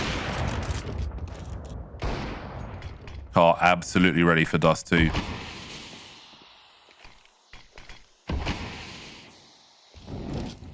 Love the creep from Furia. While the sniper holds the angle. Younger drops it Goose. Not much else to report in this one. I never get to see the palm tree flash anymore. For the uninitiated, in that Goose position, you can throw a flash up behind the palm tree to flash people on short. You can throw it directly behind the palm tree. Left and right click directly up, and they won't see it coming, and you can swing and shoot people for free. Maybe that'll come into play later on. Maybe it's one of those things that's been lost to time, and you know, clearly we're getting a lot of throwbacks here, so this could be the match. It's not lost to time. I'm just better than everybody else. Wow. Maybe you're just old. Excuse me, something stuck in my throat. I'm not talking to you. No, it's my birthday on the weekend. Getting older. You've ruined it already. Oh. Not even there yet. Unlucky. Let's see if this AWP will deliver in that short position. Zena maybe dismantling the CT setup. Molly towards short. Now, MIBR, you could argue, are being greedy. They've got long possession for the time being, trying to hold on to short, but that is a brittle scenario. Furia, understanding the presence on short, will push long. and may push short soon as well. I think Goddess has an idea as to where Bazida might be. Hot flash is a little too early for the CTs, as the Ts didn't make their way up just yet. Younger in battle sniper mode now. As the bomb site is compromised, does she dare creep around the smoke? There's often a T on the other side, and there will be on this occasion. Car by the car. As Gabby and Younger remain very well positioned Ts. And Younger is in no man's land. Dropped by car as she finally appears from the car. That's not confusing at all if you're listening without watching. 5-3 for Furia. There is a very, very fine line between proactive and messy. Very fine line. And MIBR, they're going for proactive, but some of these situations, you know, they're kind of getting themselves caught out unnecessarily. A great example is Poppins getting really aggressive down towards long. She gets flashed out. 3 people peek her all at the same time, and she really can't get anything done. So Furia, the patience that they're displaying, holding those angles, waiting for MIBR to get proactive, like you know that's what they want to do, and then taking advantage of it. Dry round for MIBR. Again, Poppins with that flash. They need to wait for the footsteps before they go for the pop flash and swing, if they can both stay alive. Creeping up quietly is Izza. If they go for that pop flash, you'll hear it. Look at all the util. Wonderful work from MIBR. All the frags come raining through, and MIBR are unable to do anything. That is excellent from Furia. Excellent anti-eco tactics. Always a watch for life from Car on long as they approach the site and seize it before MIBR can respond. So we've obviously been talking about the lore, and somebody said dragon lore. And I love that because like dragons are amazing, but they're also ancient. I like that. Thank you. I don't know who the bigger geek is now out of you and I. I have a tattoo of a dragon, so. Okay, so I'm the physically bigger geek, and you're the bigger geek. Otherwise. Yeah, you know what? It works. It's But what kind is it? What kind of dragon is it? Like a Dragon Lord type dragon, or is it like a Dargon Lord type dragon, like the one on Overpass Playground? Oh no, this is just a regular old Chinese dragon. You know, okay. Wrapped around my arm. Just it's pretty good though. I quite like it. Yeah. Both squads back on the bye for round 10. MIBR trying to claw something from this half on Dust 2.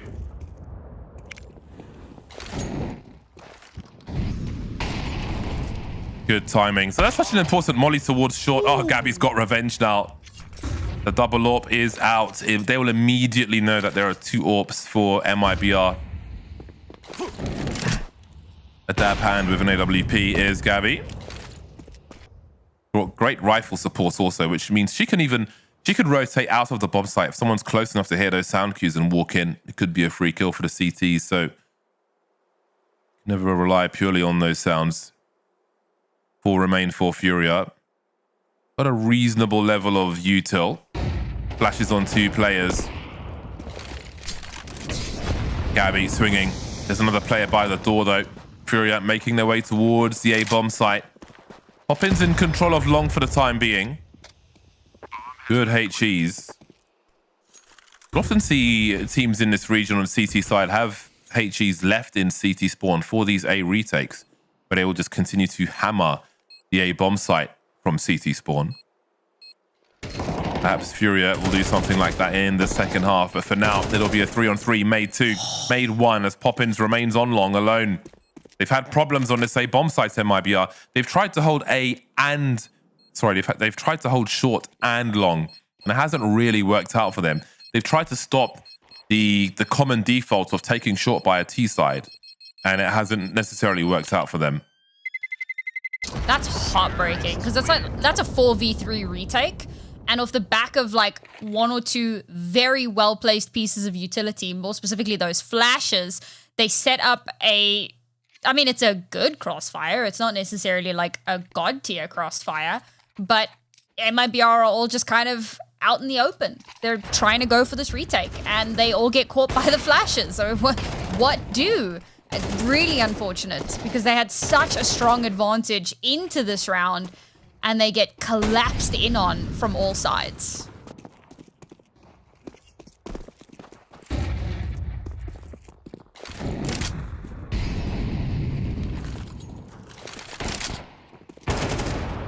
Really making sure that car position is clear.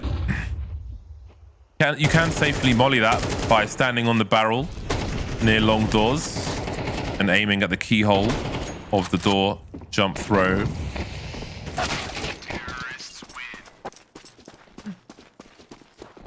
I was taking that round a little bit more seriously because I saw the scout and I thought, ooh, does that happen again? Do we see the same shenanigans? But oh, car, that's nasty. I need to try that. That was so cool. Oof. And that realistically is where things start to fall apart, because in that previous scout round, obviously Younger got that first kill and then can relocate. Car getting that opener here, already a player disadvantage, trying to recover from that, trying to hold A when you don't have the reinforcements to kind of do that peppering and make it possible. Difficult. Nice entry by Younger. Gabby with the second AWP. Getting busy also. Car is lurking. She can still turn this round in Furia's favor. They all can. Nasty fraggers on this squad. Gabby wants to take this round away. She doesn't want to give Furia the space to do anything. And she will drop Car, leaving Gabs alone in a 1 versus 5. Plenty of time on the clock, but not enough cover for all the players on the server. It will be a fourth round, a fourth late round after a 7-round string from Furia in this first half.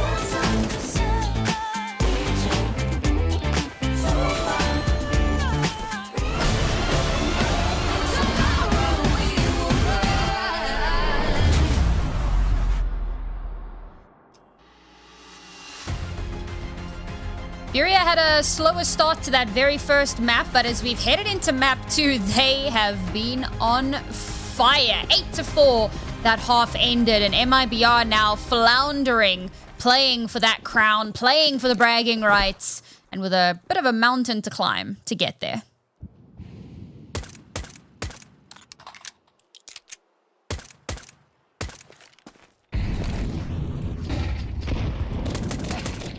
A lot of people coming your way, Bazina.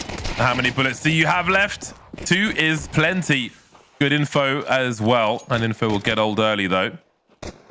Gabby lurking on long for the time being. Now, there'll be some sound cues as Furia shuffle around with the 4 players they have remaining. Many advantages for them, though. Ooh, Gabby's timing of this reposition is huge because guess... Does Car check this corner all the way? Oh, she saw Gabby's pistol swinging. That is such an important frag and make things even harder. Furia holding MIBR's faces to the fire at the moment. Poppins with 19 HP in a 1 versus 4. It's her turn to try and isolate the fights. But Izza will be enough on her own. 9-4 for Furia. MIBR in trouble immediately in the second half of Dust 2. It's so hard not winning your pistol on T side. I mean, at this point, it's just common knowledge, but it's difficult. And obviously with no bomb plant, there's no extra cash, at a 5-round deficit. Like, you need something big. Go on, Car. Go on.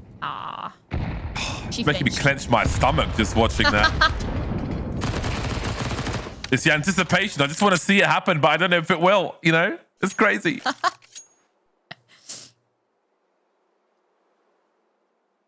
Non-investment, basically, from MIBR, which is reasonable. They can't really afford, with the rounds they don't have, to make much of an investment here. Curious how this smoke will be used, now they've taken some space on long. As Izza clears out B halls, there will be many CTs making their way towards the A-bomb site. There is the smoke with a giant gap in it. And needs to walk on water to make it to this A-bomb site. Put out of their misery as Furia make it to double figures then. They have such advantages as they try to stamp their authority on this match and this whole region once again. All right, MIBR. What do we pull out of the hat here? What is the miracle that we're all waiting for? Can't really afford to make a misstep here. I'm actually a little surprised that we don't see a timeout there just because of how few opportunities they have. But that tells me there should be a plan. So hopefully that comes to fruition. A little bit of noise being made over towards B split, but with early info.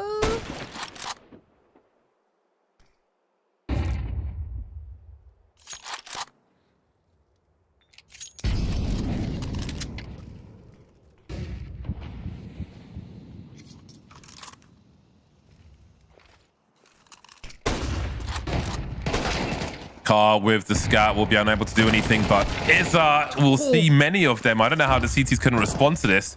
She won't get a frag from it. But they're still in control of both bomb sites, one way or another.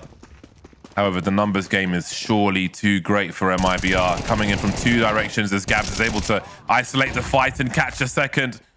Is there time for a reload? A very cheeky peek as she tries to do what she can, but can't reload the gun in time. 2 on 2. This is still winnable for Furia. Do they know there's a molly just for that position, but they'll choose the box instead. Younger with a nice headshot down to the 1v1. Lula 10's the clutch queen of this game at present, looking for that last player.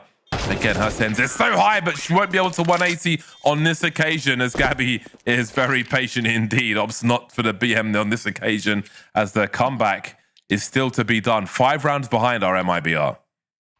Genuinely, I was super concerned about that round because of the fact that they were making so much noise towards B, but the 3 players that were heading towards mid still had a bit of space that they needed to close before being in position for anything. And I'm like, oh man, you've just given away the game. Like, how are you going to... And then they just kind of get mid for free and they just walk onto the B site. And sure, it's kept very close, comes down to a 1v1. Furia very nearly retake that, but it was made a lot closer than it needed to be, I felt like. So MIBR, I mean, a very important round for them just to keep themselves alive. A win here will break Furia's economy, and then it's game on.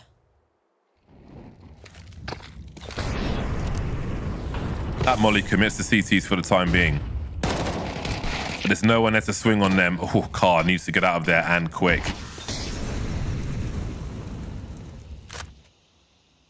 Very dicey scenario for Furia at present.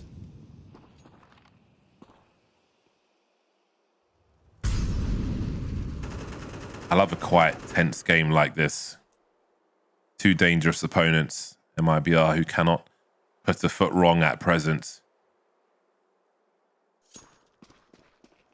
Again, they're often targeting these mid players. Not quite checking the hard left, though. Vizina is in a very risky scenario. Oh, they were so close. They were lining up like statues. Terracotta army almost.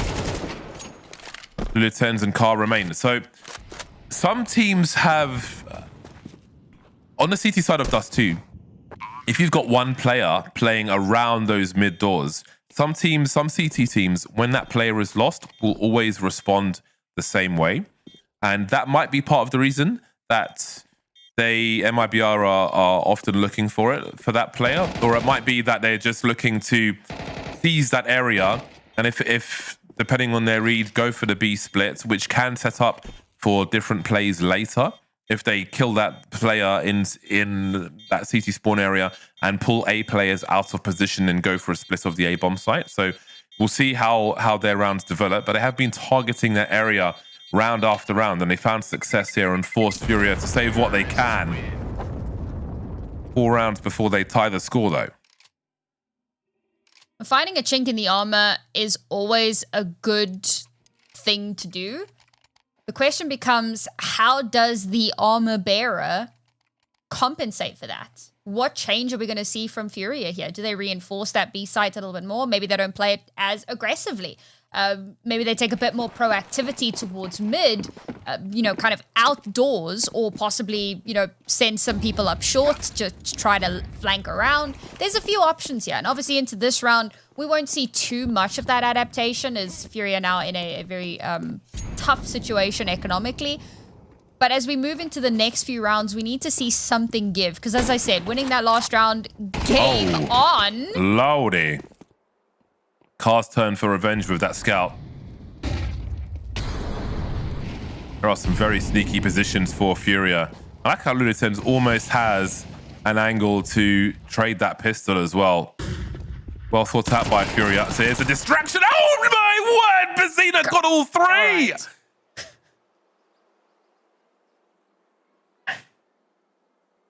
And Younger is left versus 4. Disaster has struck. Trade fragger wasn't needed. And from long, Izza will put her out of her misery. Wow. So I said adaptation. I think the adaptation there was shoot harder. I don't know if MIBR can recover from this, mentally speaking. Oh, wow. They are just lined. It's like a conga line of people who've just been fragged. That was disgusting. And it's not even just like how do you recover mentally, but in terms of how much time is left in this game, Furia should win this round. Okay, there is space for shenanigans. We literally saw that on the previous round. But for all intents and purposes, this should be a Furia round that puts them on map and series point. MIBR are forcing in this round. So losing this round means they have near nothing into the next. So mentally, economically, just the chances are slipping away, and that's yet one more chance pulled from their grasp.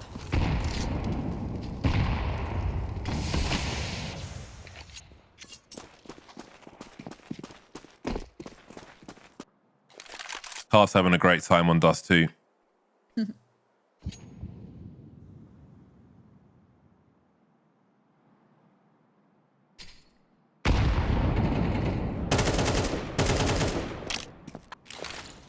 Sitting comfortably are Furia, as mid will be smoked by MIBR.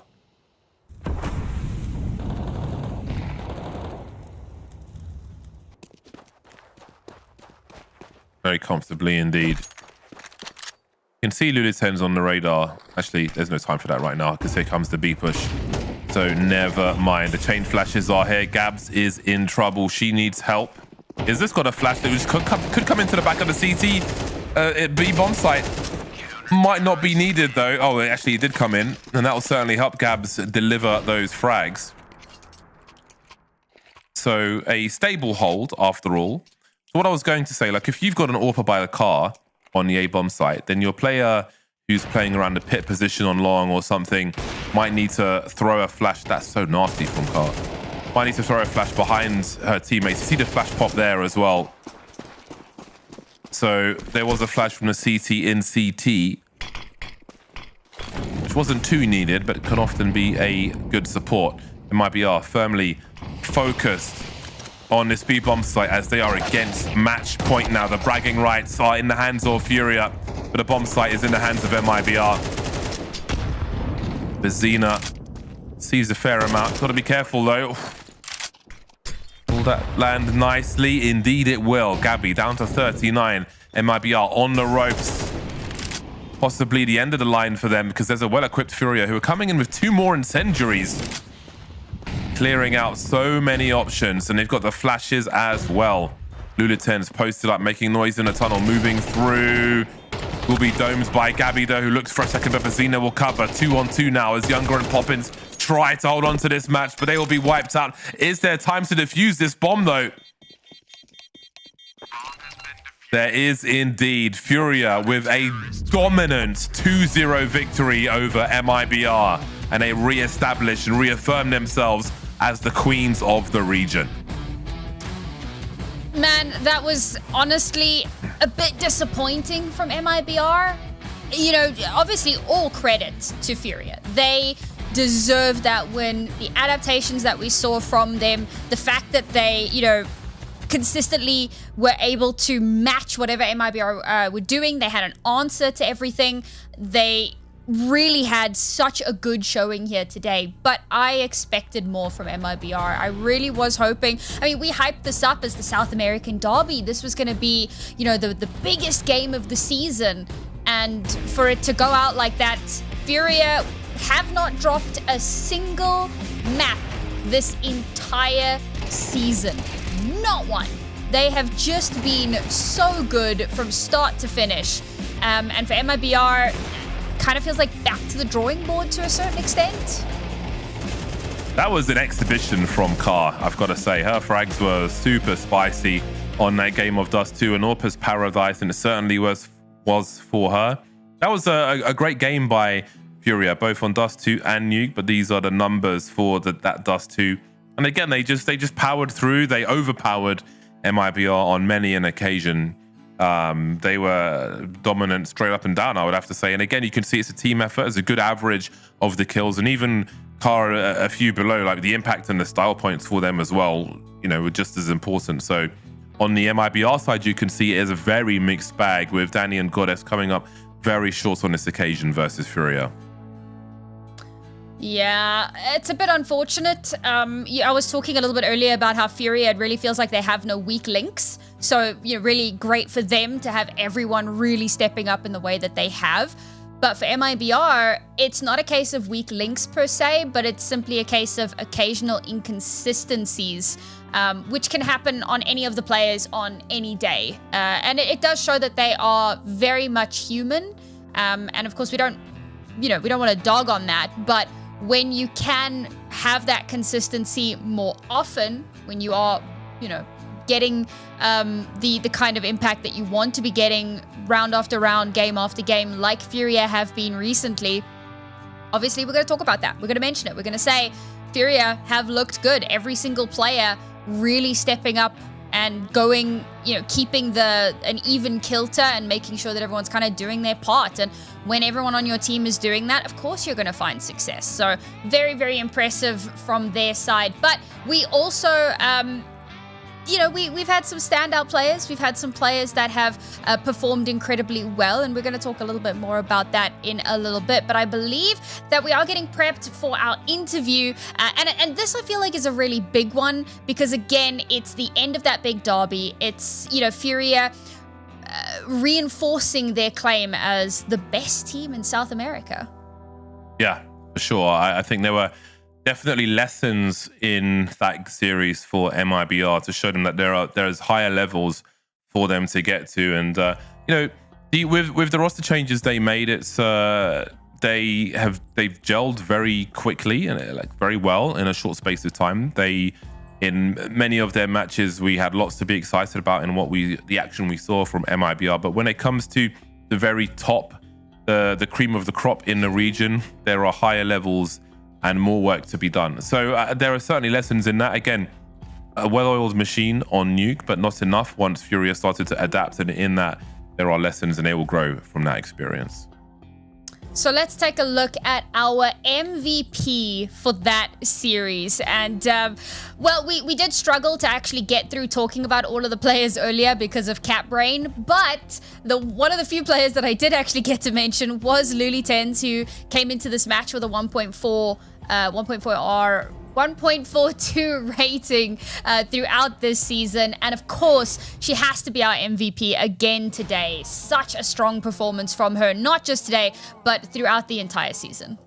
Yeah, she was explosive. I think she deserves the MVP simply for that pistol round on Nuke because of what it the way she did it, the way she isolated the fights, what it demonstrated to the audience was incredible. It's rare you get such a treat like that. That was awesome. And she was still fragging out on Dust 2 as well. So just overall, a fantastic performance. But it was definitely, that pistol round was awesome. That was definitely one of the highlights that she will ever have. It was crazy good. And just showed how much game sense she has to be able to divide the opponent like that was not easy to do by any means. And I think she demonstrated how much skill she has in that moment. So congratulations to her.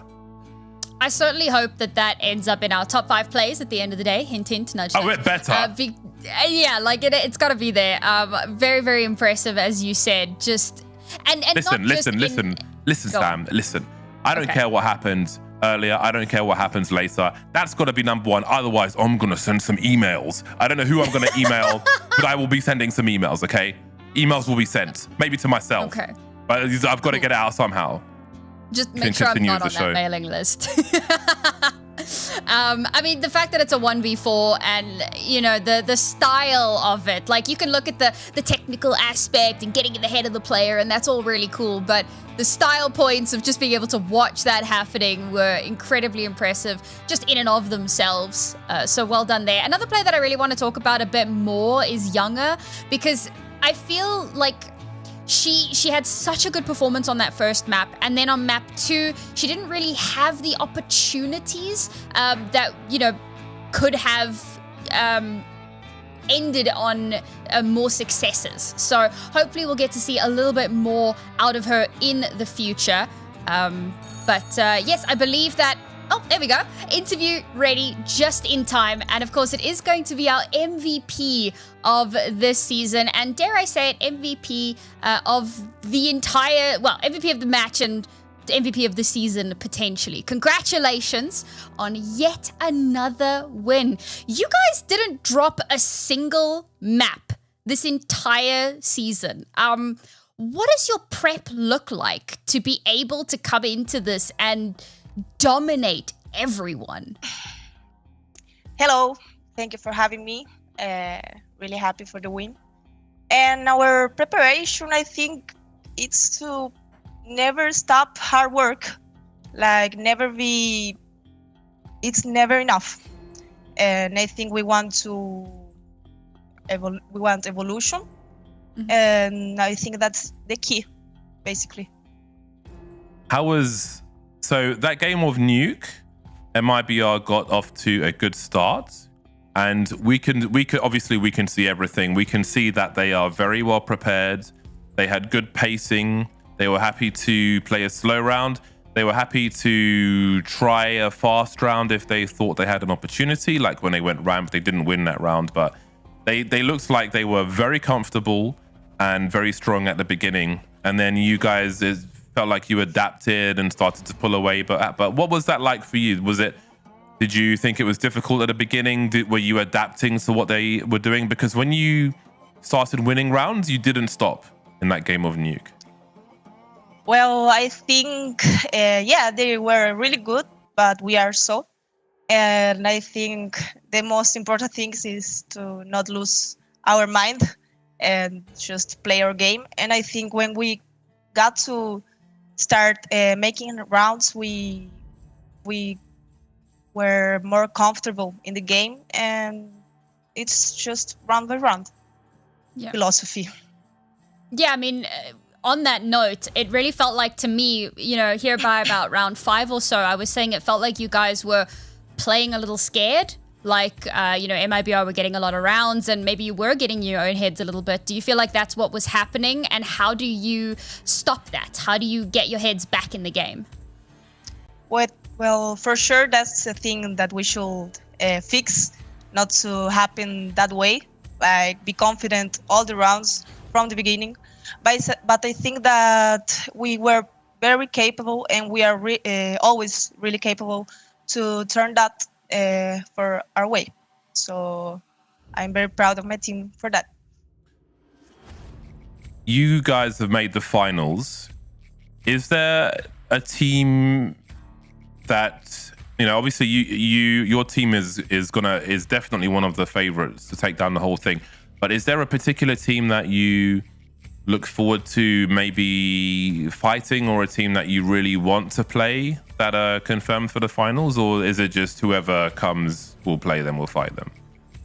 Well, I don't know if I have the right info, but there's a lot of new teams in Europe, right? Yeah. Yeah. That's gonna be interesting to face those teams for the first time. And no, there's no team in special. I think we just want to win every game, and I think it's important to treat all the teams the same way. Don't underestimate and don't overestimate too. So that's the mindset we got. Fantastic. And you guys have beaten Imperial before. It wasn't an ESL Impact, but you've done it. So looking forward to seeing if you can do that one again. Congratulations again on a flawless run through the regular season, and we look forward to seeing you in Dallas. Thank you very much. I love their attitude towards, you know, everything, their maps, their games, how they look at the tournament and how they look at, you know, all the important moments that are coming up. It's so down to earth, and just it feels great to get that insight. So very impressed with this Furia squad, and well, I'm certainly looking forward to seeing them in Dallas. How do you think they're going to fare, James? I mean, Furia are always great. I think versus MIBR, they demonstrated, it was one glimpse of just how great they are. And I think even in the interview as well, like, you can see they've got the winning mentality. When she mentioned one round at a time, that's premium sports psychology stuff that we're seeing there, which is what you want. Like the mindset, they have the experience, they have the mindset, everything is in its right place. They have the talent. I was like, oh, do we ask about the pistol? But I thought I'd let her go. But Furia are always gonna have a statement to make. They're always gonna leave a slew of bodies in their wake, and I think that they are always going to be a threat to win the entire thing. You know, we've had a common champion game, event after event, impact after impact, but Furia are always going to be a threat, and they will be a threat in Dallas to take down the whole thing for sure. Can't wait to see that play out. But now let's go ahead and take a look at our standings as we start to wrap up South America for Season 7. Now, of course, couple of games still ongoing. Oplano have clearly won their series, and they go up and end the season at 5-2, a very respectable scoreline for them, and I really hope to see more from them next season. Of course, MIBR, their only defeat has been at the hands of Furia, the reigning and continuing champions, queens of South America, and of course, across the board below there, a little bit of a scuffle, but you know, waiting for these teams to get a bit more practice under their belts and a few more opportunities to really grow and improve so we can have an even more competitive South America.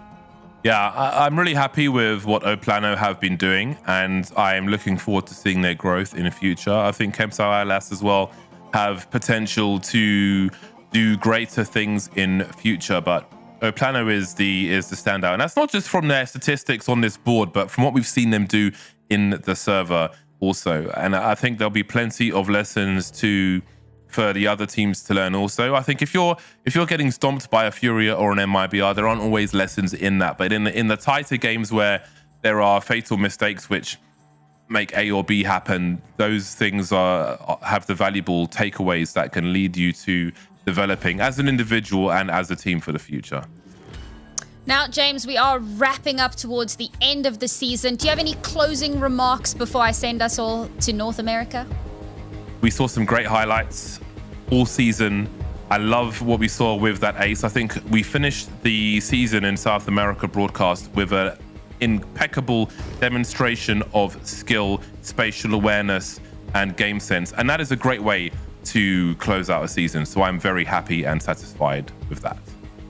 Congratulations to Furia and, of course, MIBR, who will both be moving on to represent South America in Dallas at the end of next month. But from us here at the ESL Impact regular season broadcast, it's going to be us saying goodbye. It's been a wonderful season, James. It's been great to cast with you again, and I look forward to more in the future. But as I mentioned, North America is coming at you after a slightly extended break. Furia made this a bit quicker than we would have wanted, maybe. So you've got some time to get a snack, grab a drink, and prepare yourselves for FlyQuest versus Ghost Gaming, the final North American match of Season 7. Yes, go Tilda, Sevenlicious, for those of you that don't recognize her real name.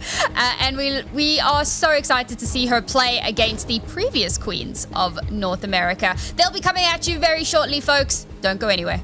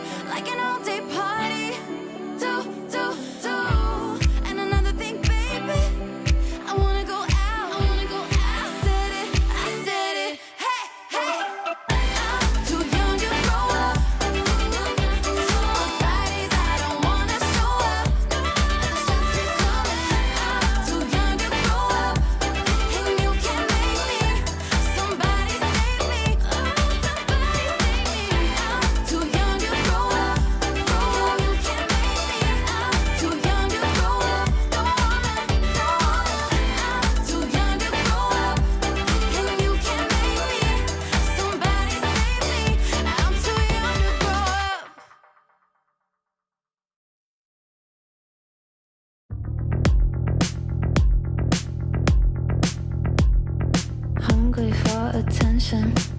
You're so hypnotic. Take me for a ride. I'm feeling nauseous. Oh, I'm delicate, just like the pick-me flower that you're crushing. Feelings that I've got, you say they're valid. Take me to the party, buy me drinks, I guess I'm lucky. Pull me apart, like when I'm broken. I don't wanna wait for you to make me cry. Turning black and blue from the world you fought. Feel like I'm dying, dying. Deep down inside, I'm crying, crying. But I'm holding it, cause you say I'm a cry, cry, baby. But I'm holding it, cause you say I'm a cry, cry, baby. Feel like I'm dying, dying. Deep down inside, I'm crying, crying. But I'm holding it, cause you say I'm a cry, cry, baby. But I'm holding it, cause you say I'm a cry, cry, baby.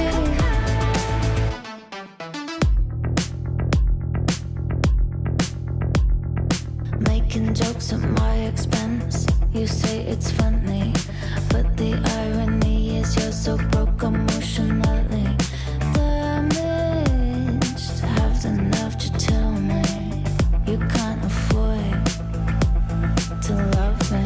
Think about my body with somebody else. Hope it feels like hell. Feel like I'm dying, dying. Deep down inside, I'm crying, crying. But I'm holding it, cause you say I'm a cry, cry, baby. But I'm holding it, cause you say I'm a cry, cry, baby. Feel like I'm dying, dying. Deep down inside, I'm crying, crying. But I'm holding it, cause you say I'm a cry, cry, baby. But I'm holding it, cause you say I'm a cry, cry, baby. I do spy, you broke your pinky and a promise. That's karma. Turning black and blue from the world you fight. Feel like I'm dying. Deep down inside, I'm crying, crying. But I'm holding it, cause you say I'm a cry, cry, baby. But I'm holding it, cause you say I'm a cry, cry, baby. Feel like I'm dying, dying. Deep down inside, I'm crying, crying. But I'm holding it, cause you say I'm a cry, cry, baby.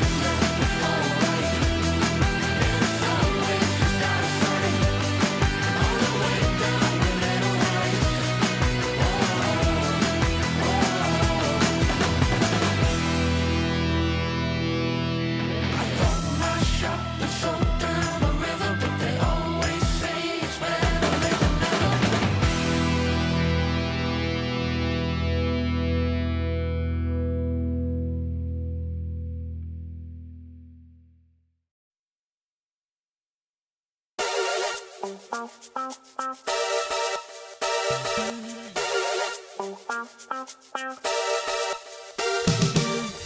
me out like a photo from magazine. Cold dead eyes, all tied up in the web of your fantasy.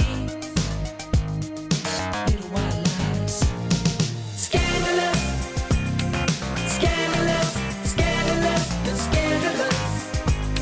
It's in your eyes, scandalous, scandalous, scandalous, you're scandalous.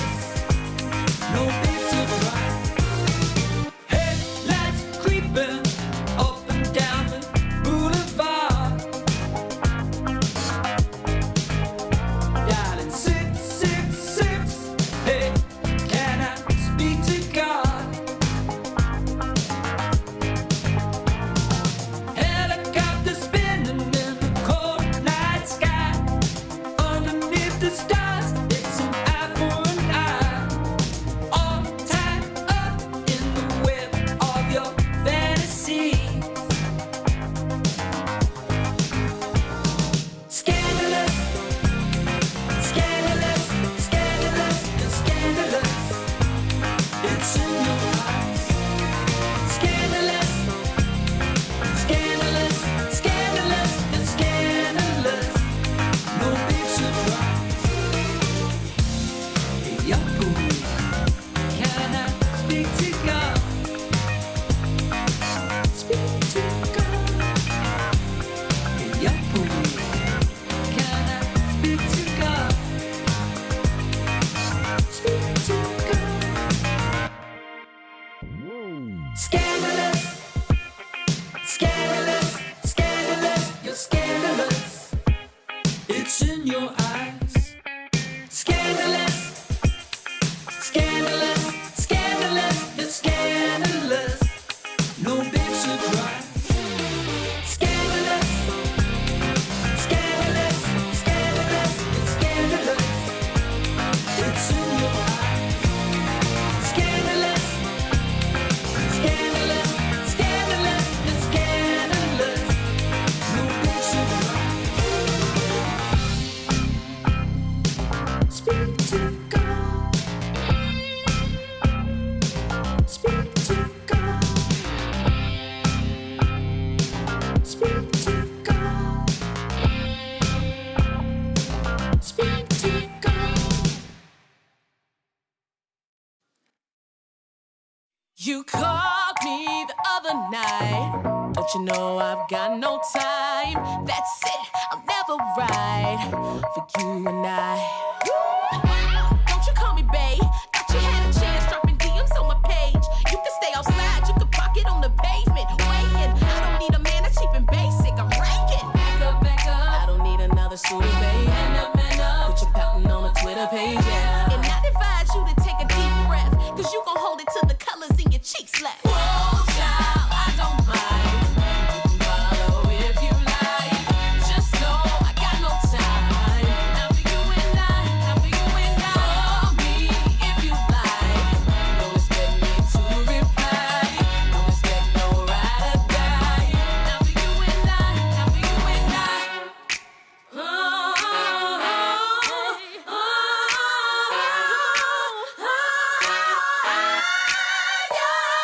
What makes you think I want it when I treat you like a ghost? Take this man home, everybody else already knows. I'm the only one I need, you're the one that needs to grow. I ain't playing, boy, turn around and walk it out the door. You got to go. For the love of God, for the love of God. Watch, baby, I don't mind. Just stand home, yeah. Televised, you don't need to come by. From a distance, though. Whoa, child, I don't mind. Follow if you like. Just know I got no time. Now for you and I, now for you and I. Call me if you like. Don't expect me to reply. Don't expect no ride or die. Now for you and I, now for you and I. Love, I need to keep this from the mirror on the wall. I'll never let her fall, no. Yeah.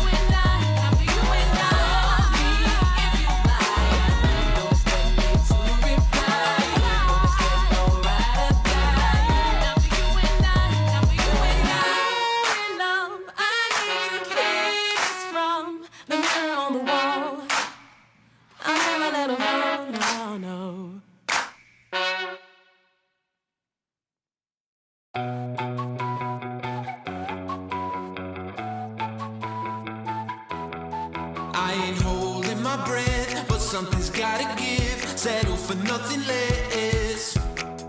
Gotta go, gotta get. I take it as it is. The game is never ending.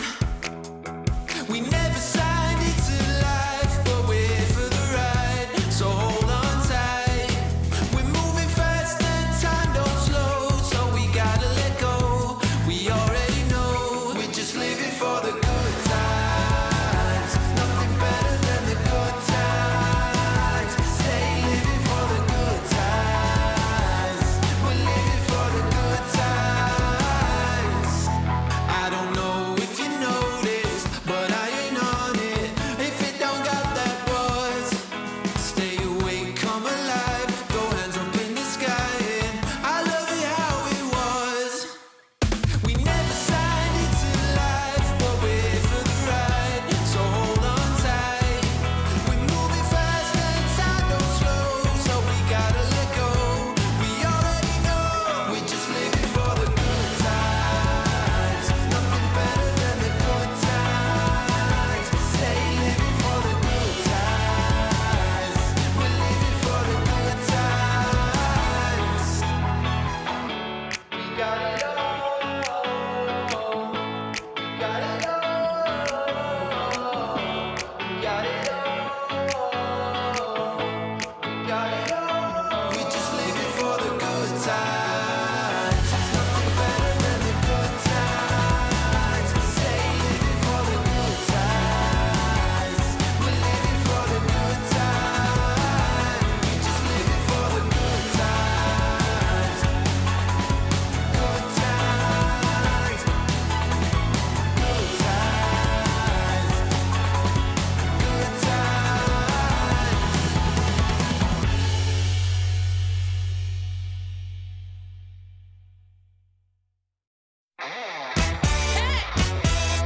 You know I'm ready to win. Come on.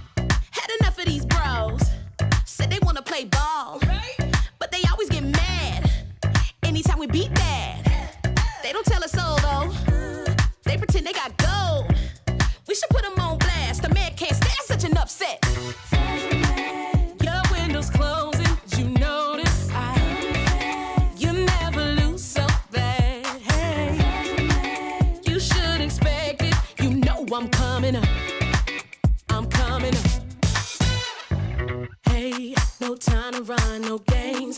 Your time has come today. Just stopping by to say we're taking over. We're made for this. We're taking over. You know what time it is. We're taking over. We're made to win. We're taking over. Woke up this morning feeling like $1 million bucks. Tell me how you feel knowing you get no love. Wait a minute now. All wins, no losses. Watch out, fill my cup. If you can watch me rise up to the top, you can learn how to pick it up. Pick it up now. Your window's closing, you notice. You never lose so bad. Hey, you should expect it. You know I'm coming up. I'm coming up. Hey, no time to run, no games. Your time has come today. Just stopping by to say, hey, come on. We're taking over. We're made for this. We're taking over. We're taking over. We're taking over. We're made to win. Yeah. Say what we made for. We're made for this. Yeah.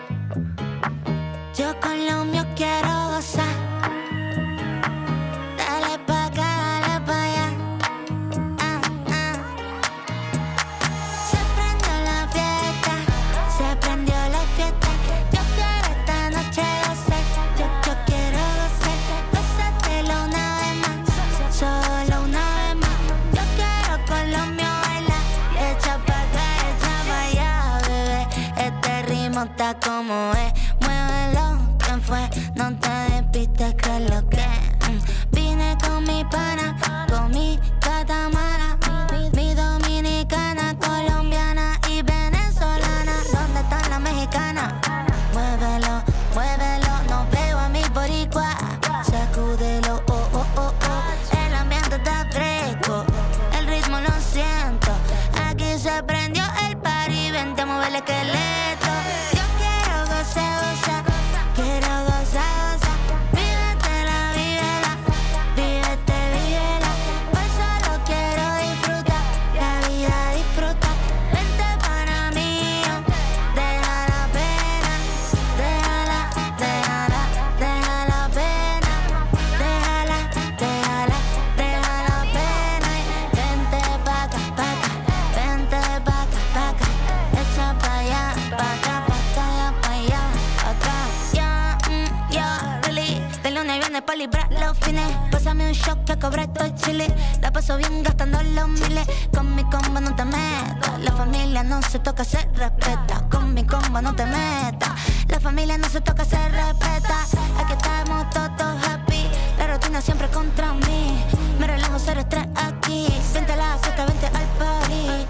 Vente al party. Los carros en la calle suenan pi, pi, pi. La pasamos bonito y el juego siempre puesto en la TV. Yo quiero gozar, gozar, quiero gozar, gozar. Vívetela, vívela, vívete, vívela. Hoy solo quiero disfrutar, la vida disfruta. Vente para mí, deja la pena, déjala, déjala, deja la pena, déjala, déjala, deja la pena. Y vente pa' acá, vente pa' acá, echa pa' allá, pa' acá, pa' allá, acá.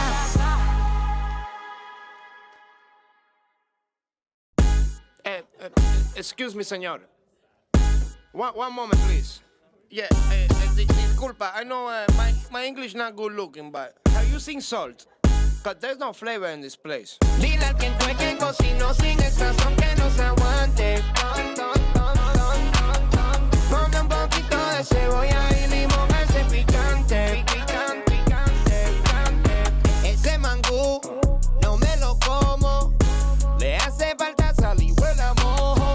Hay brujería en esa vaina, me hizo daño. Pues tu mamá se come un plátano muy extraño. Ya estoy cansado de estar picando por la plaza, amor. Quiero comerme un desayuno ahí en tu casa, amor. Dos huevitos con chorizo te cocino. No soy cochino, te lo cambio por tocino. Dile al quien fue que cocinó sin el sazón que no se aguante. Ponle un poquito de cebolla y limón a ese picante. Es que te extraño como la cocina de abuela o la empanada de tu vieja. La nena dulce como la miel de abeja. Yo me muero pa' comer si tú me dejas. Diablo, nena, que tú sí estás fuera liga. Mango bajito, los que son tu amiga. Por eso que yo no me encaramo en almor. Gracias por el plato, pero es que le falta algo. Dile al quien fue que cocinó sin el sazón que no se aguante. Ponle un poquito de cebolla y limón a ese picante. Dile al quien fue que cocinó sin el sazón que no se aguante. Dile no se aguante, dame. Ponle un poquito de cebolla y limón a ese picante.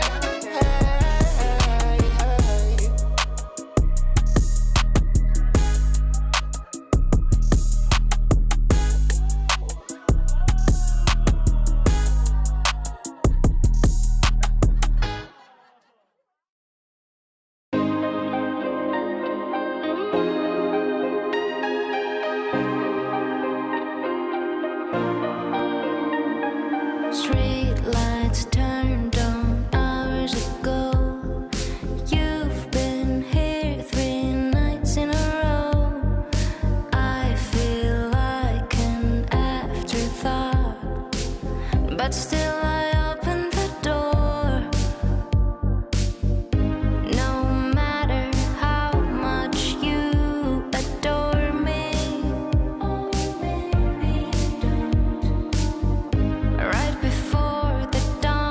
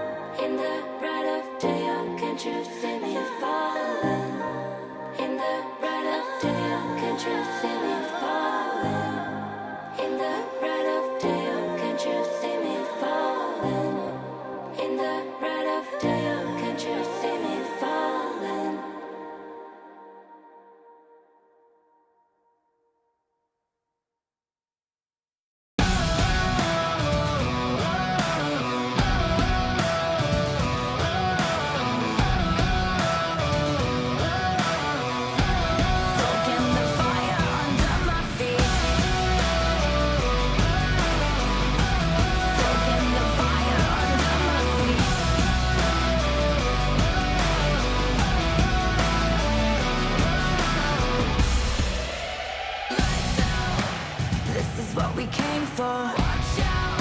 What we got you can't handle.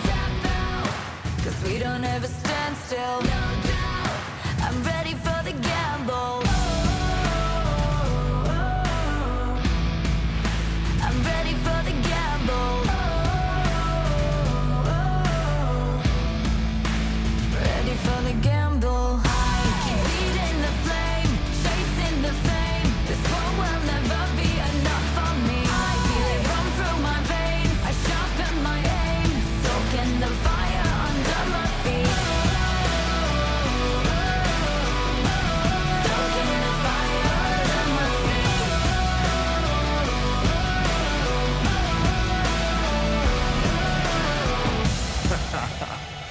Yo, I switch, I swerve, wonder how I have the nerve.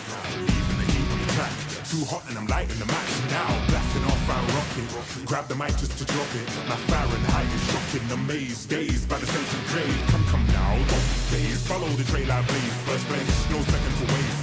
Pyromaniac, fanning the flames, burn the brightest they've ever seen. Giving armor that third degree, I'm a kerosene and I smoke them out. Fire away, counting down.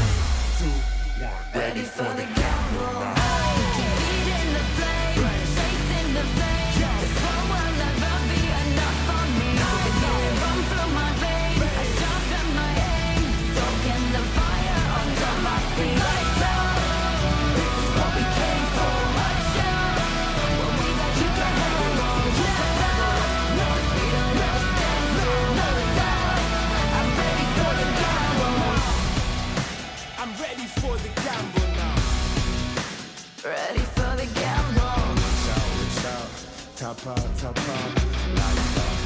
lights out.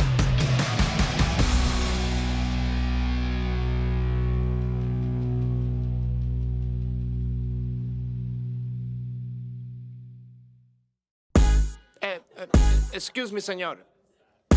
One moment, please. Yeah, disculpa. I know my English not good looking, but are you using salt? Cause there's no flavor in this place. Dile a quien fue que cocinó sin el sazón que no se aguante. Ponle un poquito de cebolla y limón a ese picante. Ese mangú no me lo como. Le hace falta sal y huele a mojo. Hay brujería en esa vaina, me hizo daño. Pues tu mamá se come un plátano muy extraño. Ya estoy cansado de estar picando por la plaza, amor. Quiero comerme un desayuno ahí en tu casa, amor. 2 huevitos con chorizo te cocino. No soy cochino, te lo cambio por tocino. Dile a quien fue que cocinó sin el sazón que no se aguante. Ponle un poquito de cebolla y limón a ese picante. Es que te extraño como la cocina de abuela. O la empanada de tu vieja. La nena dulce como la miel de abeja. Hacho, me muero pa' comer si tú me dejas. Diablo, nena, que tú sí estás fuera liga. Mango bajito, lo que son tus amigas. Por eso que yo no me encaramo en almor. Gracias por el plato, pero es que le falta algo. Dile a quien fue que cocinó sin el sazón que no se aguante. Ponle un poquito de cebolla y limón a ese picante. Dile a quien fue que cocinó sin el sazón que no se aguante. Dile no se aguante, dame. Ponle un poquito de cebolla y limón a ese picante.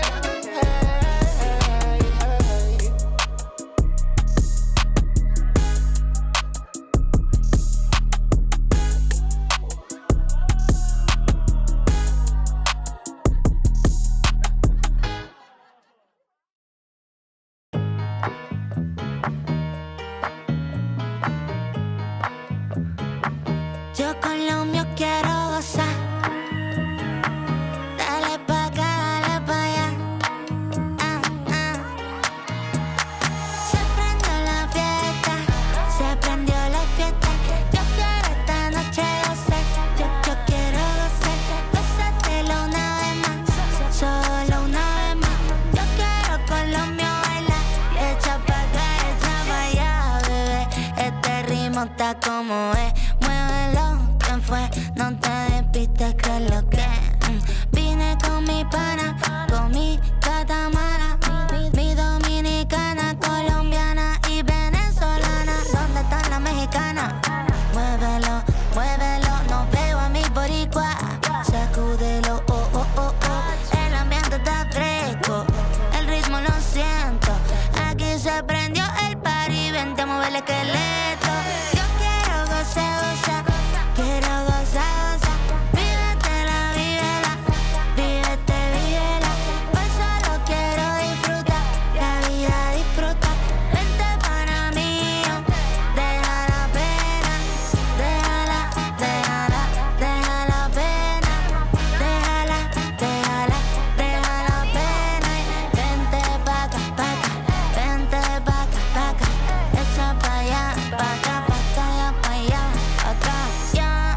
Ya, really, de lunes a viernes pa' librar los fines. Pásame un shot que cobra estos chiles. La paso bien gastando los miles. Con mi combo no te metas. La familia no se toca, se respeta. Con mi combo no te metas.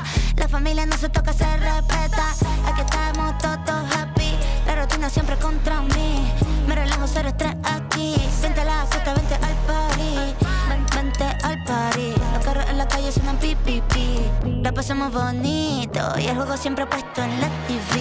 Yo quiero gozar, gozar, quiero gozar, gozar. Vívetela, vívela, vívete, vívela. Hoy solo quiero disfrutar, la vida disfruta.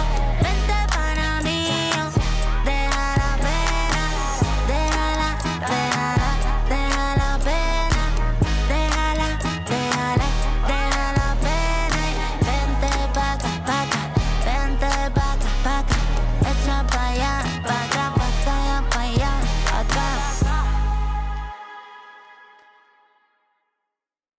You called me the other night. Don't you know I've got no time? That's it, I'll never ride for you and I.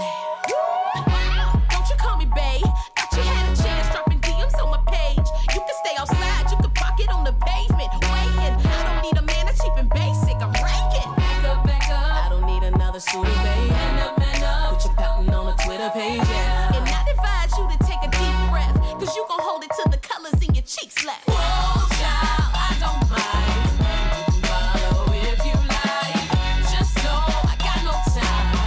Not for you and I, not for you and I. Call me if you like. Don't expect me to reply. Don't expect no ride or die. Not for you and I, not for you and I.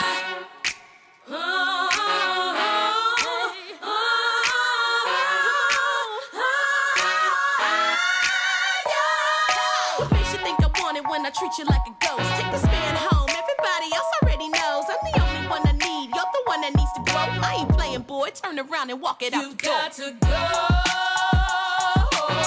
For the love of God, for the love of God. Watch, baby, I don't mind. Just stand home, yeah. Televised, you don't need to come by. From a distance, though. Whoa, child, I don't mind. Follow if you like. Just know I got no time. Not for you and I, not for you and I. Call me if you like. Don't expect me to reply. Don't expect no ride or die. Not for you and I, not for you and I. Only love I need to keep is from the mirror on the wall. I'll never let her fall, no. Yeah. The only time I need to keep it mine. I'm never playing games. I'm trying every day, yeah.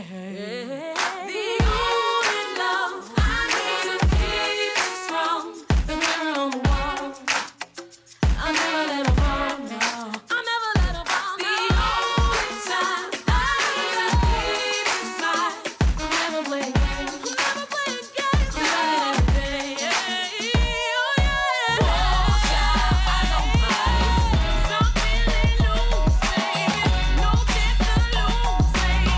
No need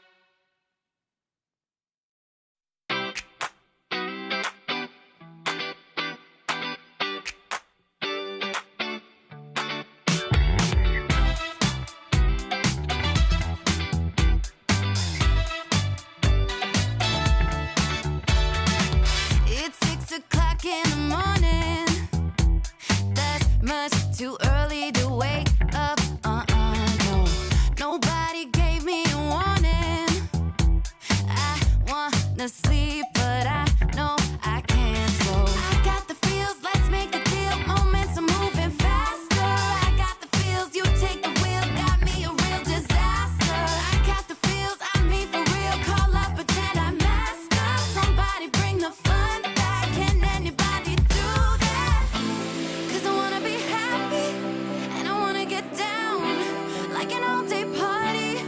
Do. And another thing, baby, I wanna go out. I said it. Hey. I'm too young to grow up.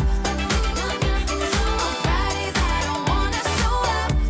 The shots keep coming. I'm too young to grow up. And you can make me.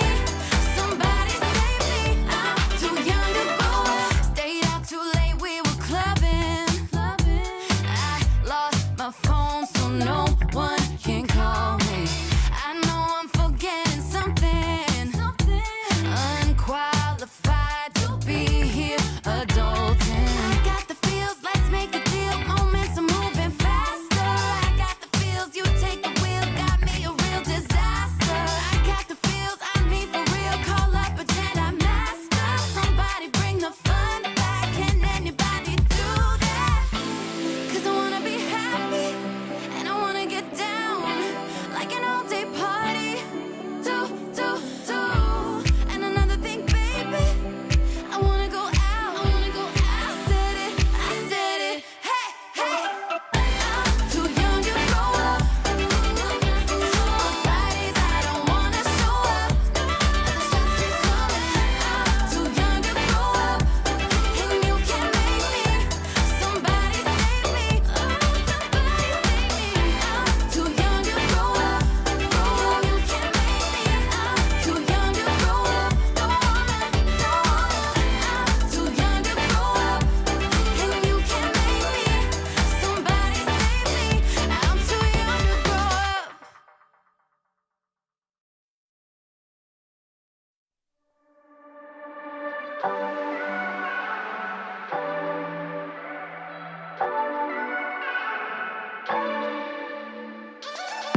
Do it so effortless. Don't try to mess with it. They try to reference it. Wanna say they invented this. I know you can't resist. Trying to be like this. Don't even take the risk. Walk away. 'Cause I got everyone wishing they had what they're missing, but no, never know. Guess I got it simple. I'm not like the people you know. Make it look easy. I bet I make it look easy. Don't try to fake it to be me. Just 'cause I make it look easy.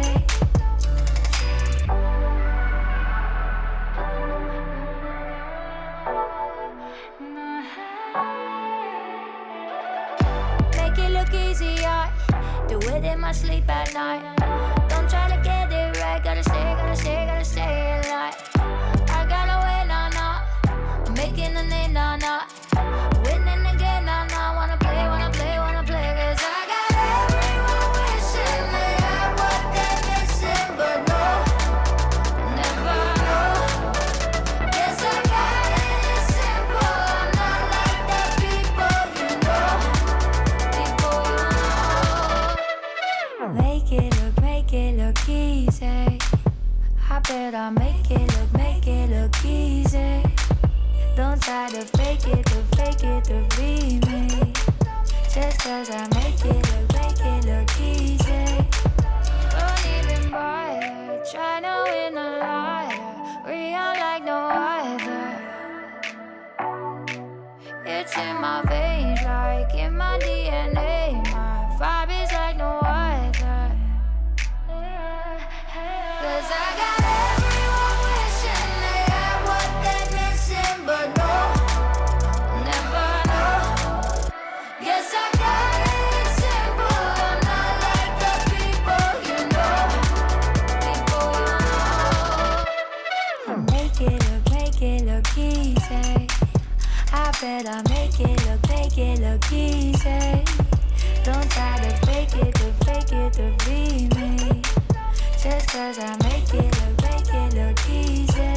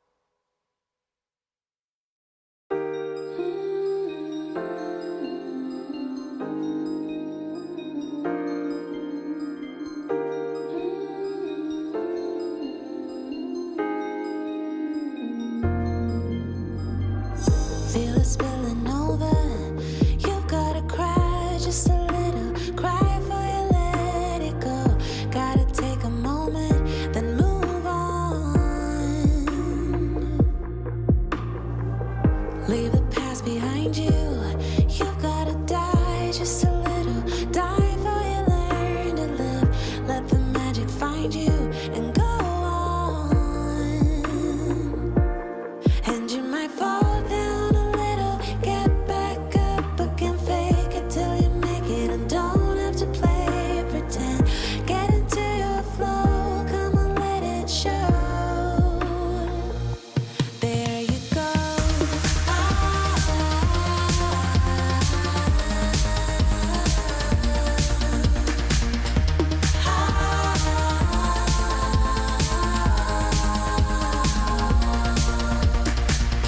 Feel the fire burning. You gotta hurt just a little, hurt for you heal the pain. Soon the winds are turning, let it rain. And you might fall down a little, get back up again, fake it till you make it, and don't have to play pretend. Get into your flow, come on, let it show. There you go.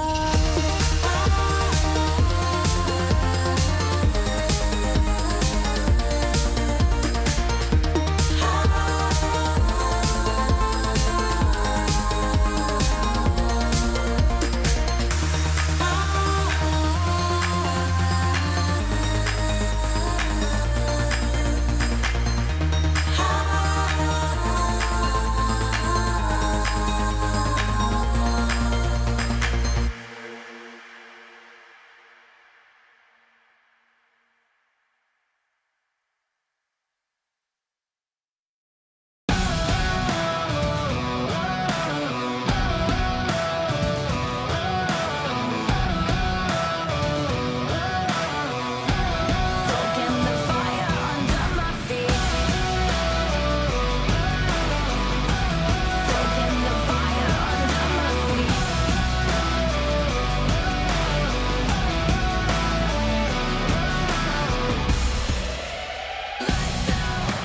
This is what we came for. Watch out. What we got you can't handle. Step out. 'Cause we don't ever stand still. No doubt. I'm ready for the gamble. I'm ready for the gamble. Ready for the gamble. I keep feeding the flame, chasing the fame. This war will never be enough for me. I feel it run through my veins. I sharpen my aim, soaking the fire under my feet. Soaking the fire under my feet.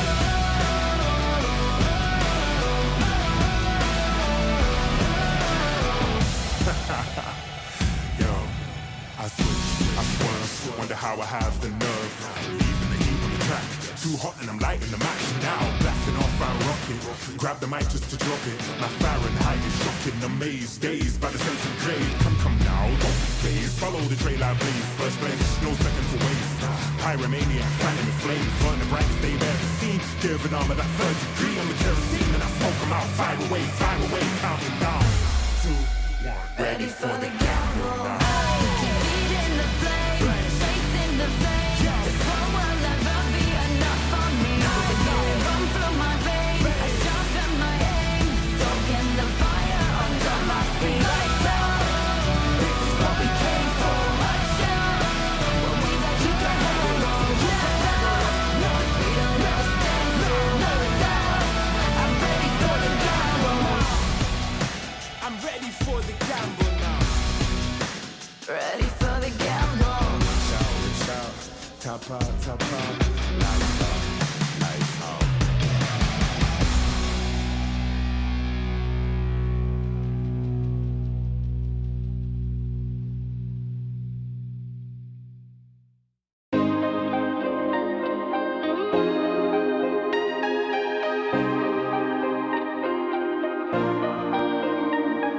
Street lights turned on hours ago.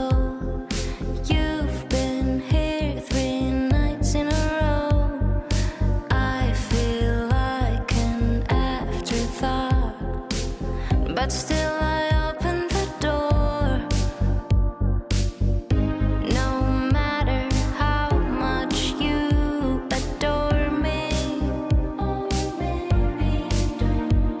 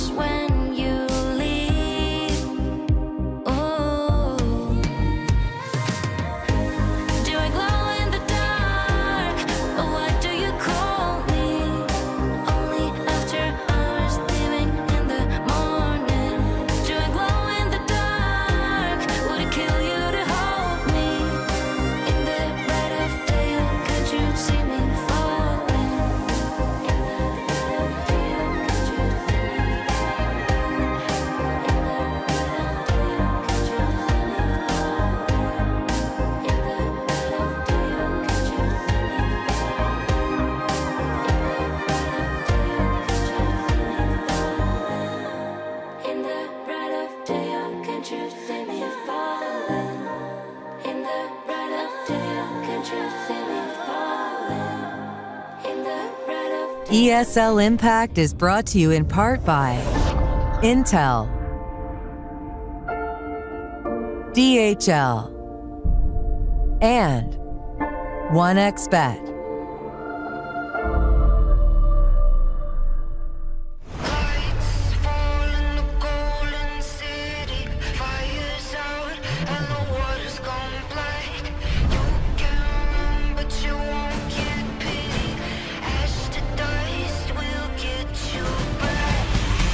Tomorrow we will rise.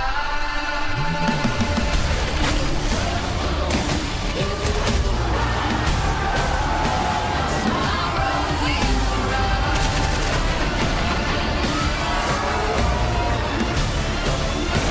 Tomorrow we will rise.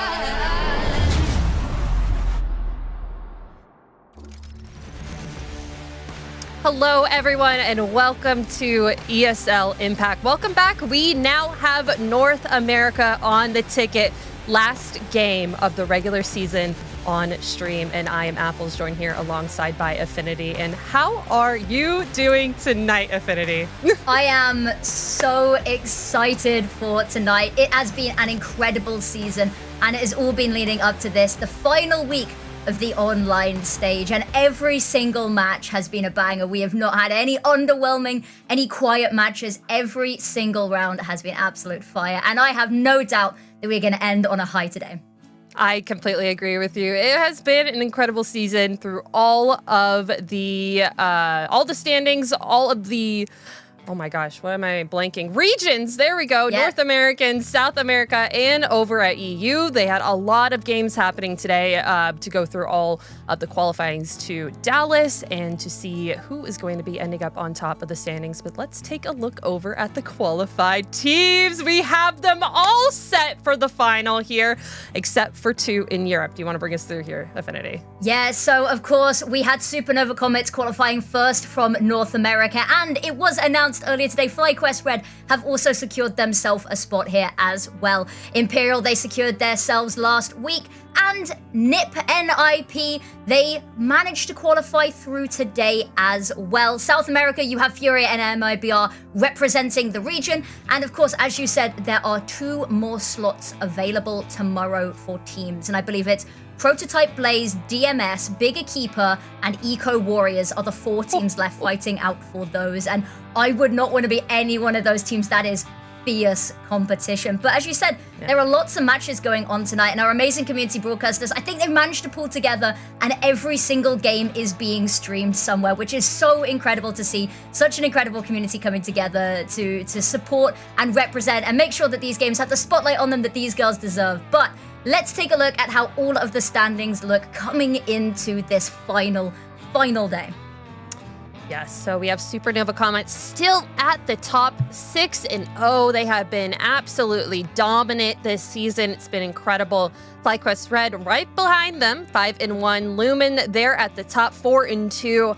Feels like they are just right neck and neck with FlyQuest there. Then we have Ghost Gaming, Black Mold, Nouns FE, Mega Juniors, and Nyx Empire. And I do think we have a game for almost every single team here except for Mega Juniors and Lumen, I believe. I could be completely wrong there, but I do know that we have like 2 other games going alongside this one tonight, so it's going to be a banger. And let's take a little bit of time to talk about the game that we have. We have FlyQuest Red versus Ghost Gaming, which is going to be, honestly, an absolute banger. Yeah, it is indeed. So how the games have gone today, it's been a quick sweep of 2-0s, and you know, with FlyQuest's dominance historically and within this season, maybe potentially we see this theme continue, but what a sequence of matches, and this is what it comes down to as well. But I think it's interesting to note that today's game doesn't really have an impact sort of on what comes after this as well. Because of course FlyQuest Red, they've already confirmed themselves. They've already got their seats booked on that plane all the way over to play in Dallas. However, for Ghost Gaming, what previously in previous seasons would have been a elimination game on their hands here. That's not how this is going to be work going forward. There is no relegation this season. How it's going to be working is that next season, season 8, teams will be invited based on VRS points, first of all. And that, I think, will be taken as a mark at July 2025, yes. So we will have teams qualified automatically and re-invited, so there is no automatic re-qualification process. Bit of a mouthful there. But yeah, based on the current VRS system, this is only for placements this game and prize money. Absolutely. But I think that VRS system is going to be really interesting because there could be some teams here that are able to rebuild, get some new players, and kind of get a lot of VRS points to bring themselves all the way up to be able to get just re-qualified or re-invited into the next season. We obviously will still be doing open invites, but all that information, or not open invites, open qualifiers, but all that information will be coming obviously next season. But we do have the map veto, which I'm interested in because FlyQuest love Mirage. Ghost Gaming do not. Yeah. I think, yep, there we go. Yep. This was the sort of go-tos, is that Ancient and Mirage were always going to be the first out. This is where it gets a little bit messy because this could just be a punish pick veto because they don't really have vetoes that line up nicely. They play very different maps. So I'm expecting potentially we see an Inferno punish pick come out from Ghost Gaming. That. I think that's what we might well see, even though FlyQuest, they have really good results on it. But actually, it's going to be train-picked Dust 2. Now everything gets messy. We could have Nuke as a decider. We could have Anubis as a decider. It's all up in the air right now. No Anubis. Oh my God, it's Inferno. Oh my God. As the decider. Okay. Talk us through examples. Talk us through. So, I mean, all I can say is that these two teams came to play it tonight. They are giving us all the entertainment, all the maps that we don't really see too often. I said it a little bit last time that we were on the broadcast, but Inferno was really, really popular at the beginning of the season. And it feels like it went like in an opposite bell curve, and now we're seeing it a lot more at this end, just like Dust 2 as well. We saw one train on stream, and I don't know if you were here for it, but it was really, really good. I think it may have been Ghost Gaming that was playing it. I'm going to have to look at my notes for that. But Ghost Gaming this is did a good play one. versus Nouns, yeah. Yes, It okay, may well it was be. that. Well, actually, that was a forfeit loss for Ghost Gaming because one of them could not get onto the server. I think they played it versus Nouns, but it was a forfeit loss for them versus Mega Juniors week 1. So technically it's being played twice. Neither of the times they had picked it as well, but when I said punish picks, this was in my notes. I had it as like an option because neither team really plays it. They've both actually like sat down in the server and played through the whole motions once. And FlyQuest played it versus Nyx Empire and won 13-5. But Ghost Gaming played it versus Nouns and lost 7-13. But that is the only time that these two teams have gone anywhere near this map. So we're in uncharted waters. I think FlyQuest Red have played it in ESCA during their last season when they were in main, just a couple of times though. Like they love just doing Dust 2 in ESCA because it's a lot easier just to pug it out on those maps. But Train is really interesting. I feel like they added that into the map pool just a little bit too early. They still have some work that they need to do on that map to make it not T-sided, because if you just take control of T-Con, it's over. But I'm talking a little bit too much about Train. Maybe we can talk about it in a little bit. But I do want to talk about two players on FlyQuest that we have seen a lot of in the finals. I feel like there are a couple there. It's going to be Goosebeater and Bibian. Roll call. These players have been in every single LAN final, which is a pretty good feat here, Affinity. Yeah, it absolutely is. And what more can we really say other than they've already qualified for this season as well. They've not maybe had the results on land that we'd like to see in previous seasons. However, this is a new season. It's a new chance to shine. The roster's had a lot of switch-ups. You know, Emmy now on the AWP. So they've appeared at every LAN final. They've started looking stronger and stronger each time. And I have a feeling that we have not yet seen the pinnacle of what they can achieve at the studio as well. So let's take a look. We've got, first of all, Goosebreeder. We talked about her just then. Icon, staple of the scene. You know, every single time you watch an ESL Impact Finals, there she is, front and center. And she's had a really, really great season. You can see that 1.38 rating, which is just through the roof. That is really good. I'm literally liking how she's switching up her IGLing Obviously switching into it again after Kaude was playing it for the last couple seasons on this team. She said previously that being just a player has given her a lot of experience. She understands what her team has been going through in the game a lot more, and that has given her a lot more strength as an IGL. And we see it. Like, she sacrifices her buys for her team. Like, she'll just get a P250 after they win a round, and she gets a Mac 10 just to get a bunch of money to farm up for an op. And I like it. We're seeing a lot more self-sacrificing IGLs, I feel like, in the CS pro community. And Goose Raider is like the perfect example of that. But FlyQuest, I really, really like this team. They now finally have Marie over in NA playing on not 140 ping at like 5 in the morning. So that's a big, great leg up for them.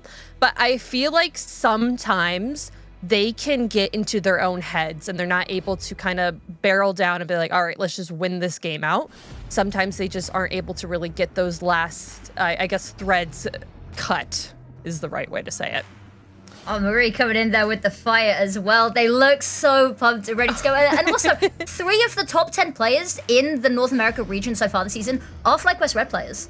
Ooh, and they are up that. at the top there. But we've got to look at the flip side as well here. And once again, the land birth, Emilite and 7licious. And it's been really great to see the team coming together, see 7licious back in the server and having a great time. And we talked about IGLing stars. Emilite is somebody that we've highlighted for so many different things, really a jack of all trades here. But the whole team it's been a bit of an up and down season for them, but generally speaking, it's been quite cohesive. And I've really liked what I've seen coming out of Ghost.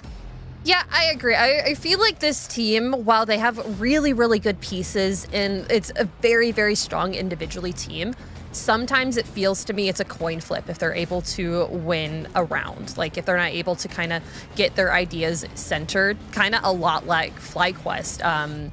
Sometimes they're just not able to win a game or a map when it feels like it's definitely all the cards are in their favor. And those are just some other threads that they need to clip with some scissors, just like FlyQuest does. I'm using up all my analogies tonight, it seems. It's the last day, and I only have one.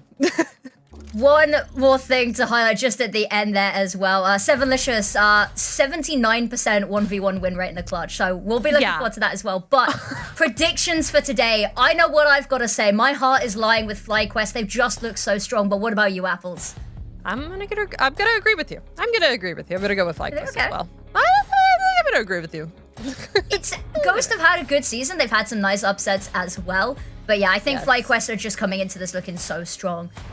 You know, we talk about 7licious amazing clutch situations and stuff, but you do also have to look at the fact that, you know, Goose, Emmy, and Bibian are, you know, 1.3 ratings, taking up some of those top 5 slots in the region, and have been firing on all cylinders, and have already qualified themselves into Dallas. So let's get map number 1 underway. Final map of the region here on the ESL CS GG stream.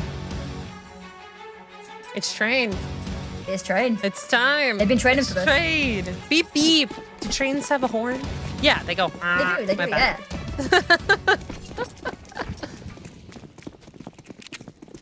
Just around dualies. Ooh. This is fast. I like it. Oh, quickly traded. Okay, the double dualies are going to be doing a lot here already for FlyQuest.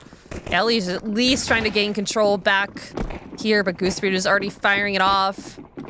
The bomb is down, and there's nowhere to run for Ghost.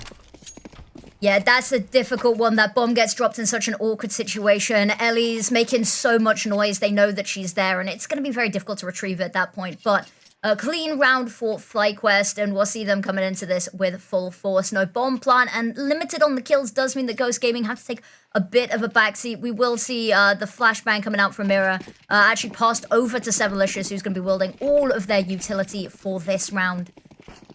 Looks like they're heading for a little bit of a similar approach here, straight up into the corridors. I feel like there aren't any, that's some wall spans, FlyQuest. There aren't very cohesive call-outs here for Train quite yet. Because that's... Vanessa here waiting with a molly in hand, spots a player who's going to at least hold them out there. Call a couple over. They trying to disrespect this, hoping that Ellie can open up some space from the catwalk, but is not going to be able to in close range with the MP9. They are in Vanessa's territory here, but the bomb is going to go down. It's going to be a little bit close. Goose does spot Biggie Kiki on the plant, isn't quite able to get the kill in time, and now just a couple of loose threads to clear up here. 7licious hiding in the smoke, and Bibian... I say Bibian, gonna try round the corner and find her. It's actually Marie that's gonna do the job. The defuse already been hopped on here as well, and it's clean, but it is a bomb plant for Ghost. Absolutely. It's all they really needed to do there. The extra kill onto Vanessa is a bit of a treat on top. We like our little treats. We like Sweet treat for the last of the season. I had cheesecake today. You can see there was a scout saved over. They just dropped the scout in favor of just buying up another weapon on the side of FlyQuest. You know, I like that because if Ghost Gaming are able to come in this with their full buy AKs, they're not going to be completely disastrous. Or did they drop a scout? Is that what you're saying? I think they had a scout save from last round that they dropped instead of using it. I think maybe my eyes deceive me, but as you say, I think this is absolutely the right move. Vanessa, ooh, quick headshot from Mirror. That's going to open up the site, and Goose, her signature position, pushing up over on this A site, trying to clear the space. Emmy's found that kill to equalize it, but I'm not 100% sure where the spread of this T site is right now. Goose has got a lot of information that there's no imminent danger towards A. But now back here, they crawl through up, dog. Yeah, this is going to be a hard one to fight back on. Into this A site, Goosebeater and BB with the, oh, I like this boost. They're going to be able to see those heads walk through, but looks like sights are set on over towards the B site. Util sets going out. Flash Molly smoke. Lots of flashes, actually. Add another one to the pile. Yeah, and Emmy's in a place where she is not flashed at all. Able to find one, maybe even a second, and she does. Bomb does get planted for Ghost, but nades are flying out for FlyQuest, and this retake is on. Yeah, so much space already, but 7licious, absolutely fiery kill, gets one. Isn't quite sure where to look. Too many heads to try find. Emily's still firing, however. There's another one of those flashbangs to go peek out. It's good, but unfortunately baited out by the flash. And the defuse, they've just got to hop on it at some point. Emily, they keep on peeking out, but she does eventually go down. But look at that, whittled it down to the 1v1. And they've been so good at getting this bomb down, even with FlyQuest still on the site and holding on for dear life. It's not quite a round win, but they are definitely keeping FlyQuest humble. And I don't know if you've noticed what I just saw. I don't know if they've sold it. No? Have they? That's Double all? No, okay. Double Stick with off? the single. Oh, I They've got stuck with excited. it. So did I. I was like, I'm ready for for this. This early? I guess you could put one looking T-Con in Ivy, and then one can go looking up in brown holes, or maybe peeking out of Ivy. Where did you double up on here? Good question. Maybe you post someone over to watch Catwalk on B, and like you have somebody in Ivy holding for A mate, maybe? Maybe. Because FlyQuest, they're pretty, they leave Ivy and Lane alone. They don't even really look at that side of the map, because in all fairness, not many people tend to go there. As you said, meta is pretty much to rush literally anywhere else. Yeah, brown holes or T-Con. Gotta keep that control of any of the entry points. In Ivy, it's very, very far away, at least from either side. Elite site, or like you have to really rotate around to get there. But now we're sitting in a situation where they have taken a lot of space and might have to get a little bit wary here. Emmy flashed, trying to just get any sort of angle to work with here. Biggie Kiki firing through the smoke. None of the bullets are going to hit, however. And Emmy just waiting for someone. There's the quick adjust. Going to peek for some more as well. Has to dodge the Molotov.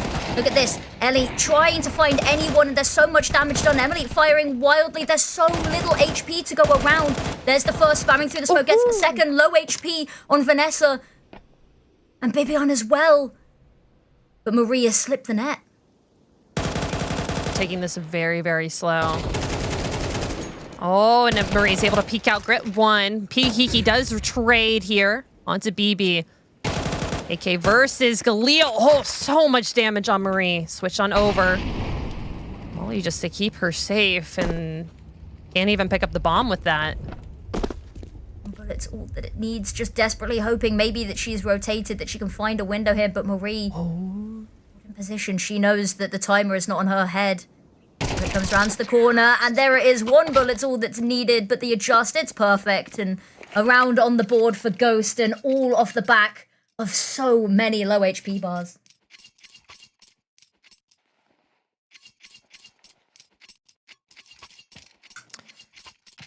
The Galil's winning.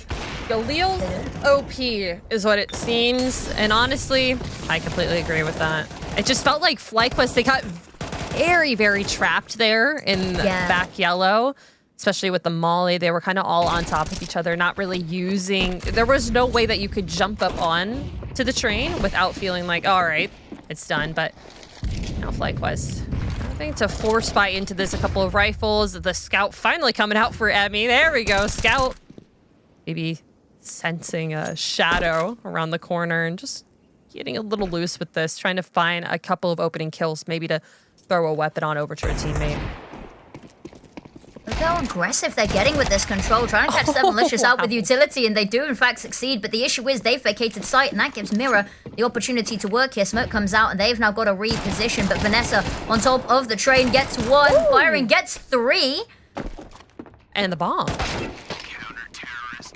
What a shot to end it as well from Emmy. We talked about the Scout, and an eco round from nowhere puts them right back on the board, and Ghost Gaming, their economy stumped and probably scratching their heads a little bit about where that went. This is insane. It's just so clean. The fact that Vanessa gets three, yeah. Yeah, that is insane. That just goes to show you how good the 5-7 is. I'm a 5-7 truther. Oh, Mira, ouch. In the flames and just gonna get taken out by Emmy that early in the round. Gonna leave Seven Licious alone over in T-Con, and see it. BB's getting hungry again, going very close up. Ghost Gaming trying to figure out what they want to do here just with Glocks with a couple of utility. Oh, they actually do have some upgraded pistols as well. But it's going to be hard. FlyQuest, they have such control right here. Yeah, there's a difficult situation ahead. Now, the defense is fairly far back, and we've seen them able to get a lot of bomb plants off of that utility, allowing them that gap into sight to plant, but they're not accounting for Vanessa again. Gets two. Are they going to let her get another 3K here? It's close. The Molotov's burning at Ellie's feet, and there's another one going in. The floor is lava. She is surrounded. She's run on down by Goose. And now Emily has just heard all of this chaos go. Once their smokes fade, she's in a whole world of trouble. Does get a lot of damage onto Goose, but it's going to be no kills for them. And a 5th round on the board for FlyQuest here. It's looking all good. Looking all gravy for my train mashed potatoes. Honestly, did that make sense? Did that make any sense? It sounds like a very sort of like English football thing. There's a phrase called it's looking all different gravy for my country fried steak and my mashed potatoes. I feel like I'm being insulted here, but I don't know.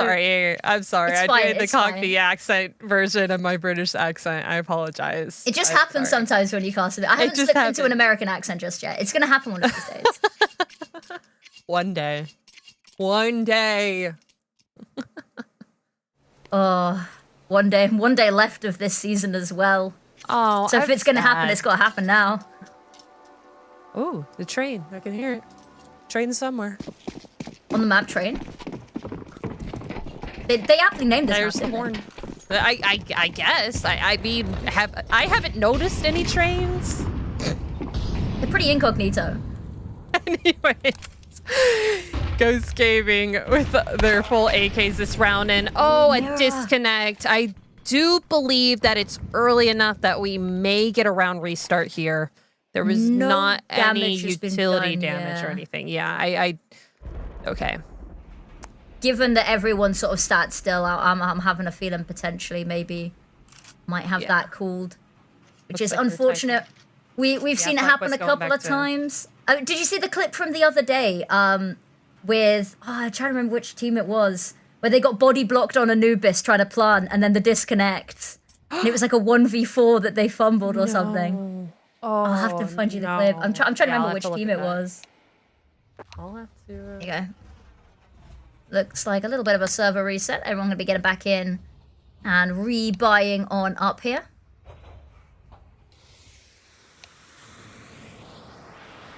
Difficult situation there. CS2 moment. It happens. Looks like everyone's back and ready though. Gives them a little bit of a chance to, refresh. Although you never want to be running and getting stagnant here as well. FlyQuest, they're on a bit of a roll. Hopefully this will not deter their momentum. Ghost Gaming, hopefully everyone back in the server able to fire on all cylinders and ready to go. Got all AKs here, all utility out. This time, looks like we are ready and raring to go. Keep our fingers crossed. Something interesting is Goose Reader using a Galil. Out of choice, keeping that 4K in the bank, just like I was saying, and very up close and personal. Mira, she's gonna win that battle. Disconnect is not gonna be keeping her there, but a little bit of a body block is gonna allow Bibian and Vanessa just to get into Brown Halls and just make it a blender. Sevenlicious and Ellie left alone over in T-Con. Bomb is down, and there's really no way back into this round without some brute force. Yeah, difficult situation. Emily pins it from both sides, but had the swivel there. If she managed to get the second, whole different round that we're on about here. But you're right, brute force is absolutely going to be needed, and they've got so much information dotted around the map here. They've heard absolutely nothing over towards A and over towards Lane and Ivy. Sevenlicious creeping on out. There's going to be the spray that they need and all the info just to start converging on this position. You see Marie start moving forward to meet them, and Ellie needs to find this pick here. Actually gonna peek the corner completely dry, yeah. Just wanted to tippy toe in there. And Sevenlicious has gotten a lot of space over on A, but really they all care about guarding this bomb. Marie, able to find her out, now all down to Ellie here. The flashes seem to be good. Just need to get the headshots here, at least 2. Ooh, big damage. Oh, and the second. Is she going to expect Marie around the corner? And she doesn't. FlyQuest, tooth and nail, able to find that one on their side. If Marie had been tucked any closer to the inside wall there, that could very well have been just a spray transfer by accident, hit the third, round done. But yeah, that's certainly, you get a little bit tense moments like this, but I love this from Marie, just the trigger discipline to wait for a second, not to, maybe get a couple of shots onto the back, have her spin around, shoot her in the head as she ducks behind the electrical box there, but good stuff coming out from FlyQuest to keep it calm, even if it's maybe a little bit messy in some of these closer situations, but looking to tighten this on up, and it's just the Galils coming out here for Ghost, as Gooseberry just passed over that AWP to Emmy. She's keeping that money for some reason. Beyond still, she's taking so much space here in T-Con. Ghost Gaming had to completely leave. Now just separated by a smoke. I'm gonna look for space elsewhere over in Brown Halls. Pop Dog. Gonna try and sandwich in the FlyQuest players, blindly firing through the smoke. BB's able to find one. Is gonna get traded out, but clean trades here as Goose Raiders able to mow down 2 of her own. Left in 2v2. Health is on the side of Ghost Gaming. They are looking to head over towards B, and they've got a whole load of space to work with here as well, so free plant on their hands, and it's now what FlyQuest do with the retake. They've got a flash and an HE. The health not quite low enough that HE is going to be too worrying just yet, but decision has to be made what they want to do. There is definitely the money if they want to go for this, but they're looking to pincer from both sides here, clamp down on the map, and it's going to be Goosebreeder taking this first fight. And Ellie can hear. Ooh, snappy shot there. Vanessa now left alone. Could be able to get timinged here as they are all on the back left side of the site. Planted for them too. She can't just defuse this. She has to run out. Maybe find a couple of kills on her way. Ooh, just about is allowed to exit there, but health is going to be low. Ellie actually in a little bit of the splash damage range there, but nothing too scary. In a second round for Ghost. And it has been this B site that has been FlyQuest's weakness.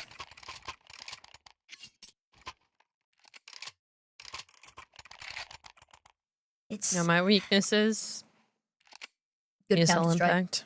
Yep. Casting with Affinity.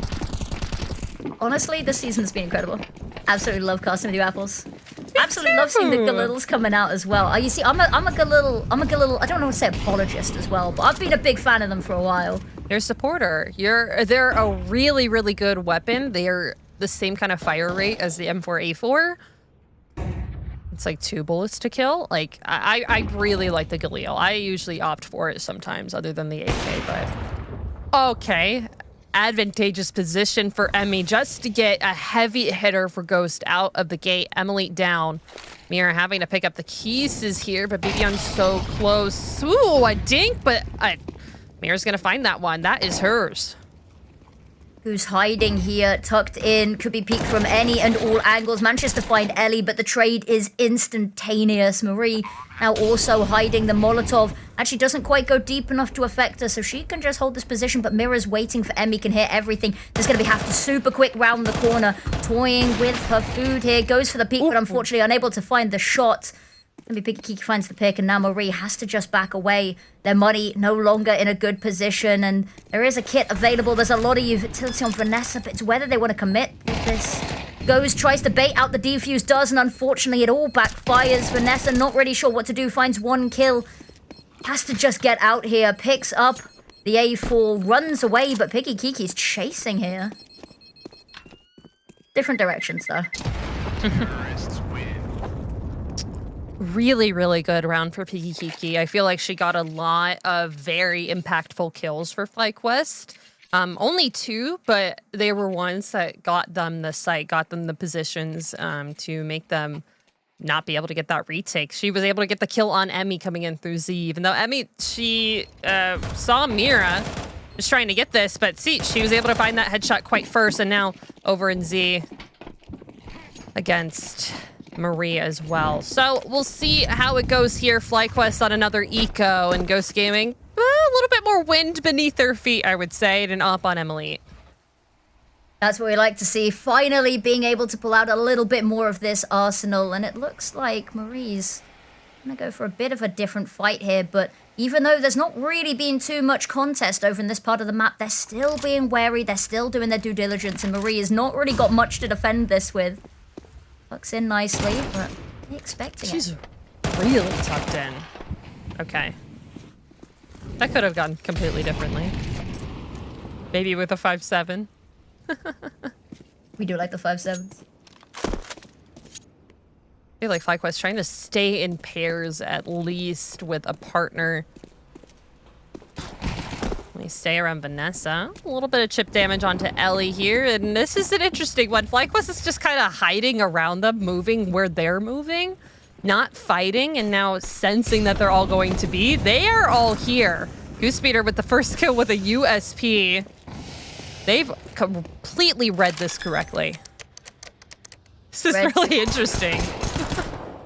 Look at Emmy. They don't even really clear her, but Mira, there's a 2k and low HP for Goose Breeder. That HE grenade. Oh, it's getting close, but not quite on top of her head. Jumps on round. The flash is good and actually distracts Mira more so than Goose. And now Vanessa left in a 1 versus 2. Knows where both of them are now, dancing around the bomb site. Waiting. There's the peek coming out from Sevenlicious, and they've got it on lockdown. The trade spacing has been immaculate. Absolutely. That would have been a crazy round for FlyQuest to win. And gonna take a tack here for them just to figure out, all right, we've lost 3 rounds in a row. Our money is not at a very comfortable spot here. Always take it after a pistol round or questionable round here. Make sure you know how to do what you're doing with a full buy here. But I'm gonna be real, it's kind of crazy. Goose got 2 kills with the USP. FlyQuest moment. FlyQuest moment indeed. Update on the other games. Do you want to update? How's the other game going? So Black Mold versus Supernova Comets. Currently 10-2 with Supernova Comets in the lead. Okay. Lumen versus Nyx Empire. A little bit closer than I was expecting. 7-5 at the half. And then Nouns versus Mega Juners. It's 10-2. I think with Mega Juners winning. That's some spicy scorelines. We might have some upsets in the final week. Now, back into our match, and the Molotovs are flying. And there it is, Goose Breeder loves to play this advanced position on A, loves to hide behind the electrical box and gets two. Bibian gets the immediate trade to avenge her as she goes down. Sevenlicious, the adjust is perfect, still alive, still kicking. The Molotov to try force her out, forces her into yet another fight, and she's still going. And now Marie, slinking round the back, is gonna pop on out and help out here, but Molotov's gonna block them off and allow Sevenlicious push a little bit further here. But is she ready for Emmy? No, she is not. Only that Molly hit that would have flushed two FlyQuest players out of the corner. Now Emily has to take this all, uses her last bit of utility here. A little bit of damage onto Emmy, but FlyQuest, they know exactly where she's at. They're gonna play this smart, but okay, gonna let Emily get another kill here. Emmy left alone, just M4 in hand, and able to find that headshot. That would have been a clip for Emily. We've seen her clutch a lot of times, but kind of hard when you're just op 1v3ing. Yeah, it's been very difficult situations that this has come down to. The clutches haven't quite been as crispy clean and as readily available to go as maybe you'd like to see, and that we see in the stats and see reflected in, you know, the 1v1 win rates potentially. But final round of the half, here we go. 7-5 half would be amazing for Ghost, but I think 8-4, even that they take. Mirror peeks out. Biggie Kiki goes down to the flames, so it's 2-4 in the opening trades, and look how much space FlyQuest have taken. They have suffocated Ghost out of this. Completely. They are all up in brown holes, nowhere really to run or hide. Ellie is a T-Con here, is able to kind of get some space, but there is a smoke blocking them. They have to regroup here, and fortunately, it's the last round. They're not working with much weaponry, just a Deagle, Tech 9, and a Mac 10. They do have kind of a lot of utility, though. They have two mollies, a couple of flashes, and a smoke, so if they're able to utilize these, it's going to be worth it. They just got to get through this crossfire. It's a very difficult crossfire to break as well. Goose is going to be the one to take first contact. Vanessa just has to wait as they run into her. She's mowing them down. It's so much damage, but actually they find both kills here. Did Severus just see Emmy and just run back? There it is. There's the peak. There's the first. Emmy backs away. Sevenlicious, 16 HP, last left alive, running towards that bomb site, but doesn't quite have the bomb. Has to go back and pick it up, and now actually choosing to head over towards A potentially, where Emmy lies in wait. She's waiting for the cross. Smoke is going to do something, but Emmy is able to find that last shot, and we're looking at an 8-4 half. We'll be right back after a quick break.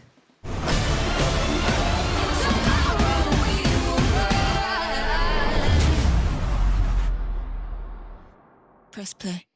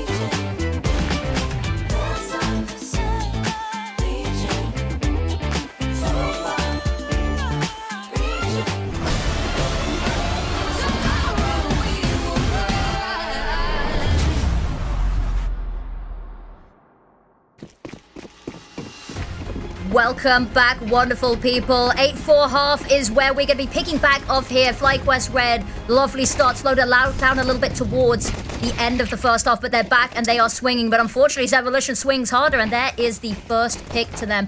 Goose Breeder already managed to tuck all the way through. Emily maybe going to be a little bit jump scared in a second, but there they are, jump directly into Goose. There's the pick, but there's the trade from Ellie. Now Goose firing away, gets another one, but Piggy Kiki, 2 in a row to clean up the rest of the round, and it's done in the blink of an eye.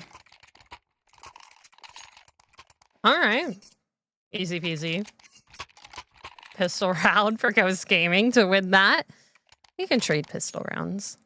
It's a good one. It's going to get them into a good start here for their CT side, just to start getting some rounds up against FlyQuest, possibly making this a tight game.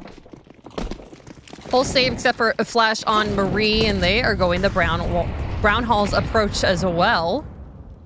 Okay. Slowly sneaking in. Goose Breeder just with a P250, it looks like.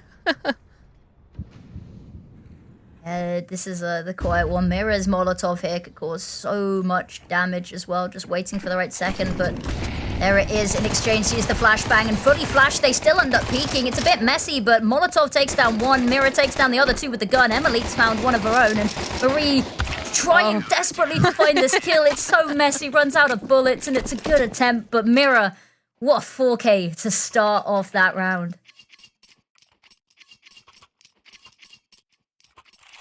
Update on the other matches. Black Mold versus Supernova Comets. The first map is over. A win 13-2 for Supernova Comets. And on the other side, Lumen versus Nyx Empire. Nyx Empire is winning against them right now, 10-5. Ooh, okay. Yeah, that's big. That would be huge for Nyx if they're able to get their first series win, but it'll be incredible if it's against Lumen. Kiki, there's the first. Mirror desperately trying to put some space between her and the opponents, but actually FlyQuest, they ease off the gas for a second. They've lost a player and they've got to readjust now, and it does look like they're still hovering around here, hoping maybe to punish a little bit of aggression, but no one is willing to give them this fight.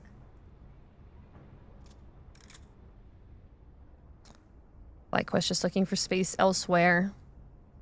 Have to make do of this buy that they have here. Flash in for Mirror just to get a little bit or visibility, but does not catch any FlyQuest players up top.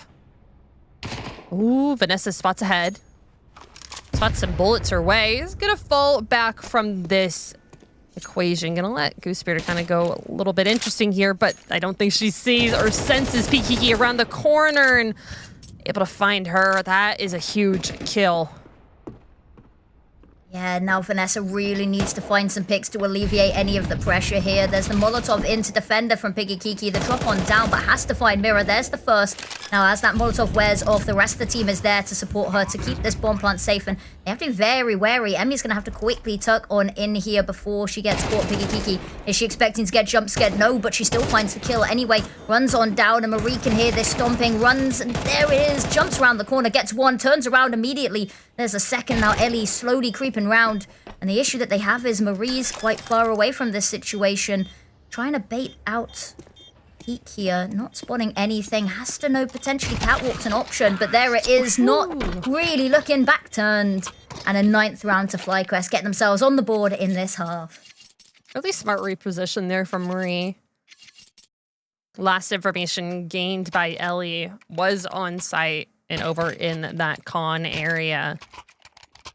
So it was planted for her, able to go up towards the top catwalk, and bingo, bango, bongo. We have an op for Emmy. We do. We've also got a timeout as well, which I like this being called. They've won the round, they've got the AWP for the first time, and this gives them a little bit of a second to not only formulate a plan for this coming round, make sure that they can keep these weapons in hand, but looking at the long-term economy, long-term game plan as well, because they're nearing double digits. They're nearing potentially the end of the map for them if they can keep up the streak of dominance we saw in the first half.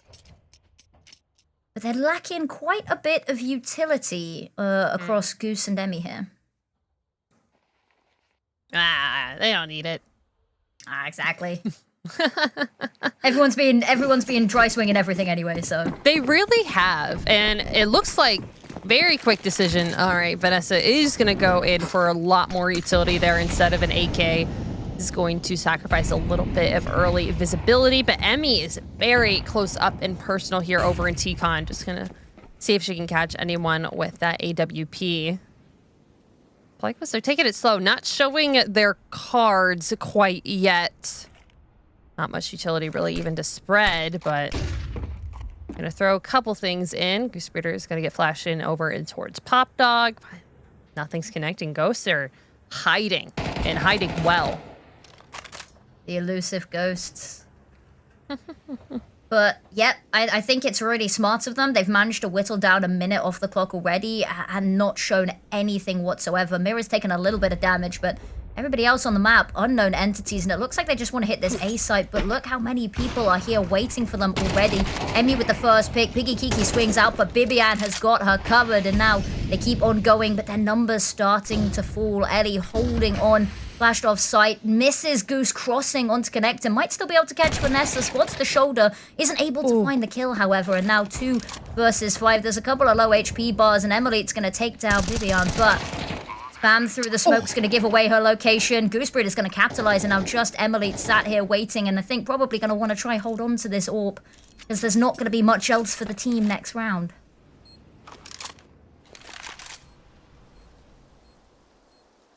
Yeah, and it looks like Goosebreed is already hunting, or at least just looking around over at Ivy and Z, trying to spot her. Emily can hear this. Flash coming out, double flash. Posted on the angle. Oh, the bullet misses. And now Goose is getting up close. Gonna take care of it. I love the run forward there. Knows that they've missed the first shot. They've got a tiny window whilst that AWP reloads and resets. And to push up closer and just spam through the wall instead of risking taking that fight and having the scope just about aligned enough is beautifully played on like a micro element there from Goose Breeder. Absolutely.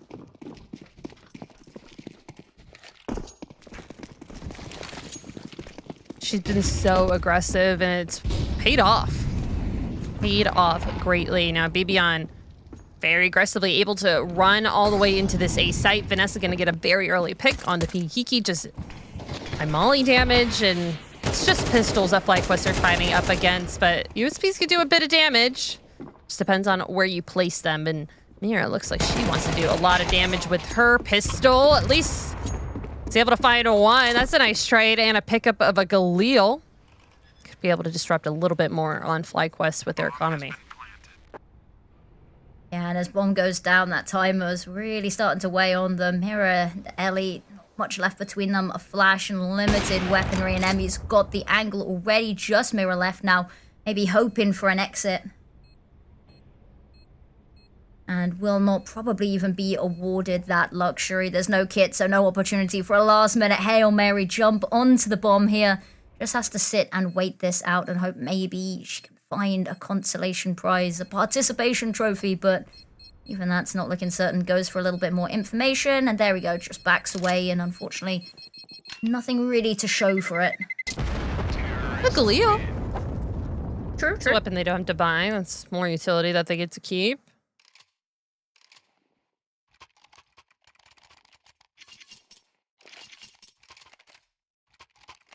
Now 11 for FlyQuest. Bank is looking good, and a tech timeout for Ghost Gaming at the right spot. So their last full buy that could even be possible here. A couple extra thousand on a lot of these players, but it's going to be hard kind of scrape it together. It feels like Ghost Gaming for this entire series have been at this weaponry disadvantage. They've just had a deficit of money, even when they've been putting rounds together, you know, to close out the first half. It really hasn't felt that they've had the opportunity to have many proper full buy rounds coming out here. So they've been having to work with these FAMAS, or FAMI, I'm not 100% sure what the plural of FAMAS is. That's what MP9s said, or Mike said. Mike says it's FAMI. Yeah, I'm willing to follow Mike on this. I trust him a little bit. He's a bit of a veteran, so he could just be having us on here, but I'll trust him. FAMI sounds like it's like a deep sea creature. That's just me. Yeah, it's fun. Oh, spam through's not quite gonna find Emmy, but the Molotov's gonna tickle at her toes, and Emily looks like she wanted to try capitalize off the back of that, but already managed to get herself out of danger. And look, Ian Brownhall's all ready, and Mira's waiting with this Molotov. If they can find a nice little headshot here, single bullet to the dome just to stop this being thrown, but even that, not certainty, because Piggy Kiki's coming along to back up. They're really stacked in here. Up top, and gonna have to throw a lot of utility here onto this B site to disrupt it. There you go, starts to fly. Molly comes out. Mira is close and personal, but Goose is gonna find that kill first. Piki is gonna hide here, but just not quick enough with these AKs and these flashes. Emmy here to pick it up over towards Pop Dog. Molly out just to keep Sevenlicious away. Ellie's able to find one on site. Goose Speeder down for the count, but at this point, it looks like they're backing away. They need these weapons in the next round. Maybe be able to pick up a couple FAMASs, I guess, in the next round to be able to keep them away. But it's going to be a very slow crawl for them, just how FlyQuest have been dominant. Yeah, I think slow crawl is a great way to put it, because it completely contrasts what we're seeing from FlyQuest here. We're seeing, Goose Breeder wide swinging these corners, just Ferrari peak, pedal fully to the metal. And Ghost, whilst they've been holding for these angles, they've had the right ideas, and most of the time they've had the right reads as well. They just haven't been able to account for Goose throwing herself round the corner at an angle they weren't quite expecting, with a ferocity that no one was really, expecting to see coming out either.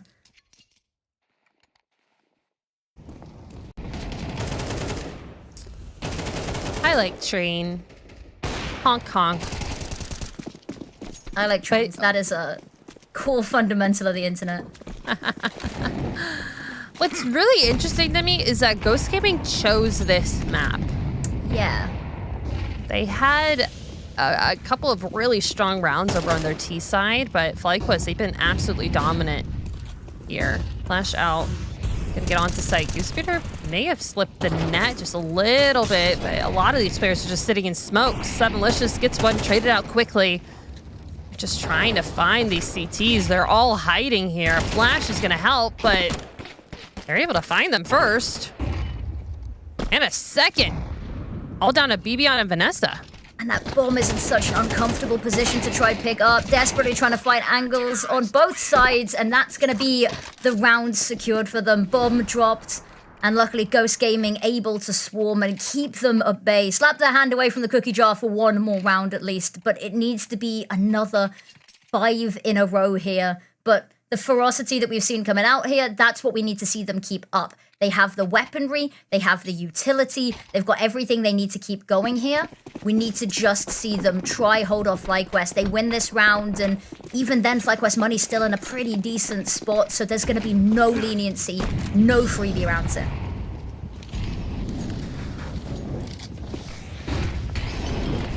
Flash out, Molly's out, just to try and keep Ghost Gaming out of bay. But the 3 kills are going straight for Ghost Gaming. At least Marie is able to find some footing here with just 1 kill. But Mira very quickly is able to pop out of Pop Dog and all down to Marie. 1v4. She needs the ace, but Pikiki's right there and ready.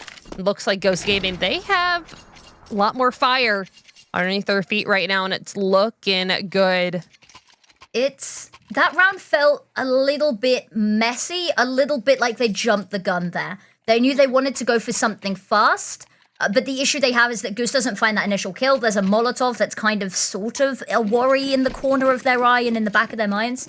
But it felt very rushed and not particularly cohesive. But those are the rounds that you sweep under the rugs. Unfortunately, not much to go on here, but we've seen the Force Buys and what FlyQuest can do with them, so I'm not willing to count them down and out just yet. But Ghost Gaming, they've been afforded just a second to ease off the pressure. There's the flash dodge, but unfortunately, Ellie run down. There's going to be a weapon picked up as well.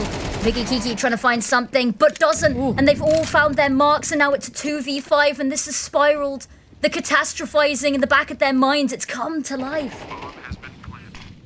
Bomb gets planted. Mira smoked off once again. Now Emily It's going to be an Ivy. Is able to see someone's back. It's not going to shoot quite yet, but she may get cut off here as Marie has slipped the net. Able to find it. Now, Mira needs an ace to win this, needs to keep this map going, but she is still covered in smoke. Picked up weapons for almost all of the players on FlyQuest, and the bomb is ticking. Not much space left. She has to get a couple kills. Able to find one, a little bit of a dink, but it's Goose Breeder. The Ferrari Peak with the Tech 9 is able to win it. FlyQuest take first map.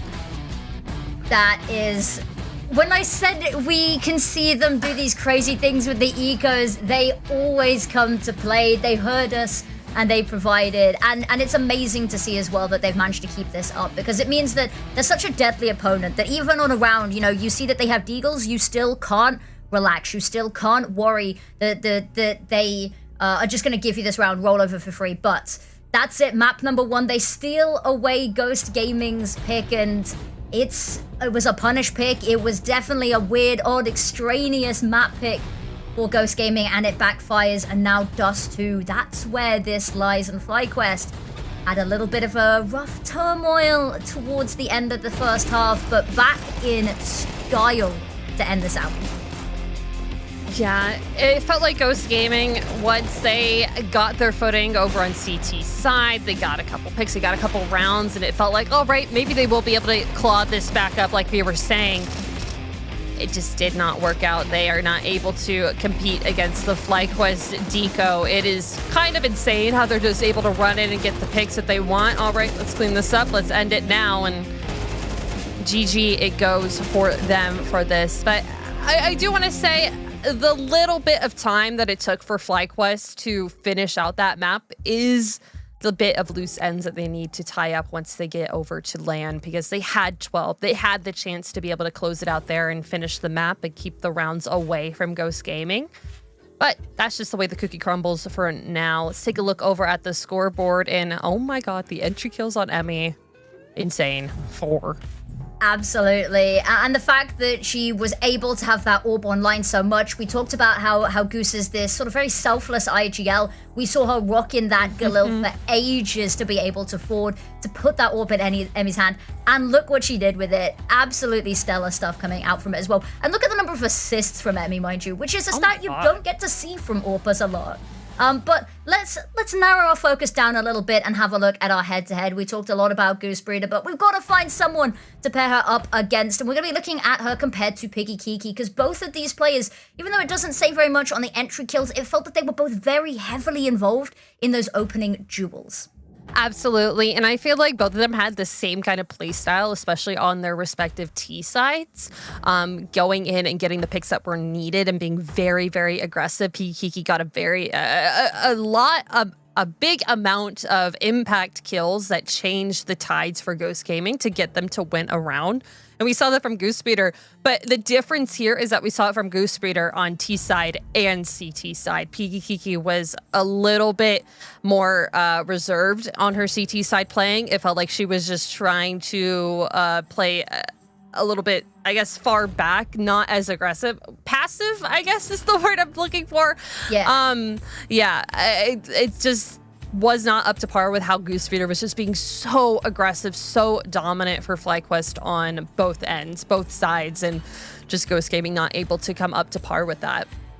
Yeah, the way that she was rounding corners, Goose Breeder, especially towards the end there, there's not really much you can do. You've got, perfect crosshair placement, perfect positioning, you've got the perfect read, and then still you just have Goose round the corner, way faster than you're expecting, and it's all sort of over. But yeah, I love to see the firepower coming out of them as well. But definitely some good stuff that we saw coming out from Ghost, and it's going to be that resilience we need to see from them going into map number 2. And I'm excited. We've got Dust 2 waiting in the wings, and I think this will give the opportunity for both teams to shine a little bit more. And I'm hoping maybe it also gives the chance for us to play a little bit slower at times as well.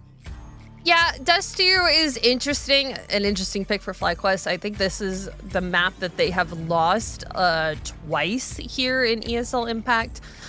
So them picking this must feel like they are very, very confident in finishing this out in a 2-0 fashion. Must have done a lot of work on this map to be able to feel that way.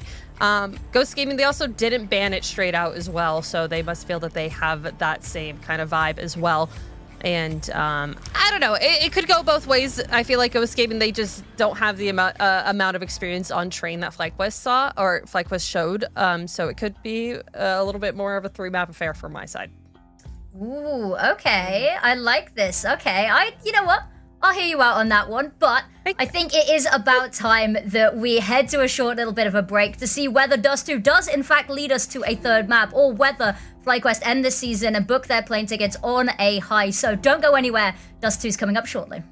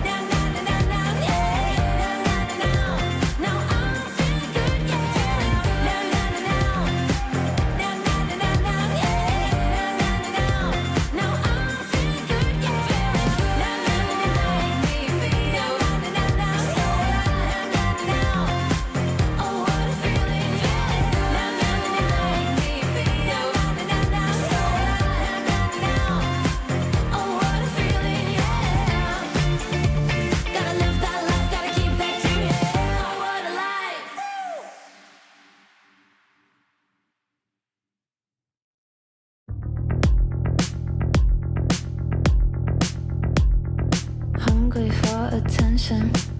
You're so hypnotic. Take me for a ride. I'm feeling nauseous. Oh, I'm delicate, just like the pick-me flower that you're crushing. Feelings that I've got, you say they're valid. Take me to the party, buy me drinks, I guess I'm lucky.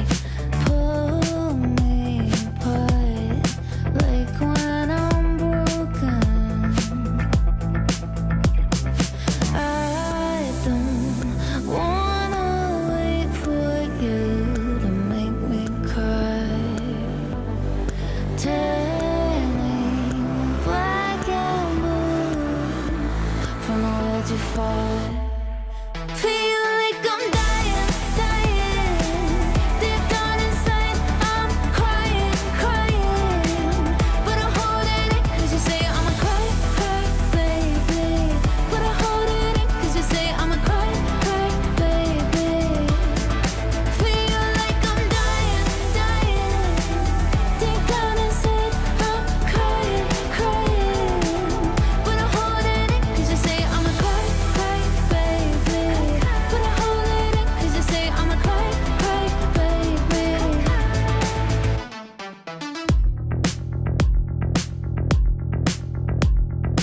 Making jokes at my expense. You say it's funny, but the irony is you're so broke emotionally damaged. Have the nerve to tell me you can't afford to love me.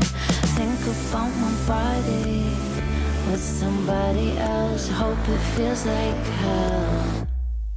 Feel like I'm dying, dying. Deep down inside, I'm crying, crying. But I'm holding it, cause you say I'm a cry, cry, baby. But I'm holding it, cause you say I'm a cry, cry, baby. Feel like I'm dying, dying.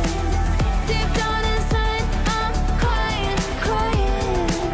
But I'm holding it, cause you say I'm a cry, cry, baby. But I'm holding it, cause you say I'm a cry, cry, baby. I do spy you broke your pinky and I promise that's karma. Turning black and blue from a will to fight. Feel like I'm dying. Deep down inside, I'm crying, crying. But I'm holding it, cause you say I'm a cry, cry, baby. But I'm holding it, cause you say I'm a cry, cry, baby.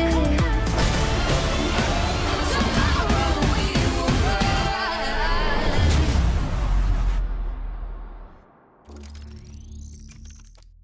Welcome back, ESL Impact aficionados. We have got another map on our hands, and it is going to be Dust 2 coming up next. Now, of course, map number 1, Train. Ghost's pick, unfortunately, did not go their way, and now Dust 2, a harrowing prospect, lies on the radar, because this is a map we have not seen them play at all this season.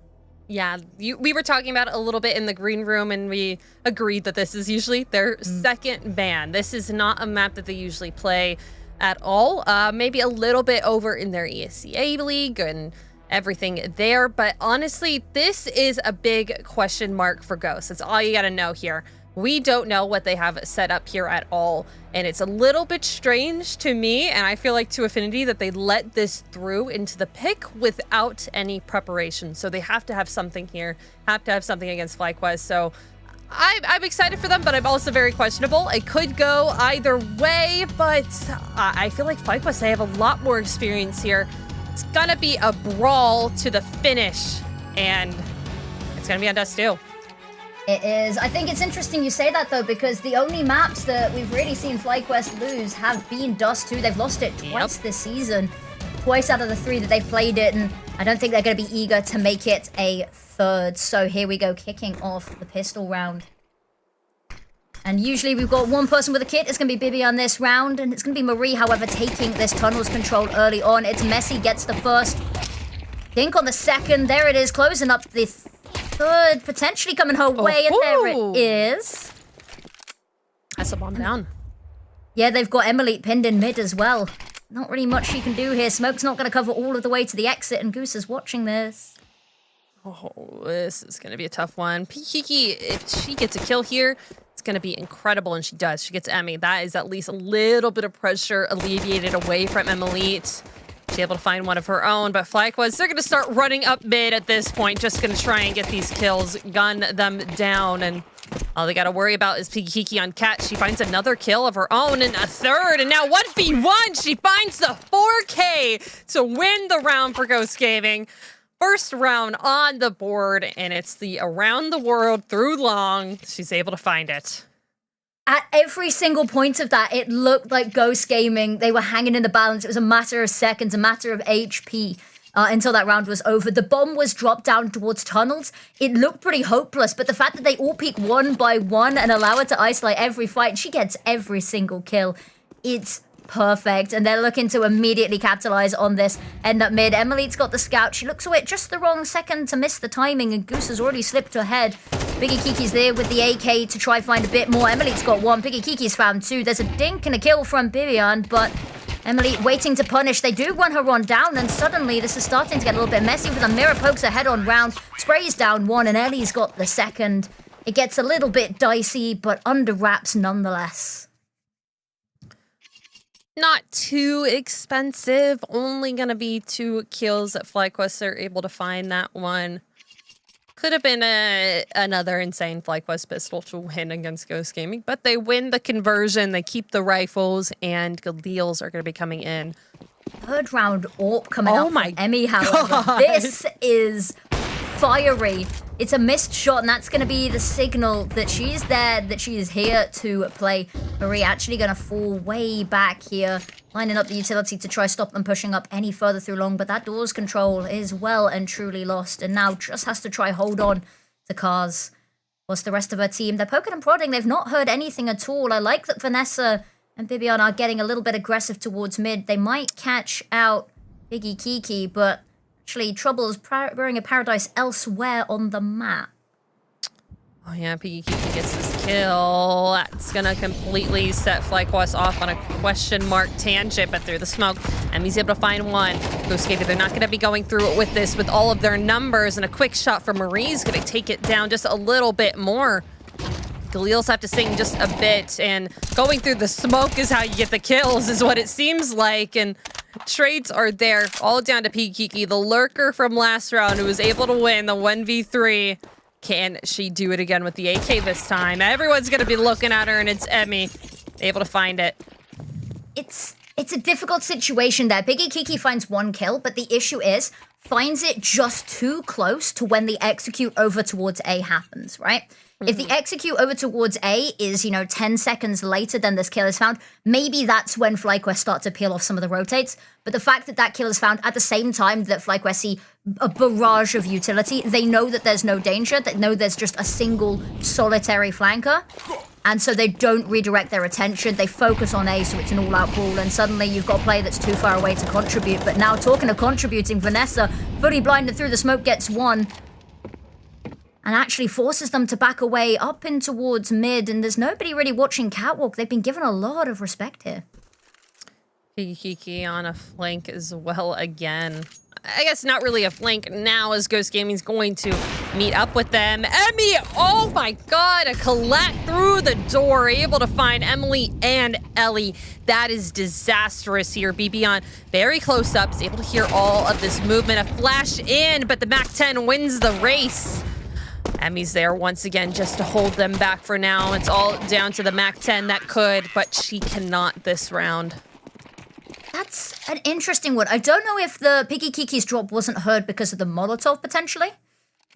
But yeah, the fact that they managed to get a kill there is quite nice. It's not really in a position that they can do too much from that. Of course, they've lost too many players, but Ghost Gaming, then I say they're keeping FlyQuest pretty humble. FlyQuest hasn't having to be buying too many guns each round, but yeah, it's difficult start when Emmy gets that collat just straight away. And here they are. Look at this aggression through tunnels. They're meeting them, not even letting them take a foot towards B. Yeah, expecting this eco rush.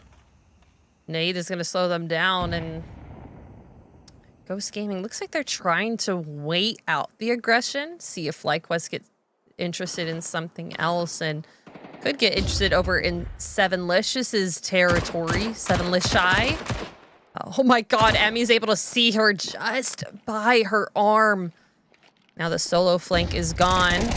Flash in is not going to blind anything, and definitely not Goose Breeder. She cleans up a 4K there. That crossfire is brutal. I also feel a little bit bad for Vanessa there, who doesn't walk away with a single kill, but has racked up, 4 assists. Absolutely. But, yeah, that crossfire, the fact that you stun them from heading towards B so early, and then they just sit and wait, knowing that they've not headed towards A. They just post up here. There's nowhere else on the map that they can really push, and that they've really got any eyes on. So lovely stuff coming out here from FlyQuest to take the initiative, to take the space, and to hold it, and not relinquish even a meter. Yeah, they're reading their moves before they even happen. This molly towards lower right when Sevenlicious throws a flash, a nade, and response as well. Flash does get her off the angle. A little bit of tickles of damage from Ghost Gaming. Or for Ghost Gaming, rather.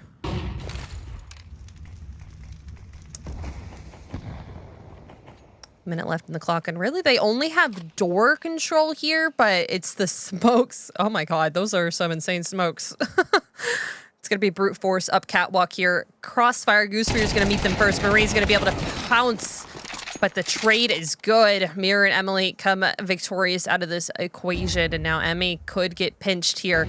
And out in the open and long, gonna have to hide. She wants a pick first, but okay, that's a nice headshot. That is the up or down, and FlyQuest left with 2 players. That's a call to save. Absolutely. There is nothing you can really do to get yourself back into this. Too far from the situation, not enough utility, and, they've got too much, too expensive equipment to even risk looking at this, but luckily for them, Ghost Gaming, the money for them's in an unstable position right now, so they're not going to want to overcommit to trying to hunt for this. You can see Biggie, Kiki, and Mira having a little bit of a nosy over towards spawn, potentially, making sure that they have an exit path at the very least. But this is going to be a live and let live situation for all sides, and Ghost tying up the scoreboard 3-3, keeping this competitive early.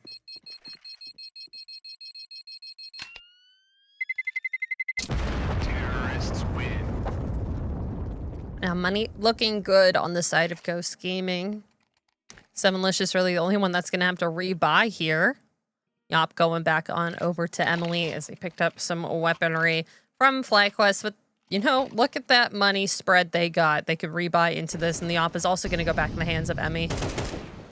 Okay, I'm glad that we saw that shot, because that was insane from Emmy's POV. Unreal, yeah. It has the angle, has everything lined up, and it's like, nope. Dead, straight away, straight in the ground. Bye. See you next round. But yeah, it's good, and I like also, we said one of our main worries last map was that Ghost Gaming really didn't get the opportunity on either side to have consistent full buys, either consecutively or just in general, really. So the fact that we're getting them on these full utility pelts, full AKs with the AWP available as well for Emily early on, and that we're seeing it consistently, it's giving them more of a fighting chance to stay in this, because of course they need this map if they want to see a third and take away this series.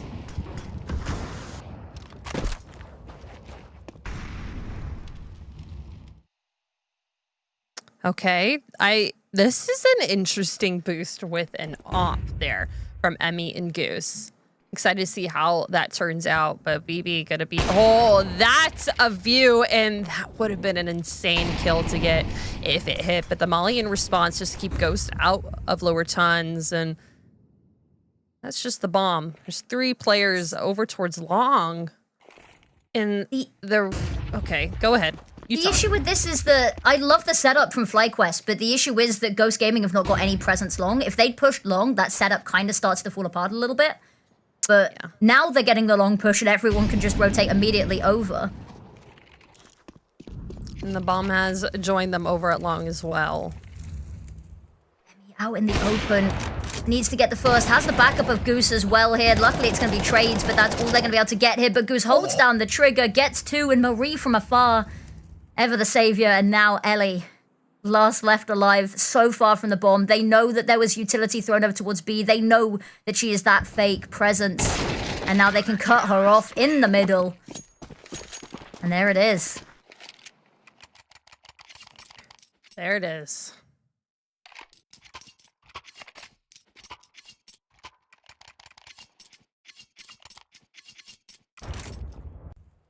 It's interesting here because it feels like Ghost Gaming, they have ideas that are good.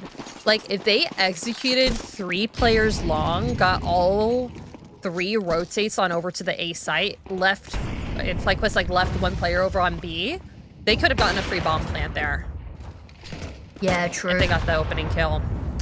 Oh, that's a nade. I was about to say, eat that nade, but again, they're not too worried necessarily. They know that it's always just Ellie throwing util in. They're gonna go back and forth, exchange, draw a little bit of util out from both sides here, which definitely benefiting Ghost. Because it's a 2-for-1 on this utility exchange, and now over towards A they head. There have been no eyes on mid this round, so they've got to have an idea where they're heading. They've got lovely position from Marie, so they know that Long's cut off, so now all attention from Emmy and from Goose can focus towards this cat push. See if she's able to get this. Smoke's gonna go down towards CT. No cat lurk smoke quite yet. How are they gonna play this? Flash comes out, not gonna blind her. The shot's good for the first and not for the second. A crazy peek is gonna find it. Miri's able to get that, but Goose Speeder is hiding Goose. Traded out equally, and now all down to the Galils and the AK of Emily. It's 1v3. She knows where 1 player is at least, but the other 2 are coming in tandem right next to her. Maria's done enough. All that she's had to do is distract Emily long enough for Vanessa and Bibi to push in from mid there. And it is lovely. Very well done. Something I really want to highlight is just this voice in the back of Marie's head, the fact that she gets that 1 pick long, and I don't think they know just how many are still over pushing towards A. I think they know that there's at least, 3 of the 4 remaining players there, or 2 of the 3 remaining players there. The fact that she gets that 1 pick long and immediately goes back up to back her teammates up on site instead of hanging around long, waiting just in case there's another player, it's just insane sense coming out there, and beautifully read from the FlyQuest lot. Absolutely. And their spacing has been so good for both teams that they've been able to get the trades, but FlyQuest, they have been insane with their multi-kills, especially with Marie and Goose.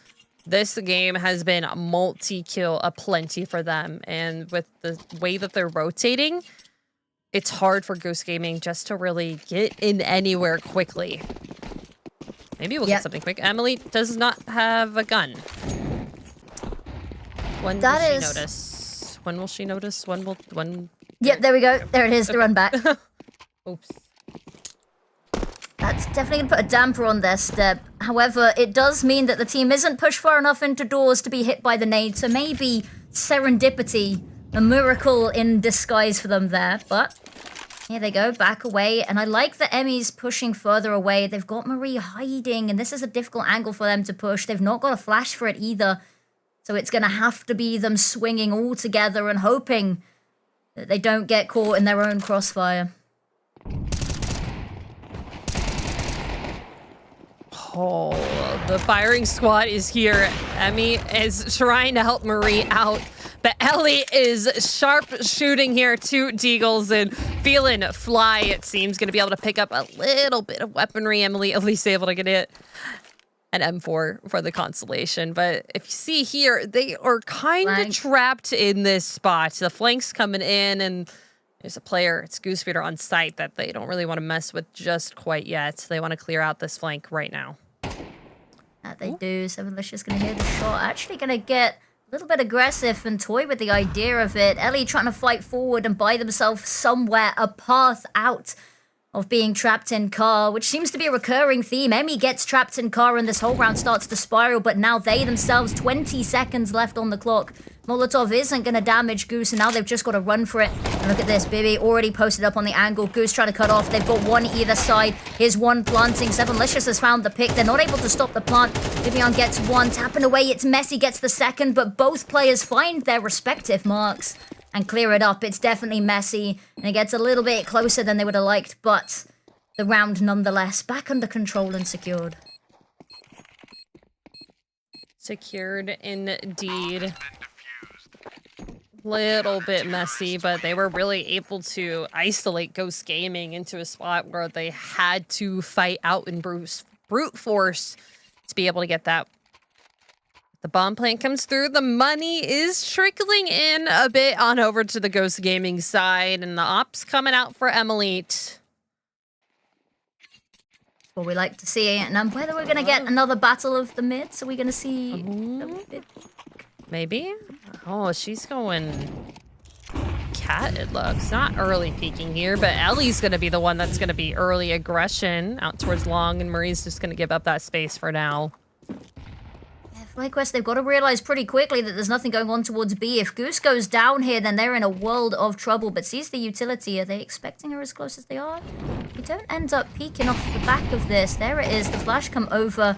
Definitely startles Goose, but she backs away, chooses to head over towards the site and recuperate with her team. If you have a look at this, FlyQuest, they've cleared all of B, they've cleared all of mid, they've seen nothing, so now Marie has all of the info about the onslaught that's headed her way. Whether she's ready to deal with it, that's another matter, but the team quickly coming to surround her.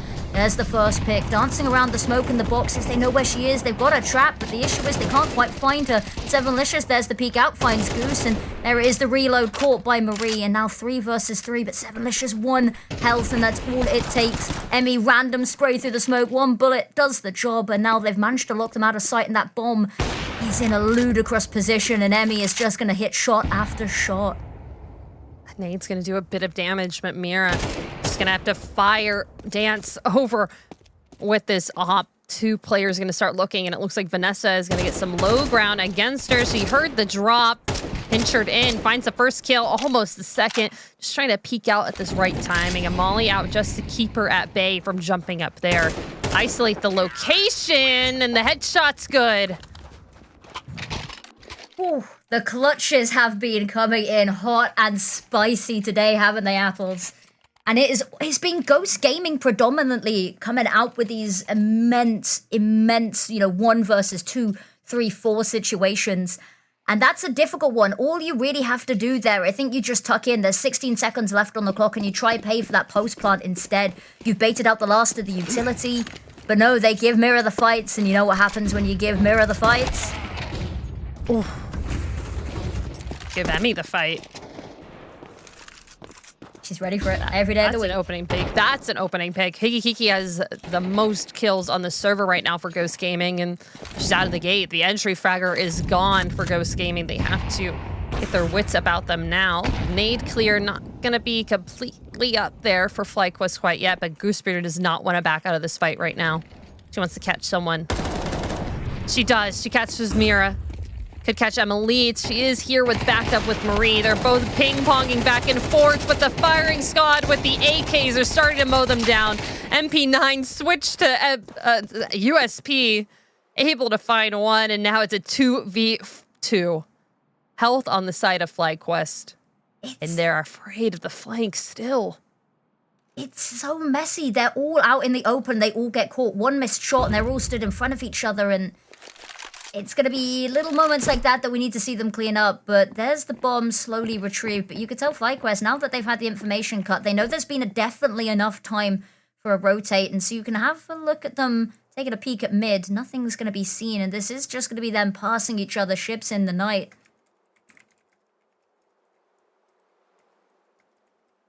Who is the flank in this situation now? Good question. I like how slowly FlyQuest have taken this, and they're already running here. Ghost Gaming, they're like, okay, we waited so long at doors. There's no way they expect this now. A goosh over. Ellie's not going to be able to do anything, but the bomb is going to get planted right at the nick of time. Spam through the smoke, just trying to get a kill. FlyQuest, they're taking this slow. They want this. They want this kill, and they find it.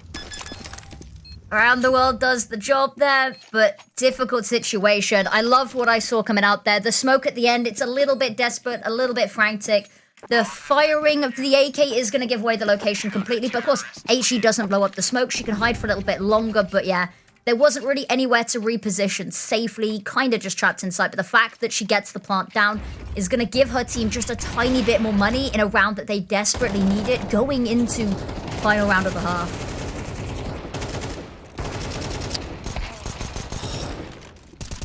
It's like FlyQuest, they have not backed down from a battle. Even when sometimes you think maybe they should. Yeah. I mean, they're able to level the playing field at least. Marie switching to the USP, not trying to get out of that fight. There was no way out. Might as well switch to your sidearm and try and find that kill.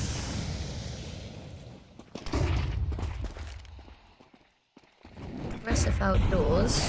There's a re-smoke coming on through, and they've got these sides on lockdown. HE to blow it open, and there's Bibian with 2, and it is huge. Impactful kills. Emmy's found one of her own. Vanessa on site. They spotted both. So much damage onto one, and now Mira 19 HP. The re-smoke comes out. We'll probably, maybe be able to get a plant in the midst of all of this, but it's all just delaying it, yeah. Nade could end it. She's getting up close and personal here. Able to find one headshot. Not expecting BBeyond around the corner. Those shots can at least get some attention out here just to get Marie in position. But the shot's good for BBeyond.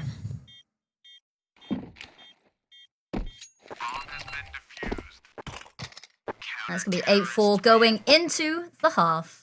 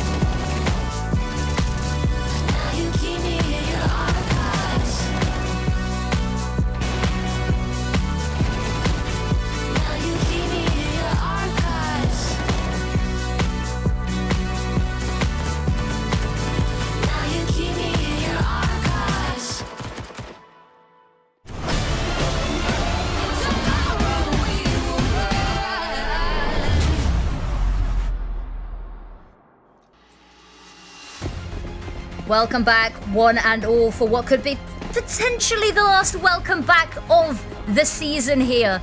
As Ghost Gaming, they need to secure themselves this map, and specifically this pistol round, if they want a chance to take this to a third and steal away this series to a third map.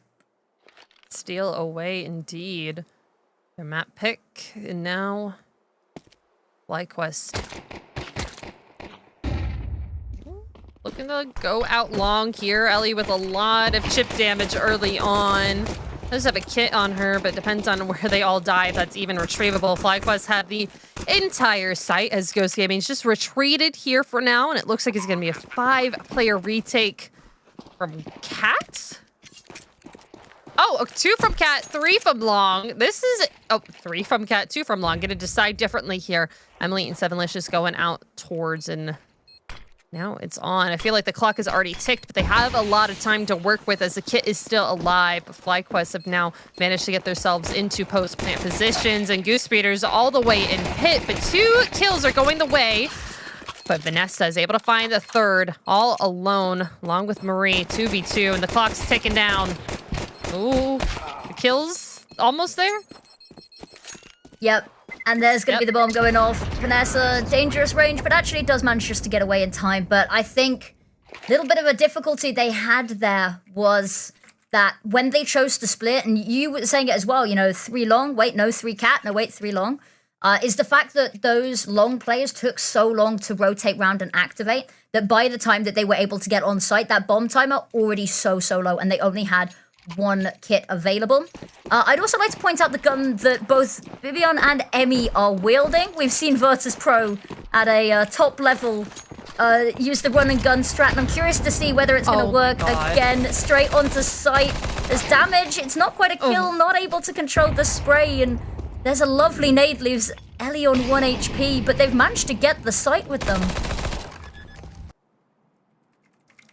Okay, I mean, they get the bomb plant. Goose Speeders here to clean up over in tons, but not very cleanly. Lots of damage, but the headshot coming in through Sevenlicious. This is a retake that is still viable for Ghost. They just brute force their way in here, but the P90 is still yapping from backside, and I don't think Emmy's going to slow down anytime soon. It does not look like it. And there's Vanessa with the final kill, and Ghost Gaming probably scratching their heads, wondering a little bit about the round that we just saw. It's messy. I think that's definitely the right way to put it, and a single HE grenade on either side there could have been the difference maker, but the P90s do in fact reign supreme, once again proving if it's stupid and it works, it's not stupid.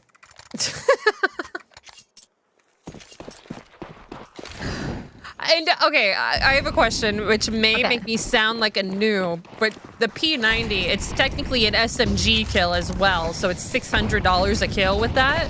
Or is that different? It is an SMG. I actually don't know what the kill reward is, because I haven't used it or seen it used very often. Ellie with the FAMAS, however, is going to clean up, and they peek 1 by 1, and they die 1 by 1 at her hand, and suddenly it's just Bibian. And that bomb in a very difficult to locate situation here.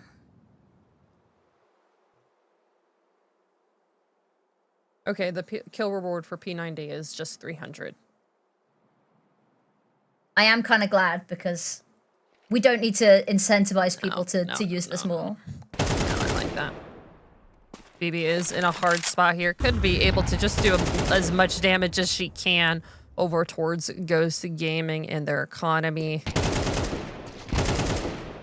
Okay, that's 1. That's 2. And now it just needs 2 more. But Pikiki headshot with the new updated FAMAS is going to end it. But we got to talk about how well Ellie handled that B-site hold. The early mollies and nades when she heard them all running there. Just able to hold it down with the FAMAS in corner by car. Getting a 3K for that round. Cool, calm, collected, all of the above. Just, it's spectacular stuff. And that's what you need to be seeing, especially when you're at such a round deficit at the moment. You need to have those players who can keep a level head and step up in these moments to keep this going and to try bring this back. And that's exactly what we've seen coming out from Ellie. Now, it's a bit of a weird eco buy coming out from FlyQuest, but opening pick does not go their way, so we can breathe maybe a little bit of a sigh of relief. Sevenlicious with 2, make that 3 through the smoke, keeps doors on lockdown, and Emmy's like, nope, I don't even want to touch that with a 10-foot pole.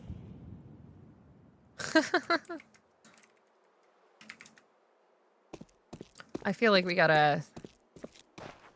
I think we're gonna just glaze past the P90 situation, right? The P90 situation. Yeah. I think situation is the right word for it. Because I think Emmy got a 4K with the P90. I think it very well could have been. mean, I'll be honest, it's sort of just a fever dream.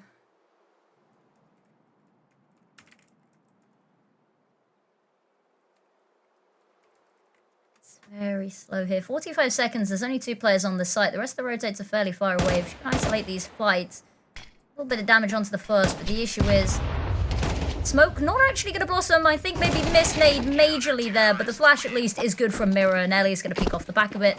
And no cheeky attempt at a plant going to come on through. Not today. Not today, and FlyQuest with that force up now. Forced into a save if they want to win with AKs in their pockets the next round. Excited to see how they do this. I have a flash on BB, and actually going to throw that on over to Goose.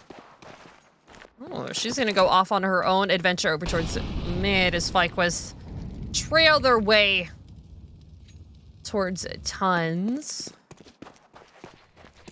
Early util thrown by Ghost.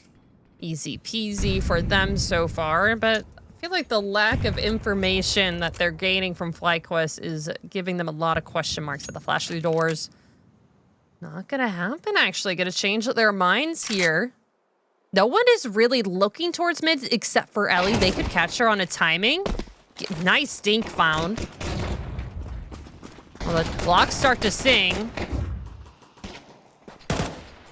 With the first Mirror chiming on in here, and it's a difficult fight to win here with the pistols and no utility.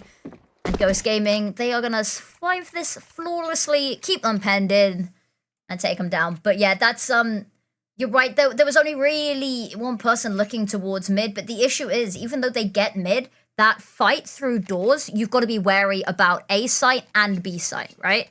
You are wide out in the open, and if you don't have a smoke to cover, you know, CT to go towards B, then you're wide open from both angles. You're taking fights with pistols, and they weren't on upgraded pistols either, which means you were at a major disadvantage at that range with those weapons. And just, you know, sitting ducks, fish in a barrel, shot one by one, and Ghost Gaming with a 7th round. They're starting to close this gap. What was a pretty hefty gap is starting to look more and more minute by the second. No P90s from FlyQuest. Fun and games are over. I do believe we have our first result of the day. We have Supernova Comets versus Black Mod. That is 2-0. The other matches, Nouns versus Mega Juniors, has gone a third. Has it gone a third map? It might go a third map. Ooh. Let's get back onto the topic of this round, though, because as I'm looking at the other maps, this one's starting to get really heated. Yeah, Ghost Gaming looking for very aggressive mid push early on. Only gonna grant them 1 kill so far, but FlyQuest, they get 3. All the lay of the land, and now all down to Ellie and Mira to pick up the pieces. As long as gonna get taken, and so is a Scythe, but the spam through. Mira's not backing down here. Want to at least show a little bit of presence, make them a little bit nervous, but the Molly's gonna keep her away from rotating on, at least just for now. Ellie's so far away as well. It's taken her so long to get over, and Goose is ready to meet her.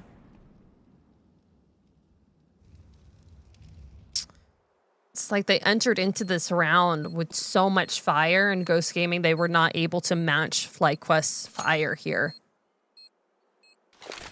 Yeah, this is what we saw towards the end of Train, is just this level of firepower and aggression coming out from FlyQuest was something that Ghost didn't fully know how to deal with and how to work around. And I'm starting to worry that FlyQuest, they're ramping up for an absolutely insane finale with a similar sort of pace. And there's an 11th round, and it's getting very close to endgame here.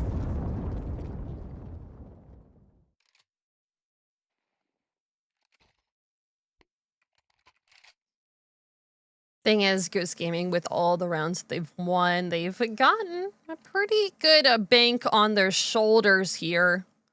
They were able to save a lot from that last round, so Ellie's not even going to have to invest. She's going to be able to keep that 7K going into the next, and even if they lose this one, they're going to have a pretty good buy considering, especially with the 2K AKs that they picked up.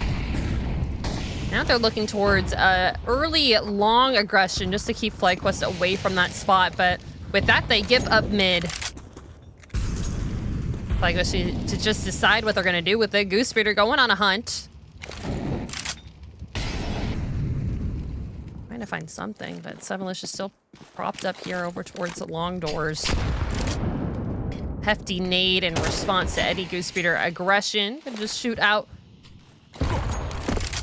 Flash out. She's on her own journey, it seems here. FlyQuest just waiting for an opening pick from someone on the extremities, but the flash in towards mid. The smoke's not going to completely cover, but it doesn't matter. They find that first kill. Emily just trying to shoot through the smoke, trying to find something. The nade clears. Mira's not able to find one. She gets pinched in as the rest of FlyQuest just ascend into the site, and they have no reason to not go for this. They have the money, but they have no site control. They are all on the other side. They put all their eggs into one basket, and that was long. Yeah, difficult to come back into this, as you said. Too far removed from the situation, no map control, and actually, looks like FlyQuest, they are not particularly happy to let Emily keep hold of that orb. They loved last map, knowing that they were at a weapons advantage every round. Actually, lovely crossfire established here. Biggie Kiki gets one, but the issue they're going to have is Emily. And now ducks down. And they can just keep nading her down here.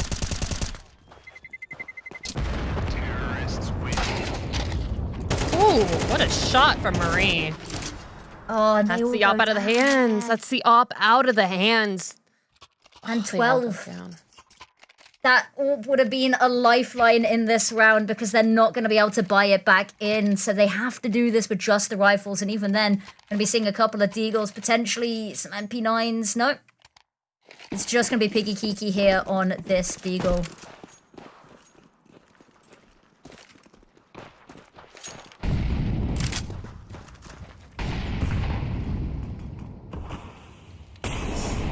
Sacrificing the money just for these rifles. They need to be able to get something just to crawl back. Not as much as a crawl back as Train was, but they're going to be aggressive with it. Quickly into mid, but mid is a blender for FlyQuest. 2 players down just like that in an instant. They are punished for their aggression, and Ellie going back in, trying to at least find an angle that she could find to take something off of them. Kiki gonna at least possibly pick up a rifle from one of her teammates.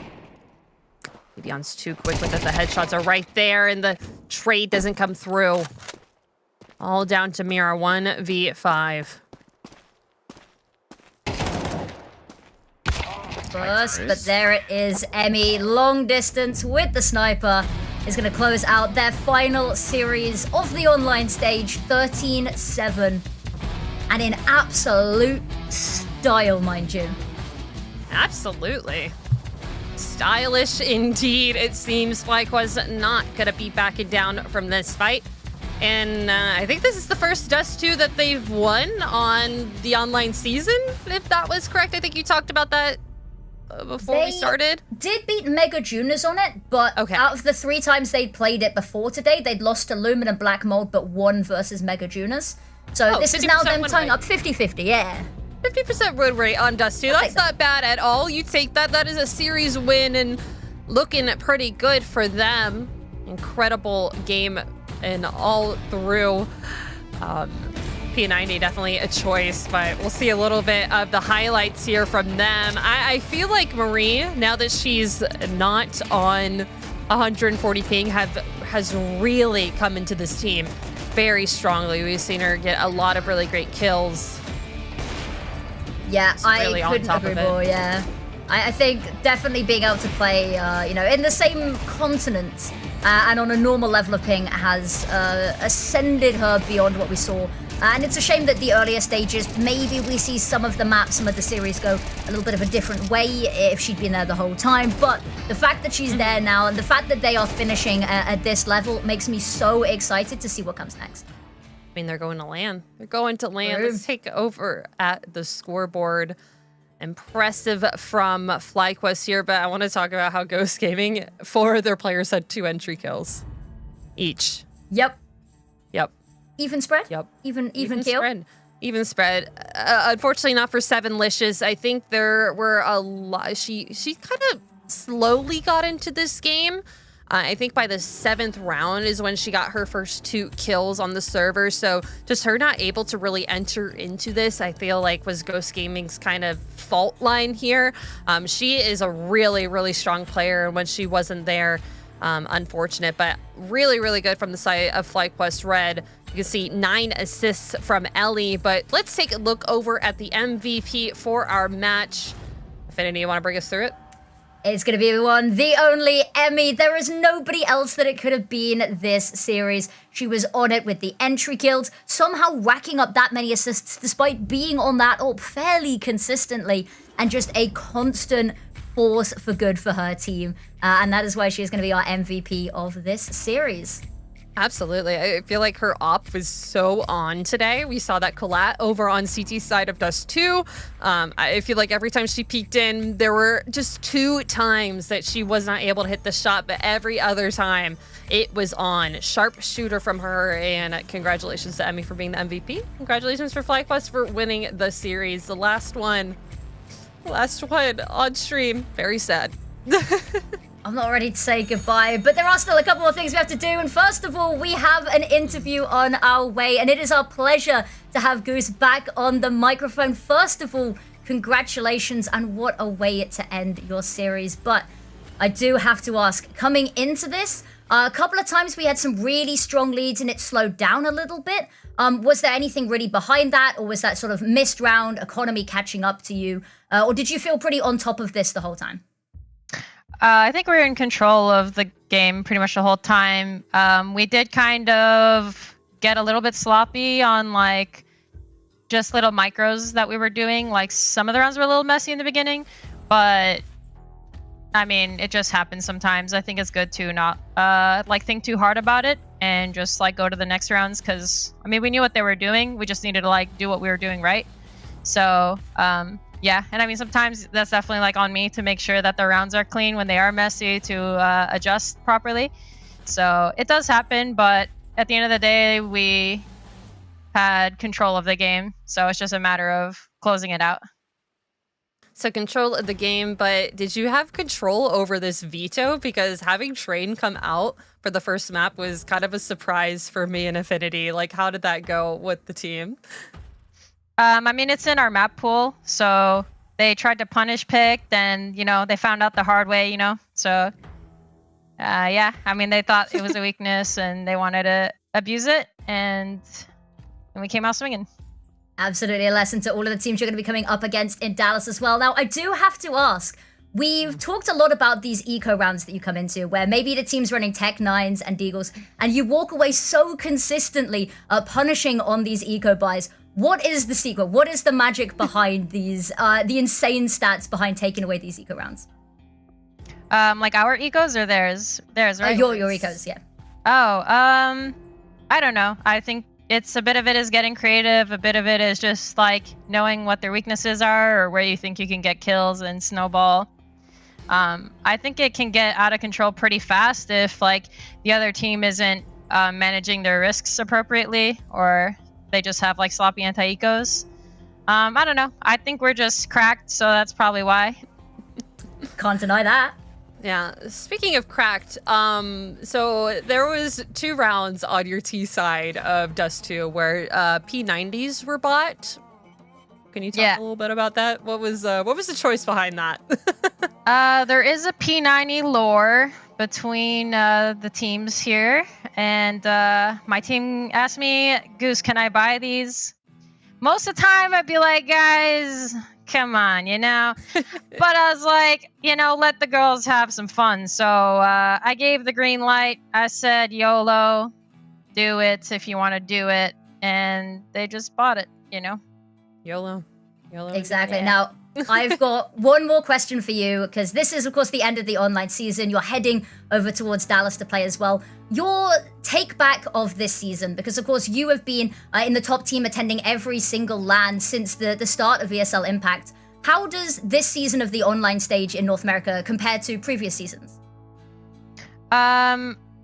I mean, from our standpoint, we're just constantly trying to improve. I do feel like we are definitely a new and improved version of ourselves. I think we continue to outdo ourselves. So I think we're feeling good going into the event. It's just, we just keep practicing. But we have a lot of really skilled players who they all bring a lot of different strengths to the table.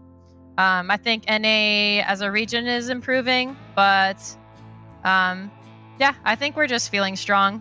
I think we just needed to get Marie in NA, get comfortable, and I mean we've been doing great since. So. All right. Well, thank you for coming on. Thank you for talking to us. We'll let you go celebrate with your team with this series win, and we hope you have a great night. Congratulations. Thanks. Bye. Exciting stuff, and I love to see the confidence coming out from FlyQuest every time we speak to any of the members of the team. And you heard it there. They're cracked. You've seen it today. You've seen it in previous seasons. You've seen it all of this season as well. So I think there's not much more to say on that. They're looking good, and we wish them the best heading into Dallas. But I think maybe it's time that we look at the overall standings of how the rest of the region is faring as well, because a couple more teams have finished their final matches of the online stages, and this is how it's shaping up right now. Looking good, and I do have some news. Nyx Empire has won their first map of the season against Lumen. They're still in their best of 3 right now, so it'll be updated on the Twitter just a little bit later once that's over, or you can go and check and look out at the community streams if you want to watch that. But it's looking like a season's finished here for North America Affinity. Everyone is here. Lucky number 7s through almost all of the matches here is Supernova Comets on top 7-0.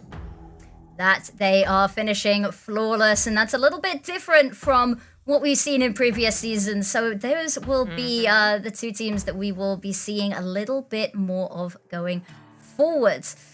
So yeah, that's going to consolidate everything from our end, and nothing much has changed here on this front. We already knew which two teams were qualifying coming into this from North America, but it does just really have FlyQuest being sent off on a high here. Yes, we have 2 more games tomorrow for the deciders for Europe, and it's going to be a spicy one, so be sure that you come and watch those with us. We have 2 fire matches for you, and I cannot wait to watch them. They're going to be incredible, and I'll see you all in chat. I'll see Affinity in chat. We'll be chatting it up together. Absolutely, we will indeed. DMS, it is DMS, Prototype Blaze, Big Akeeper, and Eco Warriors are the 4 teams still fighting it out tomorrow. There will be 2 best of 3s, and they will be over in the wonderful EU. And I'm not sure if I'm allowed to say spoilers, but it will be with the wonderful Lucy and Brandon, who have been bringing you all of the action from Europe this season. And I think that they are going to be killer matches. So yeah, I'm going to be in Twitch chat. I expect to see you guys there as well, if you are able to. I have my prediction. Ooh. I have my prediction. I'm not going to tell anyone. I'm not going to tell anyone. I'm not going to tell anyone. Okay. Well, there will be plenty of time, of course, to do predictions of our own with channel points tomorrow as well. But there is one last thing that we have to do before we end up today and end up the season. There are 5 players from all of the regions, from all of today, to highlight for you guys and showcase in all of their glory.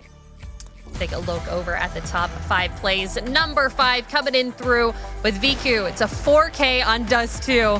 And oh my gosh, a nade kill as well. The op just goes burr here, Affinity. The op goes burr indeed.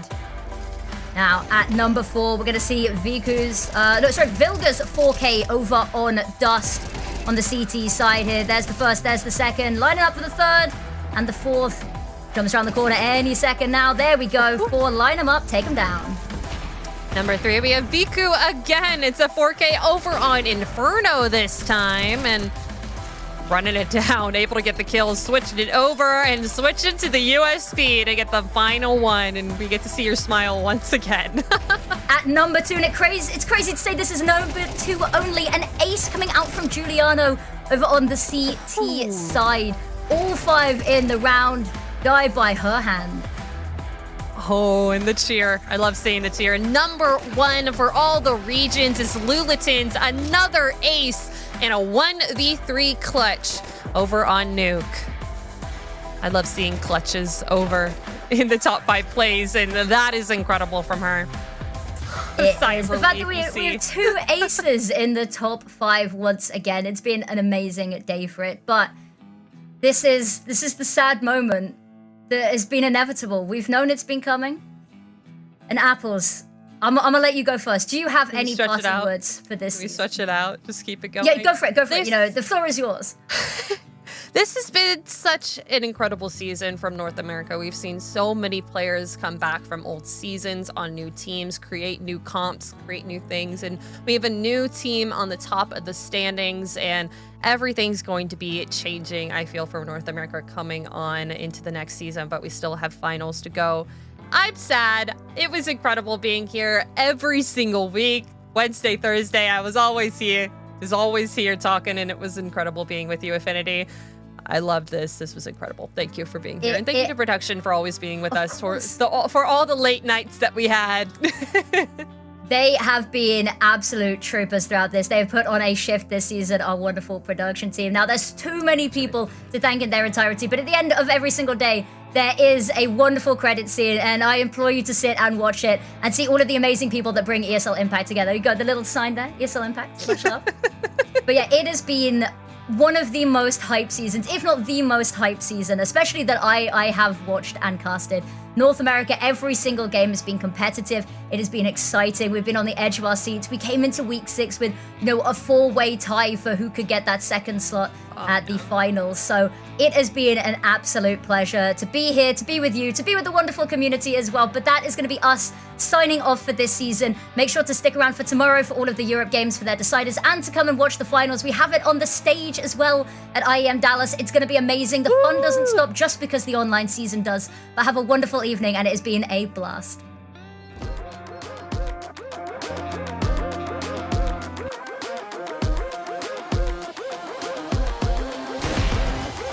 I believe it, I can see it. If it's in my sights, I achieve it. Ain't no leaving, no defeating. Show up, complete, and repeat it. Every day, rules that game. I always go 100%. Start to end, to the end, out or in. No between, you gotta go 100%. Click to win every single moment. Caught up in the motion, got no use for caution. Hope you're ready for a fight. I believe it, I can see it. If it's in my sights, I achieve it. Ain't no leaving, no defeating.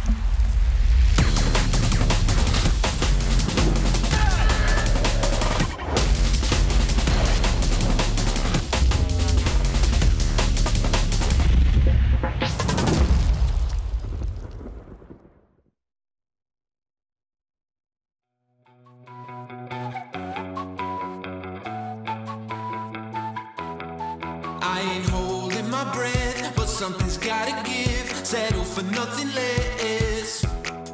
Gotta go, gotta get. I take it as it is. The game is never ending. We never signed it to life, but we're here for the ride. So hold on tight.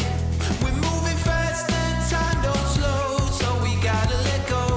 We already know we're just living for the good times. Nothing better than the good times. Stay living for the good times. We're living for the good times. I don't know if you noticed, but I ain't on it. If it don't got that buzz, stay awake, come alive, throw hands up in the sky, and I love it how it was. We never signed it to life, but we're here for the ride. So hold on tight. We're moving fast and time don't slow, so we gotta let go.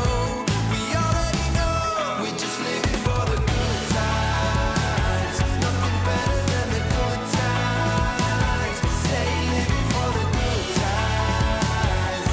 We're living for the good times. We gotta love.